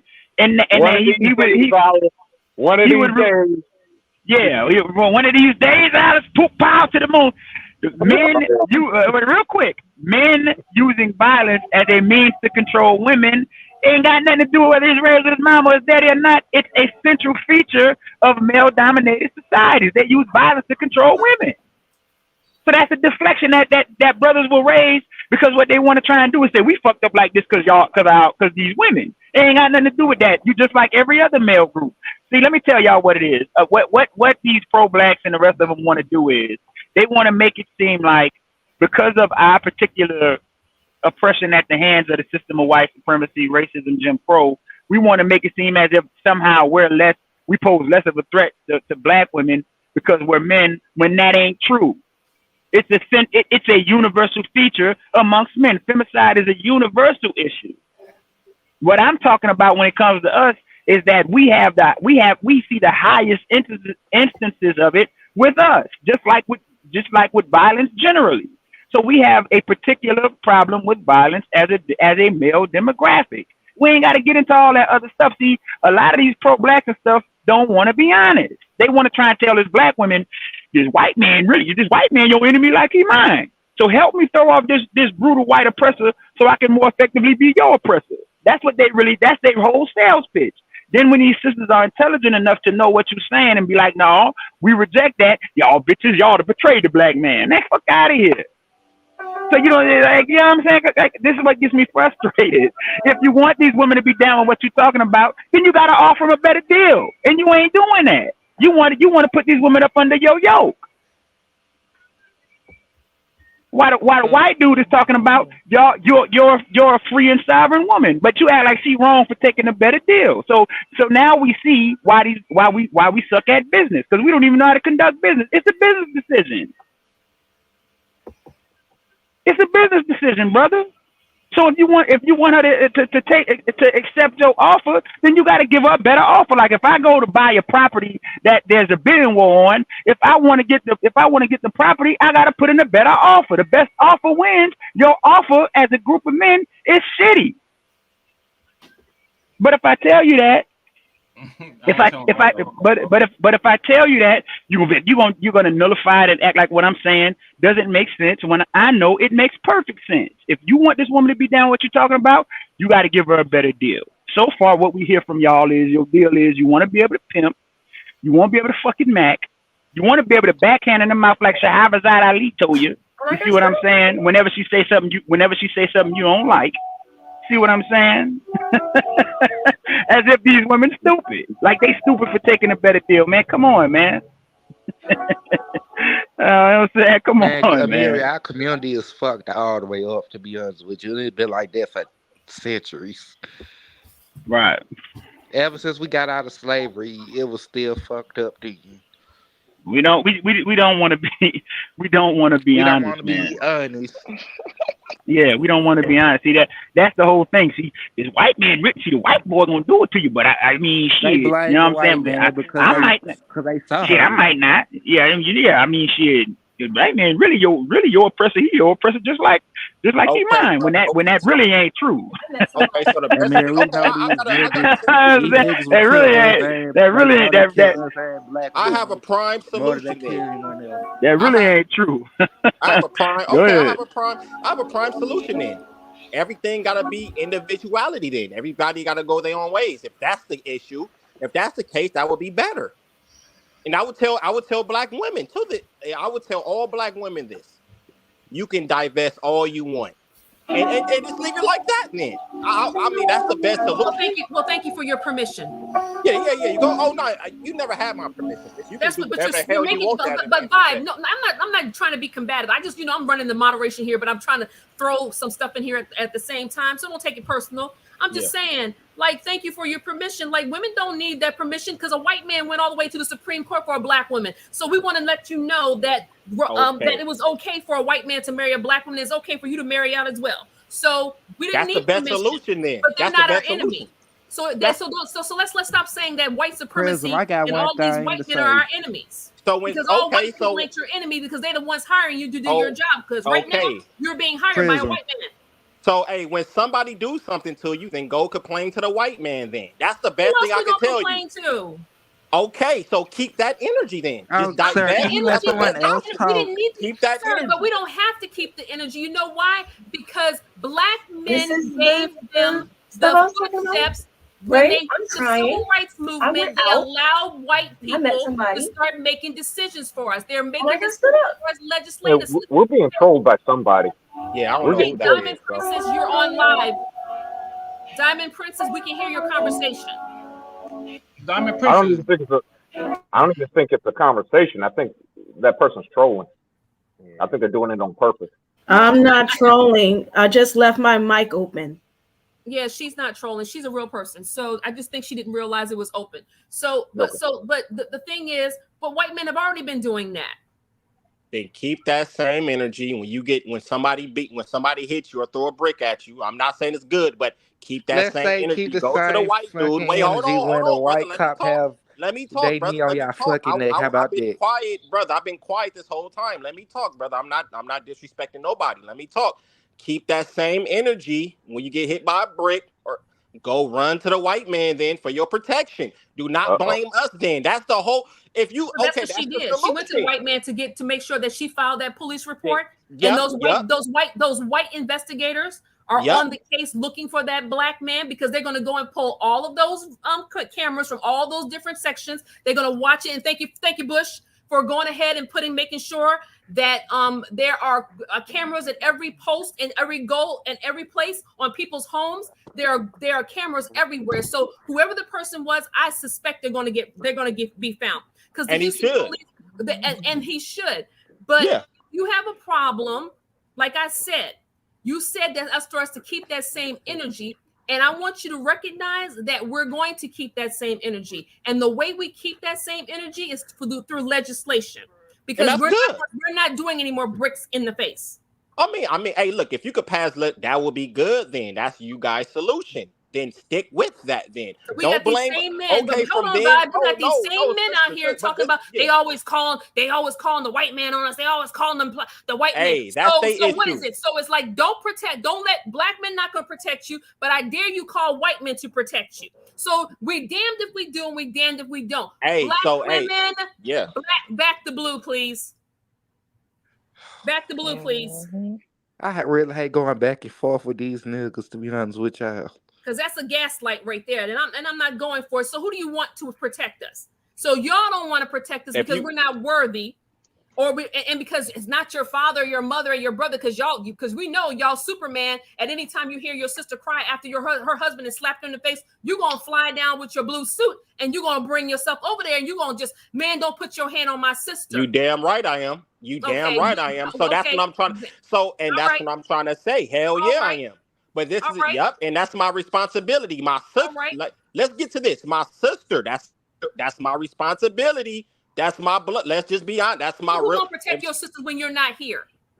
I don't know. That's a whole different situation. If he get unalive, that's not going to go down. Exactly, Prism. Exactly. That's what I'm talking about. Black men are a threat to him too. That's exactly what I'm. That's exactly Black what men I'm. Never what been I'm a threat to talking me, about. sister. Ever. I've never been robbed by, shot at, never. So all the black men I know have. What did that white man do? I have more issues with Mexicans than anything else. So don't say no black man. No black man did nothing to me ever. What did that white man do that's to not you, that's a lie. Huh? Now you're gonna sit here and lie. That's not true. No, what are you talking about? Lie. No black biggest man. I just, threat what are you with talking men about, been brother? nothing No but black man didn't do nothing ever to me. We had a couple fights and that's it. That's regular. That's so see now you done equivocated because you just said brother, you just said no black man never did nothing to you. Now we done had a couple talking of fights. about disputes, What y'all brother. We talking fighting about for? regular disputes that happens What among y'all humanity, fighting? brother. What y'all fighting for though? If somebody, if the black man that did something to his sister that they pulled up on, that's not the black man doing something to you. If they did it to your mother or your sister or your cousin or your auntie, A black man. I mean, yeah, probably. I mean, I don't. But this is what I'm trying to say. yeah, This is exactly. what I'm trying to say.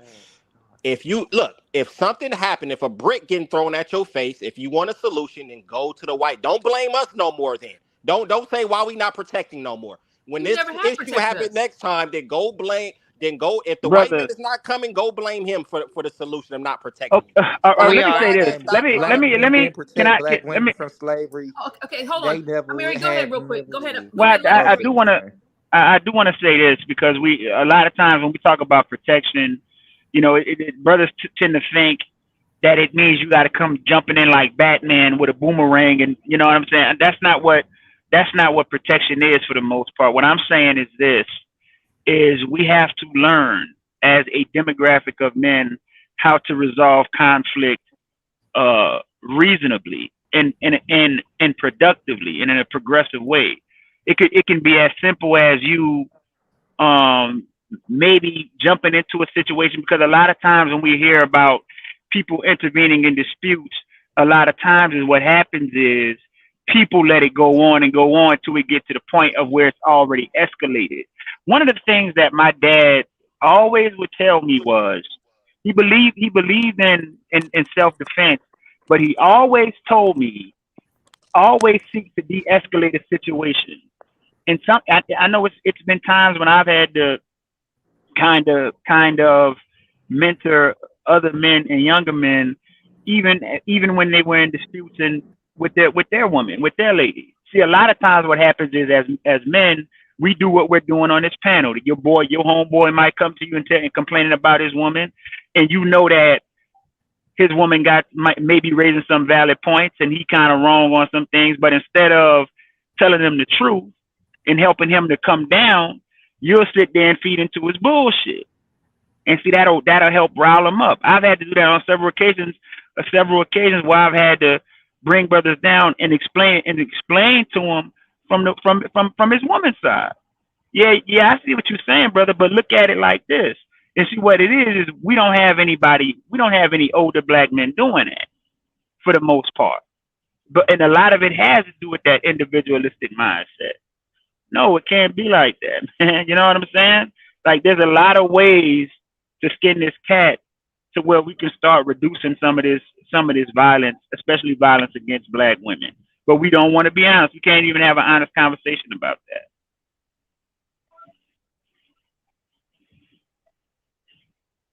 So let me say this.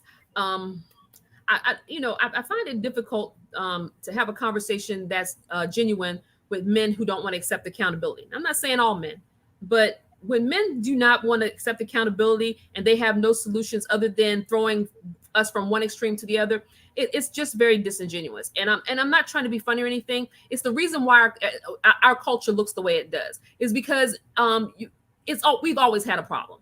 We've never really been together. Even when they keep on talking about we had the most marriages in the 30s and the 40s, that's because we couldn't get rid of you. That was because women could beat them up, and basically nobody would help those women. They had no choice but to stay with you. And so thank goodness we have choices now. And the choices are going to get, I'm telling you, I keep warning people about my presence here in YouTube. And you keep trying to figure out who I am, and I don't really care. And you're never going to figure who I am. So I'm going to let you know that if this stuff does not discontinue, all this foolishness, because let me say this, it's not going over in white YouTube. White YouTube is talking about makeup. Okay, I'm not saying that red pill white men are not an issue. They are an issue. But they're not an issue in the fact that we're seeing upticks in the unaliving of their women. We're seeing it in our neighborhoods and our women. We are. And Sprout confirmed it. So if you don't have any solutions to it, all we're going to do is continue going around and round and round and round, which is what basically Amiri is here for, because you guys won't accept accountability. You won't. A lot of you will not accept accountability. including people watching in the clouds. You won't accept accountability. And some of y'all women quarterbacking for them who are watching. You're the problem as well. You're the problem as well. And so I'm going to predict this, and I don't care if you like it. Flip, you said something about the Torah, the Bible, to some of you. You said something about that. But one thing I know about it is it says that that we will become lovers of ourselves. If we've seen nothing else, we've seen nothing but this kind of selfish, arrogant spirit that is very self-centered, men hating their mothers, women and children, and being all this different foolishness that's going on between our communities, and there's no value for life. Like, how do you not value life? We have a problem with this. We do not value the lives of others. You don't even value people's opinions.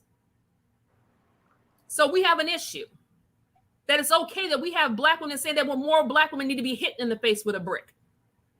Like, really? How long does that person think that I'm going to allow them to stand with that sentiment in this space? And it's well within my right to deal with it, because it's a danger. Because some little kid could hear that crap and think it's okay for them to pick up a brick and hit your little girl at school, or your little sister, or your little niece. Because I have some nieces. And I'll be daggone if I'm going to let some little boy go to school and hit her in the face with a brick because he heard some foolishness from us. When are we going to take responsibility for the foolishness that we continue to do here in this space? So if you don't find a solution, I'm going to bring other people in to find the solution. In the same way you said, keep that same energy vibe with those white people. Them white people are ready, aimed, and willing to start jumping in here and to deal with this issue in Black YouTube. And don't think they won't. They're going to demonetize you. They're going to cut off your Cash Apps. They're going to cut off your PayPals. I am here, and you want to come at me? Come at me. I mean, look, I got one more thing to say. No. Y'all been talking for a minute, so I'm going to give you the word. We have a problem. We have a problem. Because I don't see men giving this much energy to the women like Crimson Cure. I see y'all over there celebrating them women saying this stuff. Y'all over there with Chantelle Simone celebrating them women. You're over there on BGS celebrating this stuff. You're over there on all these channels celebrating this stuff. But when the one place that we can come together and have a conversation, you're trying to put your foot on the Black women who are trying to say, you know something, we're tired. We don't want to hear it any longer. And then you get angry when we have divested women, which is a very small dynamic, small space, but a very powerful voice that's telling you, get the heck away from Blackistan. Are they right? I think they might be onto something, because I'm seeing more women in their 30s, 20s, and 30s talking about divestment. They're all on TikTok removing themselves from the conversations with you. Become bad witches. What's that? Become bad witches. Whoa. I can't hear what you said. I don't think you want him to repeat it. I heard what he said. Let me address that. Look. He said that for a Black woman to become bad witches. That wasn't right. Me. That was not what me. Can I didn't say that. Wow. I want to. Go ahead, Amiri. I want to address that, because this is their sexism, because they'll deploy that against Black women as if it was merely Black women on a plantation sleeping with master, as if it wasn't them too, in willing sexual relationships with master. Call Tariq Nasheed, all y'all gonna get this work. See, he ain't gonna tell the whole truth. See what I'm saying? Like, as if they wasn't playing bad wench too, but they want to deploy it against y'all though. See, I know the truth. They was right up there with master. Some of them was right up there with master playing bad wench. Bad wench is a unisex term, nigga. Amir, it's fun how they call Black women. It doesn't apply to men. We dominate. It apply to men too. We dominate. Fuck only Black men, a mud shark. They ain't gonna like that shit. It applied to men too. That was a unisex. That was a unisex term, player. It sure was. It wasn't Look just it, for. It just look it wasn't up. It wasn't just. women. It wasn't just for women. It wasn't just for women. Tariq didn't put that in this bullshit documentaries y'all be watching. Brother Mary, it's funny because those same black men praise mud sharks. Mm-hmm. Right. Exactly. Exactly. See, and this is what I'm talking about. But then they'll tell sisters choose better. And I thought y'all wanted her to choose better. So why are you calling her a sexist epithet when her choosing better ain't in her race? You know what I'm saying? What's the problem? I thought y'all. But Flint, you want to run down to the DR with them stringy-haired African American, half African black women who've been mixed up with them Spaniards, huh? I agree. It's the same. It's just seeking something different. But I'm just joking with you because I know some brothers that believe in that bedwin stuff. I believe that people should be happy with what they agree with. Yeah, but the whole fact that you guys throw that hateful epithet out very easily. The fact that you throw it out to the very women that gave birth to you is just beyond me. Which is why we're having an issue with you. Bedwitch? It's a hateful term. They get that. You gotta understand. It's better for black y'all women use to all do the time. that than for a white woman to be a Let me say mud this. shark. Let me say this. You may not like it, but that rate is rising, and you might even have no appreciation for it. But none of y'all are blackity black them passport bros. And like I said, I respect whatever y'all want to do. But don't sit there and tell us that we can't do the same thing that you're doing as women. Then you're going to be an Asian or Dominican bedwench to a woman. So don't play that game with me, Flick, because you know I respect you, but you know I will go on this panel right now because that's not cool. You got some valid points. That's why I said I was just joking because I know I can't argue against that. You're right. The only reason y'all like them women down there is because y'all like that straight, curly looking hair that half of us black women around here are rocking with anyway. But I'm gonna leave it alone because that's what y'all want. Y'all want them biracial ladies, women too, and like all these men coming at me about talking about Asian men, but you want them Filipino women who came from them Asian loins. You want them Thai women that came from them Asian loins. You want them South Korean women who came from them Asian loins. So why can't I go get some of it since you like it so much? And I think that's the real if solution. you like it, I love it. I mean, that's what I was just trying to say. I mean, if we arguing and bickering, I mean, you talking about nobody protecting a black woman. I mean, let them protect you. That's how.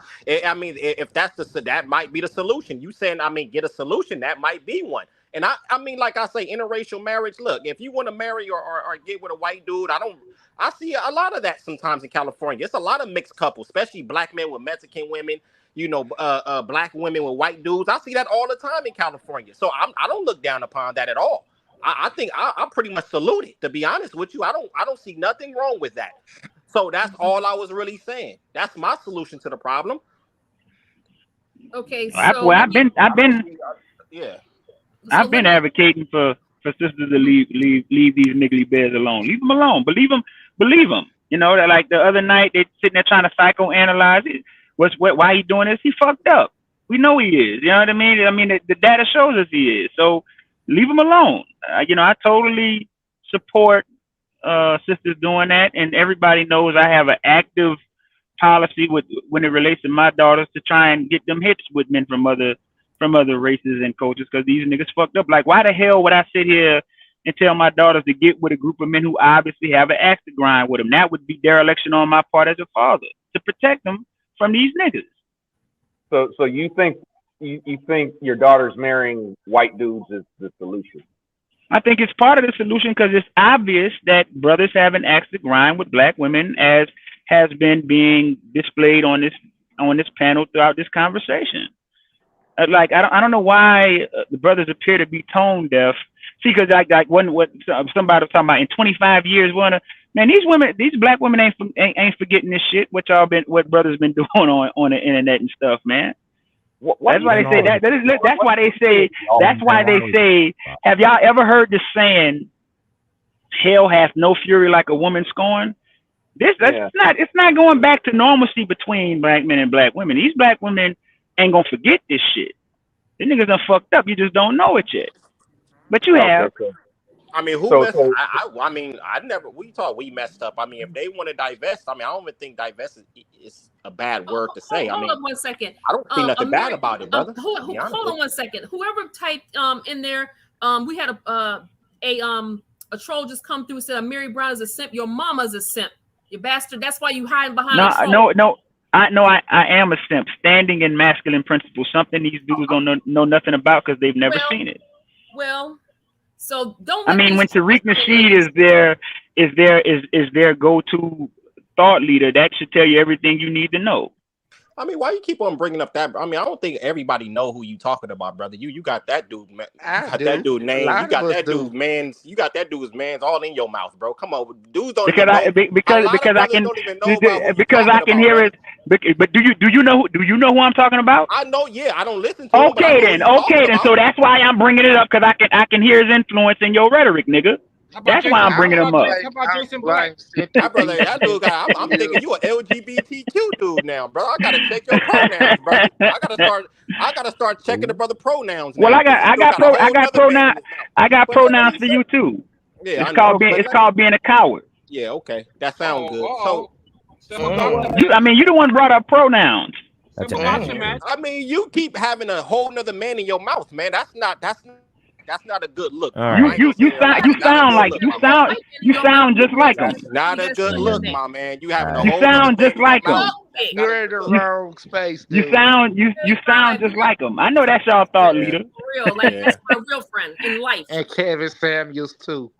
Yeah, and Kevin Samuels, but he gonna tell me about LGBTQ. Yeah, he gonna tell me about LGBTQ. You already, brother. How big is your? What do you say, Amiri? How big? Now check this out. He's trying to impugn my manhood or my character by saying he's suspicious of my sexuality. Nigga, I'm not even thinking about your sexuality, so who's really suspect here? Why you thinking about my sexuality? But you gonna try and slide in my DM later with your down low ass. With your down low ass. He's challenging your ego. I can assure you I'm not thinking about nobody's sexuality on this panel. Why are you bringing a whole nother man in your mouth then? Why are you? Last time I checked, again, last time I checked, we live in a society where it's freedom of speech. You believe in freedom of speech, yes or no? Yeah, I believe in it. Oh, shut the fuck up then. Because I can say what I want to say, can I? Go ahead, brother. But so exhibit A on why they'll never run nothing, because he doesn't understand that in a civil society people have freedom of speech. So if I want to have another man's name in my mouth, I have the right to do that. That's a federally protected right. Then I have the right to check your pronouns in, bro. I have the right to do that then too. All right, whoa. So, bro, you're not gonna check my buddy here, because let me say something. We've had a civil conversation without starting to degrade one another. That's the. But that's what they do when they can't win the argument. That's what they do. Degrading black man for the whole panel, though. This dude. I've been doing what? I already know his talking points already. This dude been degrading black men. And I already know yours. So let me ask you a question. Let me ask you a question. Let me ask you a question. If the data says that you're violent, and I'm just saying what the data says, how is that degrading black men? You're violent. You're a violent demographic. That's what the data says. Well, I'm how is that degrading black men? See, this is what I'm talking about. You want me to get on here and lie out of some sense of loyalty to black male ego, but that ain't going to solve our problems doing that. You have to acknowledge the problem. Okay, so it ain't about degrading black men. What we know and what I know is this: when I go out here in this world, I don't have to be worried about no white man. I don't have to be worried about no black woman. I don't have to be worried about the police. It's 9 times out of 10, it's gonna be old black ass nigga who gonna try and rob me or do something to me. That's what we know. So why don't we want to be honest? You don't think white men commit crimes? You don't think that we not talking about white men? See how he's gonna deflect? See how he's gonna deflect? So let me ask you a question. You are deflecting. You are deflecting. No, sir, I am not. You just brought it up literally just a few seconds ago, and I asked you a question. All right. If you don't want to answer the question, that's fine. Darnell, but don't sit up here. I'm sorry. As you can from this conversation, we can see why. From this conversation, we can see why black women are typically in charge of shit because they just have a higher level of intelligence than the average black dude you talk to. Because he really thinks that him asking, so let me ask you a question. Do the white man commit crime? He really thinks that that's an adequate response to what I just said. He really thinks that's an adequate argument. He really thinks that. Who's deflecting now? He really think he's being intelligent and witty by asking that question. It sounds to me like you're deflecting right now, sir. You really think that's an adequate, brother? So let me ask you a question. If I just bring up what we know is true as a demographic, black men, we are at particular risk for hypertension. Are you going to then say, so what you telling me, white men don't get hypertension too? That ain't what we talking about. That's a deflection. Why does it appear as if real quick, why does it appear that as if brothers can't follow a statement out to its logical conclusion? No, okay, can I say something? Why does the thinking and the intellect from brothers appear to be disjointed and discombobulated? Just follow it out to its logical conclusion. Answer the question. Answer the question. Can I ask a question? Can I ask a question real quick, Darnell? Real quick. My point of view is that what Darnell is saying, white men create the same amount of violence as well. Okay, maybe black men. Brother, the data does not say that. What the data says is what the data says is that as when I go out as a black man, when I go out into the world, I have the person who's going to do me harm ain't going to be a white man. It's going to be another black man like me.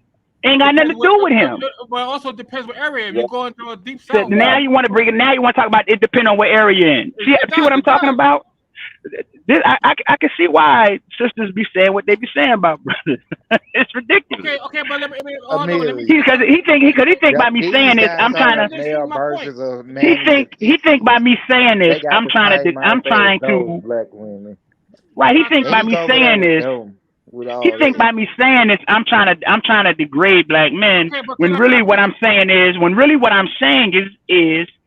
that we have an internal problem when it comes to violence against the self and against our women. Yes. We know this. I don't know why we gotta pretend like we don't know. We don't know this, man. Hold on a second, sir. Hold on, gentlemen. Hold on a second. I just want to ask a quick question, really quick. Okay, we have a panel full of men today, which is awesome. You know, if you want to use that pronoun, I wouldn't describe y'all as men, but that's neither here nor there. Well, come on, stop those shots. Okay, fine, whatever. But the point is that we have a panel full of males. Can we all agree on the term males? Then is that okay with you? Even that's even in question. I was thinking more something along the lines of imbeciles. But go ahead. That's why. That's why black men. The point is, how many of us have committed crime on this panel? How many of us are prone to violence, have committed crimes, have been in jail? How many of us? In his point of view, all of us. When did I say that? Since you're going to project and put words in my mouth, when did I say that? Put words in your mouth. I didn't put words. I'm not talking about you, brother. One of the guys just said, from his point of view, all of us. When did I say that? You said he's showing a lack of comprehension and an ability to reason because I never said that. The same kind of reason you doing, my man. I'm showing the same. I'm gonna throw it right back at you. So let me ask you a question.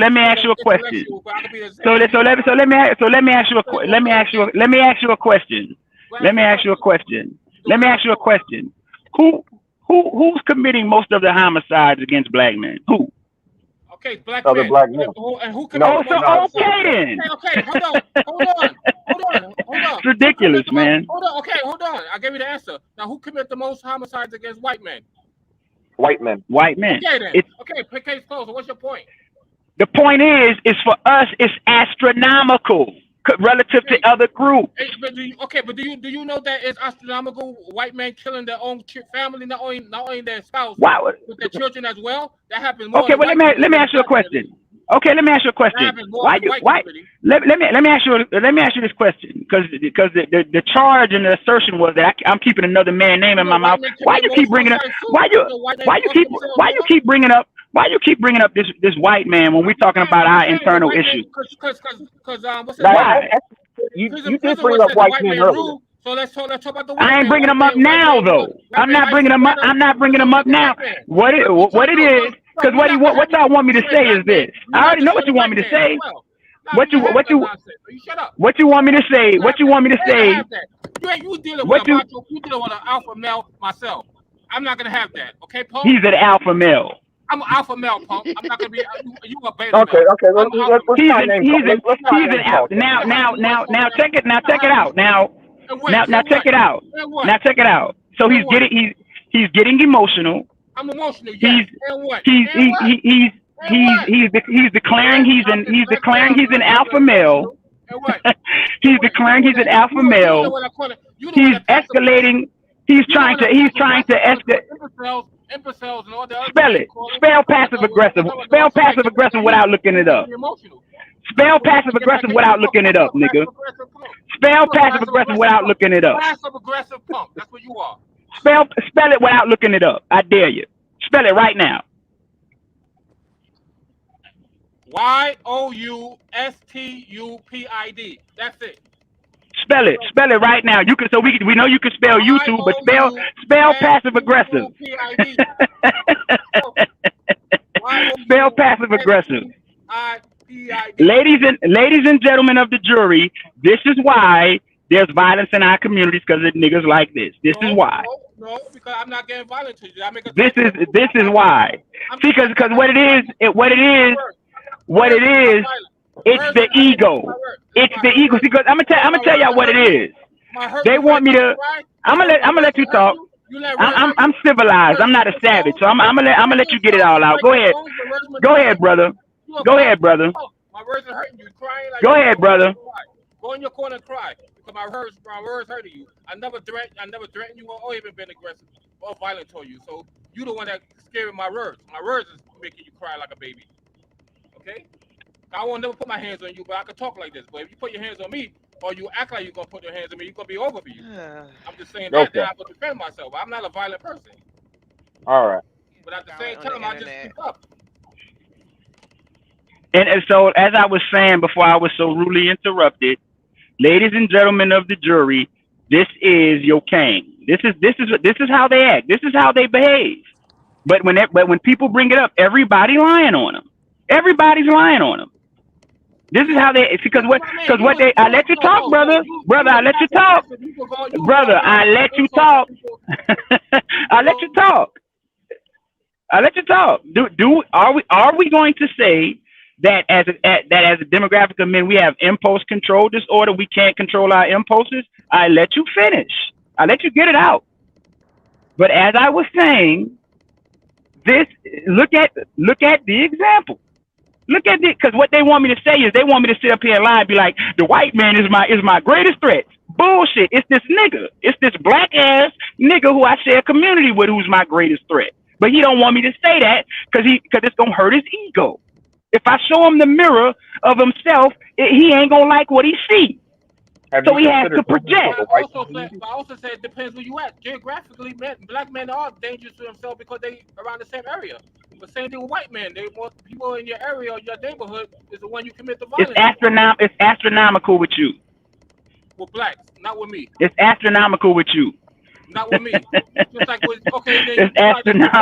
it's astronomical, brother. Okay, astronomical to you as well then, okay? Both of us. It's astronomical. And he know it. When he riding through the hood, he locking his doors, he putting on his alarm and every goddamn thing else, he got his head on the swivel. But he gonna sit here and lie. I live in East New York and I don't fear no black man. I don't fear people. He gonna sit here and lie. I don't. I'm not lying. I've been born and raised in the Bronx. Where you born at? This is where you can't get nowhere with them, ladies. So dudes that grew up in New York, This is why you can't get. This is why you can't get nowhere with them, man. I don't have time for this, man. Because New Yorkers don't fear New York is a food color. Violence happens. Look, brother, look. I got something to say. I got some like I said earlier, brother. The best thing the black woman can do so she can stop complaining about being protected is divest. The brother can divest too, because I can see he got a little bit of sugar in his tank. You should divest too, brother. That's the best thing for you to do. So why are you worried about another man's sexuality? What is it with you? Why are you worried about another man's sex? See, this is they've been trying to defeat the arguments I've been laying out intellectually. They know they can't do that, so now they think that they think I'm gonna go off and show them. I don't know, I ain't. Man, nigga, why you worried about what I got going on? Why? Rainbow colors and get. Why you? See what this shows. What this shows is they think that intelligence is feminine. They stupid. They're a savage. They're a savage. They think intelligence is feminine, and they think violence is masculine. This is one of the prime problems with these types of niggas. Go ahead. That's why you relate. Well, it is. You relate to black women because you are one, or you want to become one. Because I'm supposed to lie.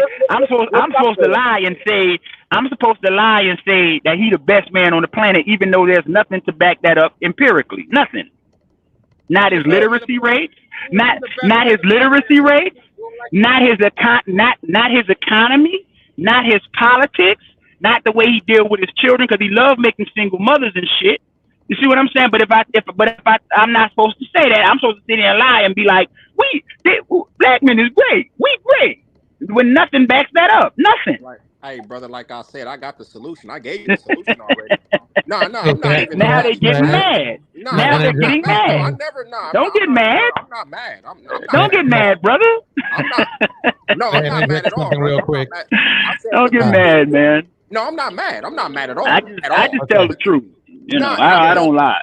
I have a question to ask. And like I said, bro, I'm telling the truth too. The best thing the black woman can do, if we're not nobody, if we're not protecting, then divest in. That's my solution. Because the sister was like, "What's the solution?" Okay, we understand. We understand your point. Let me ask something here. Let me ask a question here. Okay, if it's not black men that are the biggest problem for black men, who is it? Yes, damn sure ain't white men. I would say this. We do look, and I always had, we're not perfect. I know we're not. I mean, I grew up in the black community. I know we're not perfect at all, and I think that at times we are the worst of us at times. I can't say that. The game banging is bad. Unaliving each other is horrible. Also, we do that to each other, and I can actually agree with that. I've been agreeing with that my whole life. I've been talking to brothers in a community and be like, man, y'all dudes got to do something else with y'all life. And I did a lot of things to invest in certain, parts of my community. I did that, and we do have a problem. What was the question? What was the question, DJ Torch, again? Sorry. The question is, if it's not black men that are the biggest threat to black men, who is? Thank you, that's the question. Yeah, we are our biggest threat. I agree. At times we are. No, I do agree with you. Yeah. Okay, got it. Okay. So the thing is that you guys have been arguing with Amiri for the last 30 and 45 minutes, but we just established that the thing is this, it's okay to say that. It's like when I was a soccer coach, right? I was coaching for a team. We went 2-12. For me to tell my players we were great, doing great, would be stupid. The next year we went 12-2. You see where I'm going with this? Because we relied on reality, and that's all Amiri is trying to tell you. But you guys, you got in this big argument that I've been sitting back and relaxing and listening to with Amiri about reality. I mean, the thing is this, he's not demeaning us. He's telling you that this is where we are. This is where we're at. And it's even worse for black women because black women cannot defend themselves as good as black men against black men. Now we are putting each other down. And I call it the 160. For one black man is putting another black man down every 60 minutes. Why can't we focus on trying to fix that instead of deflecting? Let's think of some suggestions to fix that. Because think about it. What in your what logic does it make for a woman, any woman of any race, to get with a man that has the highest probability of dying? They're not going to be around. So the woman falls in love with this guy, whether it's black, white, Asian, or Hispanic woman falls in love with this black man, only to know that the more than likely he is going to be the one to pass away quickly. We need the best thing for us to do is to. The best thing. Is that you talking? Yeah, that's bad logic. Can I finish my little speech? All right. Okay. The best thing for us to do is just improve ourselves, improve what we can in the community. If there is going to be some men that we just can't take with us, the last thing we want to do is defend them, like those men did when that guy hit the woman upside the head with a brick. It's not about just that woman. It's about your brother. It's about your sister. It's about your niece. It's about your mom. It's about your cousin. You're defending all women. You're making a point that we're not going to take this shit here. We're not going to allow you hoodlums to come into the hood and start beating up on women, even if we disagree with them. That's the point. That's why other cultures are flourishing and we're not, because they will step in. I've seen them.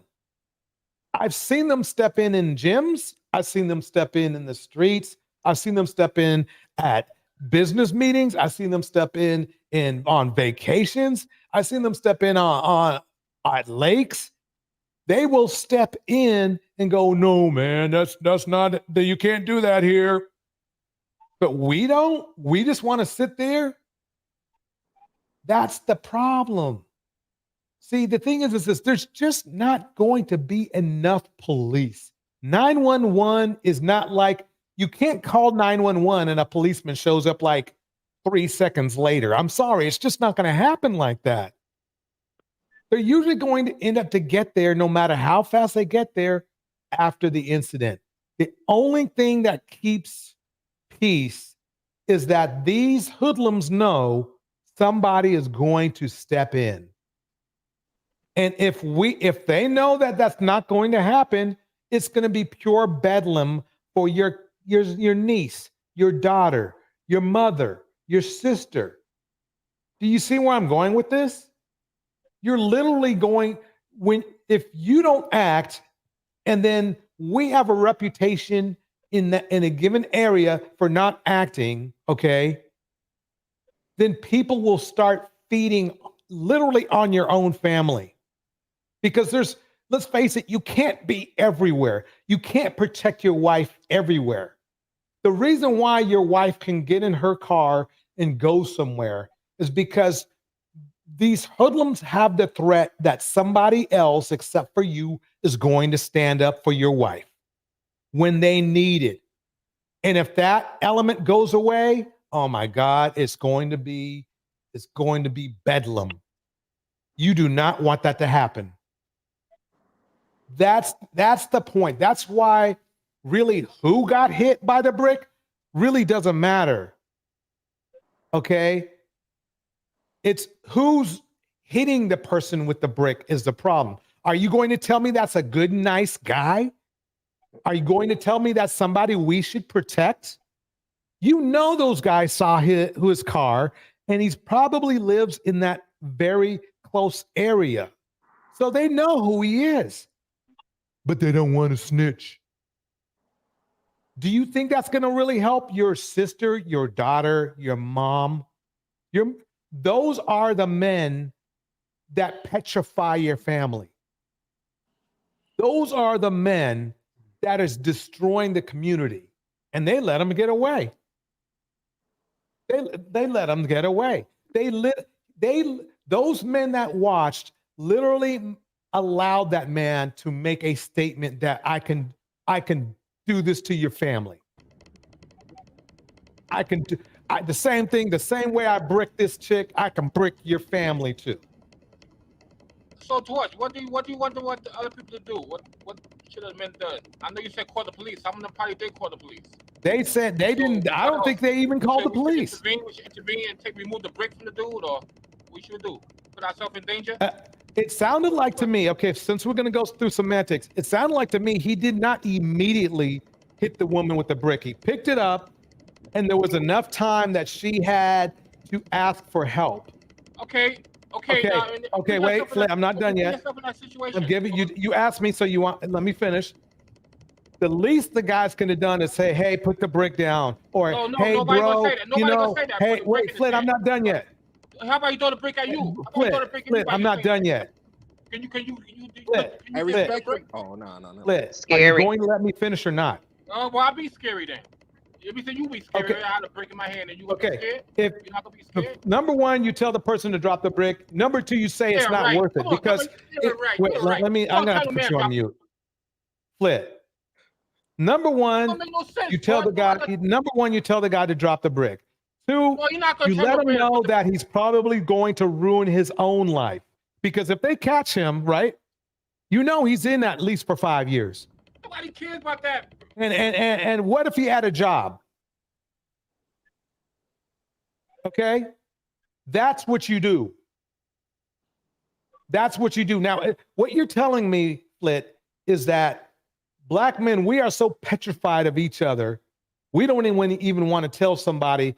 We don't want to even tell each other we doing wrong. No, you doing nothing but talk right now. Because I don't know if you're ever gonna do that in real life. You just know what talking right now. Oh, yeah, I've had a gun to my face. What do you mean?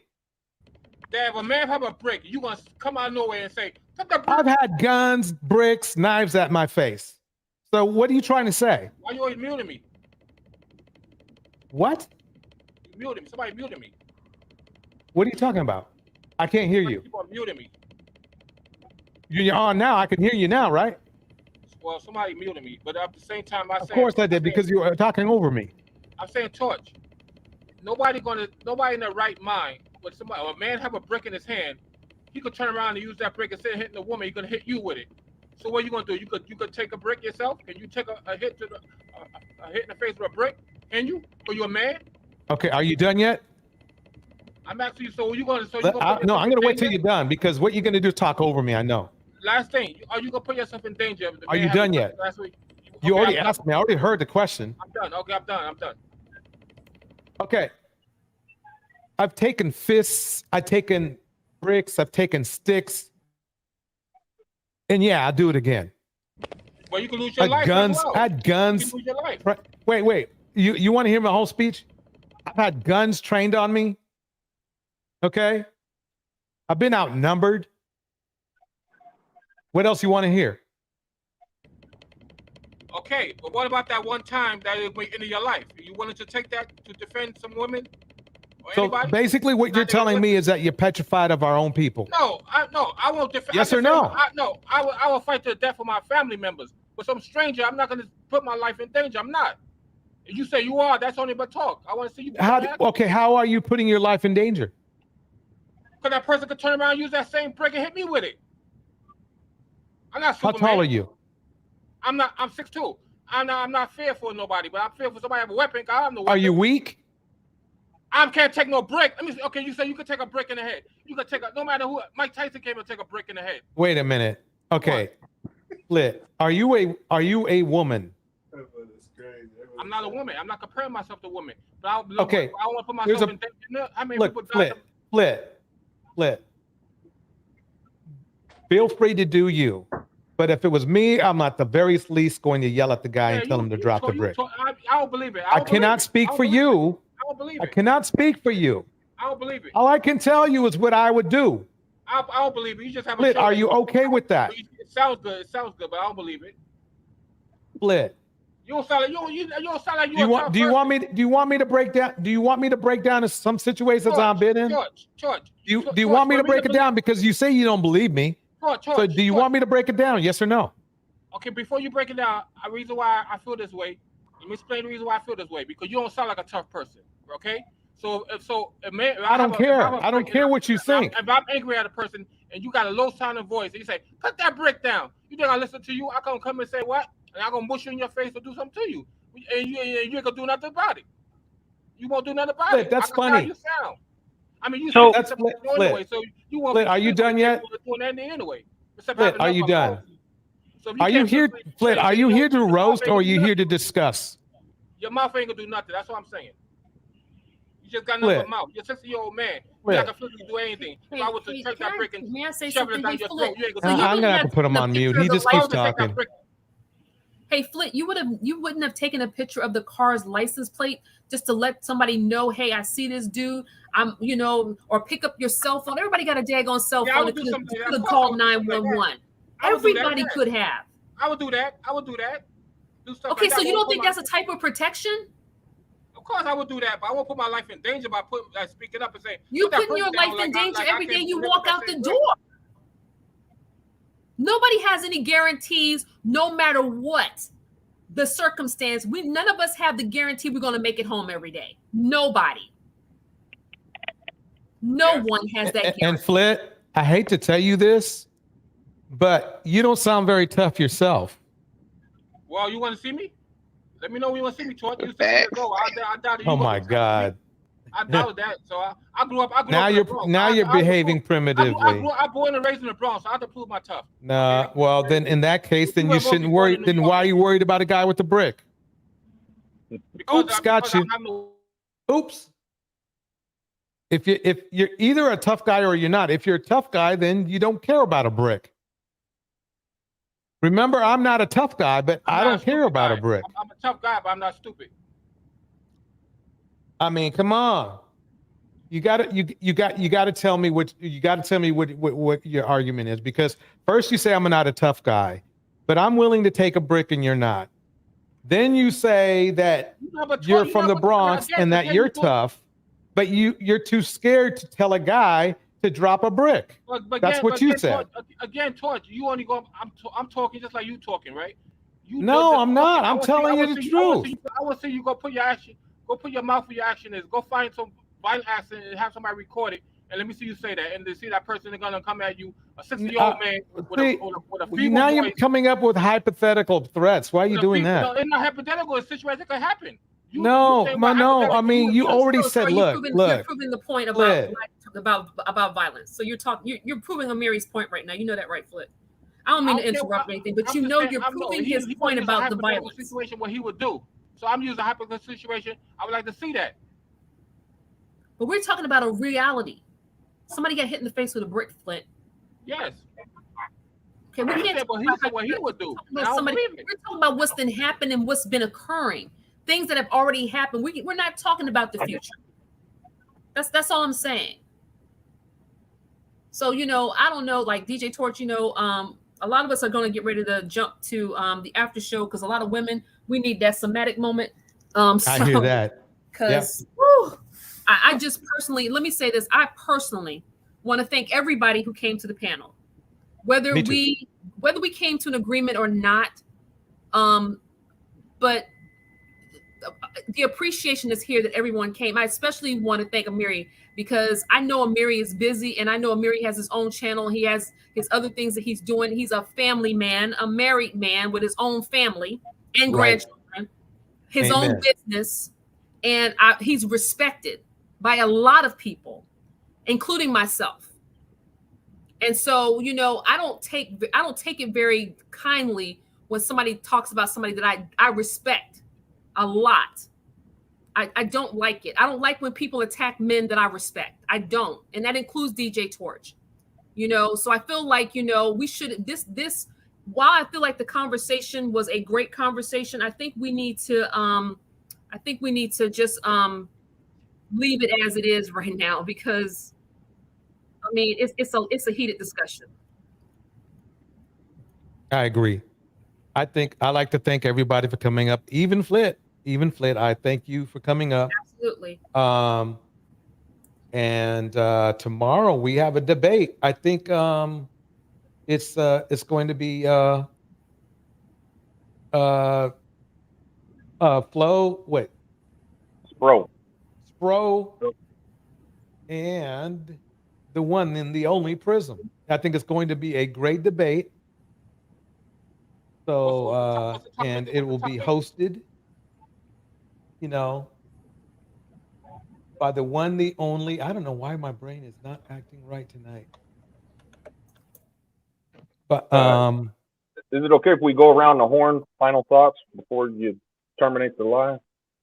Oh yeah, absolutely. Why don't we do that? But let's start off with Flit. Okay, you want me going first? Okay. Oh wait. I'm sorry. Tomorrow's live is hosted by Cyber Dreams, the queen of Circle Talk. She's going to have another Circle Talk coming out because it seems like we need one. And I'd like to see everybody check it out. Sorry, my brain is not working this good today, everybody. But okay, let's go for it. Okay, well, thanks for having me on. I'm gonna donate to you soon. Also, what's the topic of tomorrow's debate? Oh, that's a good question. We're talking about marriage. Oh, that's gonna be a good one. Oh, marriage. Okay. Yeah. I would like to also touch.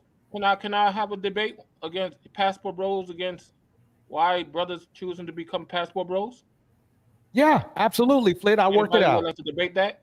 I mean, Yeah, or let's do that. Any plantation bros that want to, or plantation? Don't. You were doing good for a minute. You were doing good for a minute. Those are the one that could want to debate. Maybe you have plantation bros in your phone. They could come and debate against me.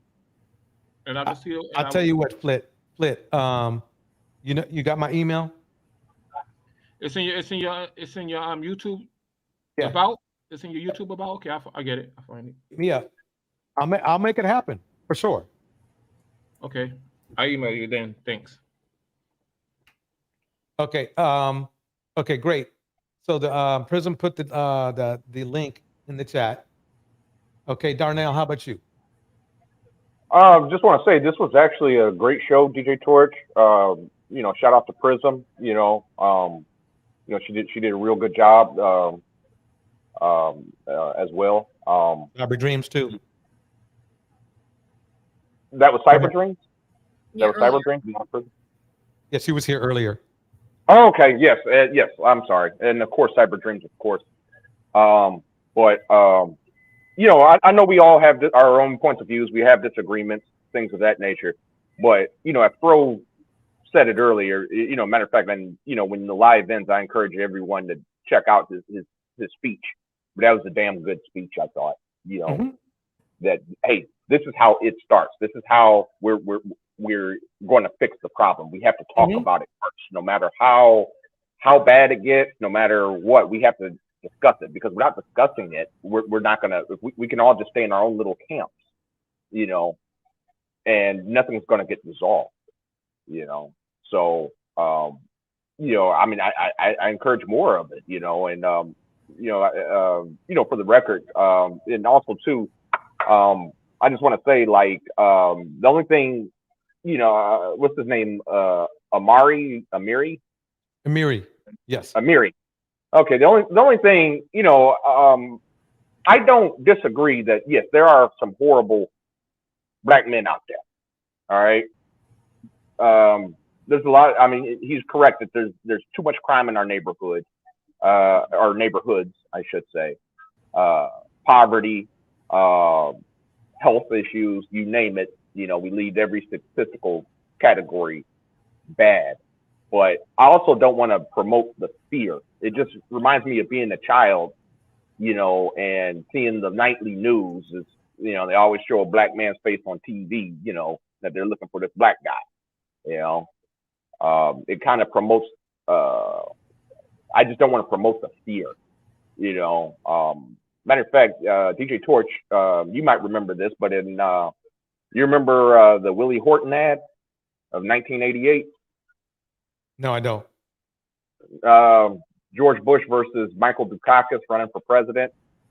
He ran an ad known as the Willie Horton ad, and in that ad, Willie Horton was a black guy, you know, and they never said his name in the ad, but he shows this black face.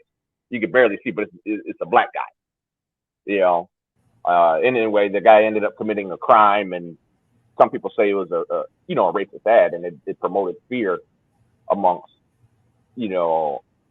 about black men, and that too can also be dangerous. We can't you can't have you can't just throughout statistics saying, okay, well, we are dangerous, we're prone to violence. Not all of us. I mean, I had asked a question earlier, no one ever answered it, but I asked a question earlier, how many black men had committed crimes, assaulted, or went to jail, whatever. That would have been a real good question, but I mean, because we have a sample size here, so obviously not every black man is out there committing crimes. Everybody commits crimes. White people commit crimes, Hispanics, Asians, even black women, they will commit crimes too. I mean, so that's all I'm just trying to say is that we just have to. We can't just promote this fear, because you're doing the same thing that the manosphere does, really, when they start talking about, when they start going in on women, all women are this, all women are that, you're kind of doing the same exact thing. Does that Okay, make I'll sense? reply after we finish. Yes, sir. Well, Actually, let me reply really quickly. There's a difference between fear mongering and making an assessment. Mhm. That's all I'm going to say. Vibe, how about you? Well, do you feel? I mean, but Wait, Darnell, let's save it for another show. Yes, sir. Of course, I apologize. Yeah, thank you. Hey, thank you, Torch. I appreciate it, man. I'll check out your live sometimes, and I agree at times with you, and I disagree. It is what it is. I like your show. I think it's necessary, to put the information out there, for a black man to see where we going wrong at. Because I see a lot of things where we going wrong at. I'm not in disagreeing. I don't disagree with that at all, But when it comes down to protecting black women, I try my best to protect the women around me. Nothing happened to them ever. Since I've been alive, and if it did, I will protect them. Like earlier, if I see a woman getting hit with a brick by me, I'm gonna say something, but I can't be responsible for every black man. I That's the understand. thing. I can't be responsible for every black man that's in New York, Houston, California. I just can't be responsible for all of them. But I do know that it should be more awareness in our community with the man. And that's true. We do have a real big problem. I never disagreed with that at all. We was on the topic about, women. Yes, we do have a violent, young black community, and we have to, deal with that. And if we don't deal with it, it's just going to get too much out of hand. And then it's going to be a time where we pretty much won't never deal with the issue because it's too big. It's already real big, and that's, dealing with the young black man that's in these, violent gangs and all that. That's already an issue that's hard to deal with already. It's some brothers out there trying to, deal with it, and I think that when we deal with that issue, we can get all the other issues out the way. And yes, black women is, they're not protected, at, a lot of times, and hopefully, other men that's around them will protect them, so, that's all I have to say. And I appreciate it, Torch and Prism. I disagree at times, but I always be on your platform and you bring good information to the people. So I appreciate it. Thank you. All right, Gigi. Yes. Thank you. I just want to say thank you, DJ Torch, for bringing me up on the panel, and thank you to the host. What's her name? Prism and Cyber Dream. Prism. Okay, Prism and Cyber Dreams. Prism stayed on the line, right? Exactly. Oh, okay. Yes, it was nice, and I appreciate your closing statement, DJ Torch. It was really nice. I just want to say that because of there's more than one. There's different ways to protect the women in your community, especially Black women. And these very laws protect you as well. And I feel like our solution is that we are going to start to lobby behind these bills, get laws pushed to protect women, since we can't get it done any other way. because I feel like Black women, like we have really supported and got behind all of the different talking points about how Black men have been oppressed. We have tried, we have done everything that we can do to get them on top, only to end up having conversations like this that doesn't involve any types of solution. You know what I mean? So we can get laws put in place in order to get the protection that we need, so that they will know that we're not going to tolerate the disrespect, we're not going to tolerate the violence. You know what I mean? So just remember that there's more than one ways to protect. You don't have to necessarily put yourself in harm's way. You can get behind the women that are going to get laws pushed and passed and put in place to protect us. Well said. Gigi, do you have a channel? Yes, I have one that I'm actually getting started, but it's not up and running yet. But once I get it up and running, I will let you know. Thanks for asking. Please do. Please do. Amiri. Yeah, I appreciate you for having me on your panel, DJ Torch. Prism, I appreciate you for having me on as well, and for you did a great job moderating this conversation. And I just want to say, thank God for the white man, because at least the white man believes in public safety. He believes in the rule of law, and he knows that maintaining a safe environment for citizens isn't optional. That's a responsibility. That's a weight. And apparently, and obviously, these brothers haven't gotten the memo while they sit here and call themselves alpha males, but don't know that men are supposed to maintain public safety. That is not optional. It's a responsibility. It's a duty. So thank God for the white man. Oh my God, that's the most Uncle Tom thing I done heard. All right. I really don't have anything to say. I think a lot of what Gigi and Amiri said, I agree with. I mean, what they said, basically. You don't think? I apologize, DJ George, but you don't think that last statement about "thank God for the white man"? I mean, how do you feel about that one? It's sad that's where we're at. That's what I think. It's sad that. So okay. Okay, let me finish. It's sad that instead of us handling the situation, right? And for a perfect example is the brick story, because if you want us to not say thank God for the white man, right? Then she wouldn't have been hit by a brick. He wouldn't have been hit by a brick. Don't get me wrong. I have mixed feelings. I don't want to be put in a position where I have to say, thank God for the white man. But unfortunately, I was put in that position. Do you understand what I'm saying? It's like there was nobody else there. I couldn't say, yeah, that brother came through. Like, remember when that brother swam the whole Gulf to help that other brother out who was getting beat up, right? Yeah, these guys could not even lift up their cell phones to call the police and take some photos or say, don't do it, man. We got you on camera, man. Don't do it. No, they couldn't even do that. I understand they fear for their life. The problem is that didn't happen in other cultures. I hate saying, oh, thank God for the white man, but it's what it is. They obviously didn't look. You have been on the panel when we've heard other men say, I ain't getting in the middle of it, blah, blah, blah, blah, blah, blah, blah, blah. So go call the police. Well, guess who the police are? The white man. Well, you got white officers, police, you got black police officers, Hispanic officers, Asian officers. No, but who are they run by? Well, depends what city you are in, but mostly white. Who are police departments, right? They're working for the police departments. Our ancestors had the chance. Our ancestors had the chance. and they sat there and they looked. They put out more. They put in. Dang, this stupid.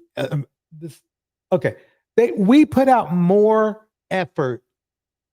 Those men put out more effort trying to what defend themselves than they did trying to defend the woman. Instead of having to go on social media, and that guy ended up lying about saying he was there, right?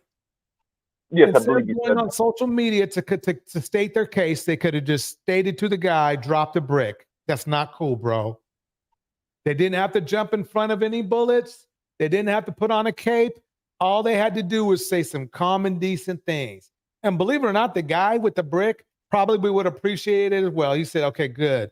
These guys told me to drop it. That means I don't have to follow through." Some people, they do stupid things because nobody stood up. When you don't tell somebody something, you're literally giving them permission. Mm-hmm. All they had to do was drop the brick, bro. Don't up and drop the brick. Don't do it, man, and take pictures.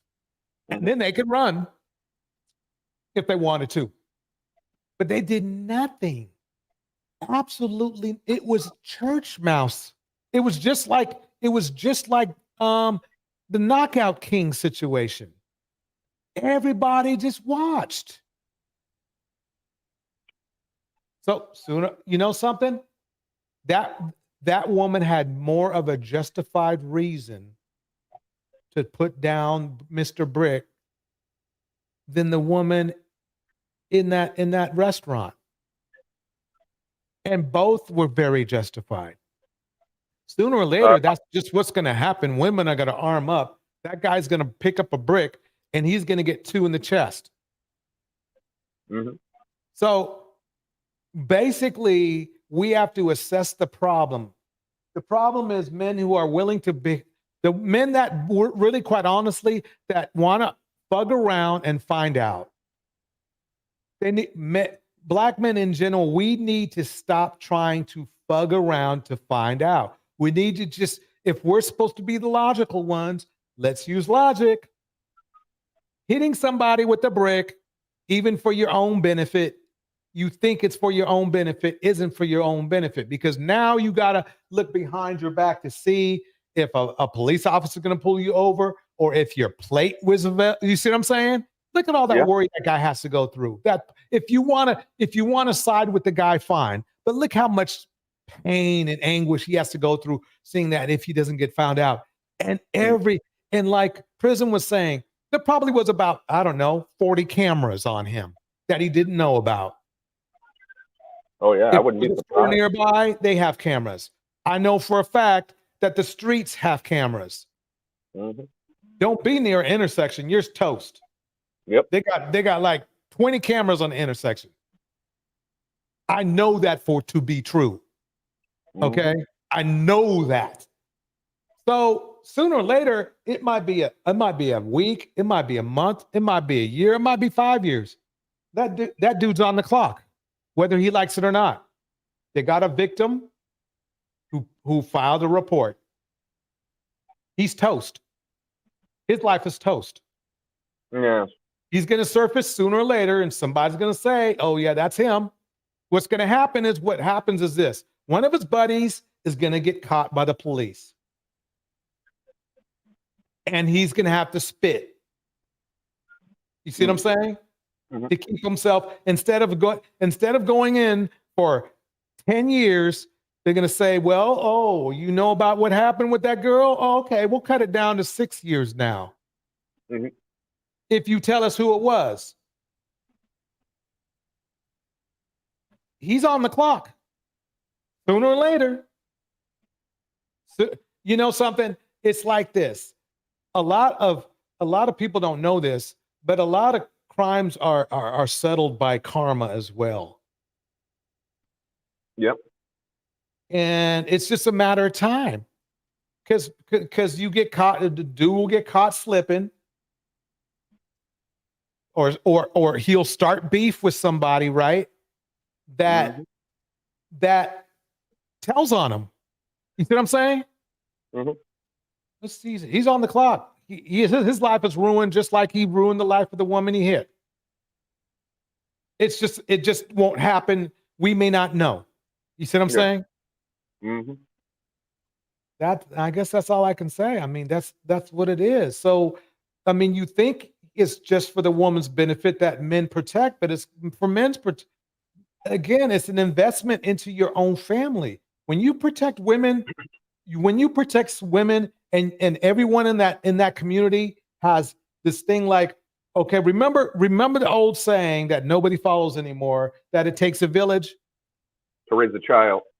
It also takes a village to protect women. Right? Nobody wants to do that shit though.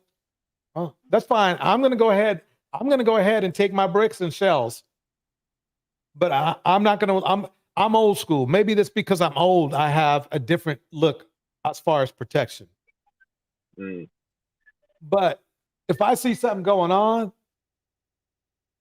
don't get me wrong. If someone's got a semi-automatic, I'm not going to run out there like, and blah, blah, but I am going to do what I can, what I feel is feasible for the moment. What I feel I could, what gives me the highest rate, the highest rate of survival, but at the best rate of protection. You see what I'm saying? Mm-hmm. So I may not run up to the guy, but I will yell around a corner, "Hey, I'm gonna call the police right now. You want to drop that brick? I got my camera on here." Everybody's got a good camera if you got a good phone, you got a good camera. Mm-hmm. They take great night vision pictures. And one thing I know about criminals, they hate getting caught. Yep. So that's all. I mean, that's pretty much the whole scoop. We're not telling people to take high risk, zero reward situation. You're looking at a situation of just doing something. The problem was not the guys didn't, the guys not, the problem was the guys did nothing. They did not, and they were proud about it. That's the problem. So now, those guys, how many? There were probably about 10 or 15 guys there, right? They all have sisters, moms, and nieces, right? Which I guarantee you, in a month or two, one of their loved ones will be in a situation, the same situation. Then they'll feel funny. Why didn't anybody do? Oops, I did the same shit. I didn't do anything for that woman either.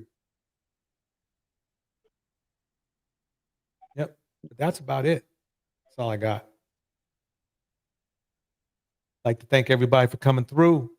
Let me get this music going. Thanks again for Miri and Gigi for coming through. It was lit. Thank you so much. Everybody, I'm out.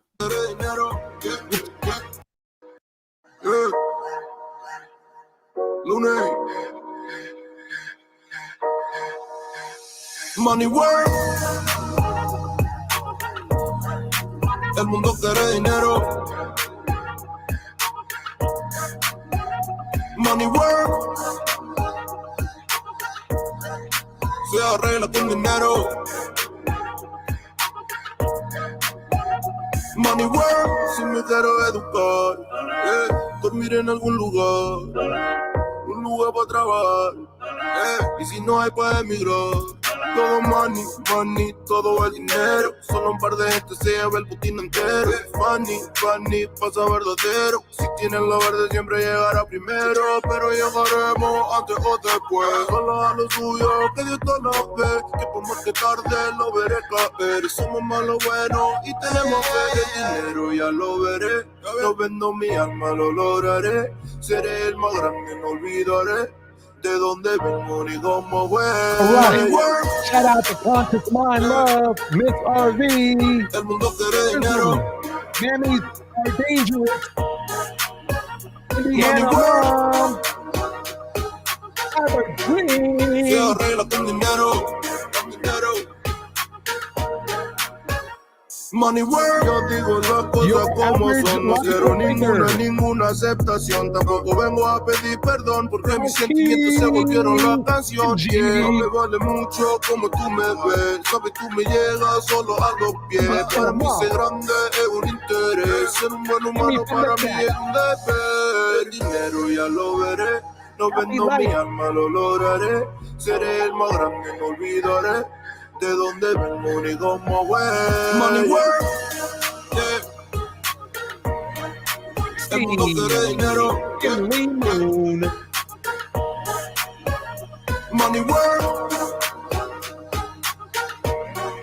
se arregla con dinero, yeah. Money work, corazón, de corazón. La plata no te hace ser feliz. De corazón, la plata no te hace ser feliz. Money work,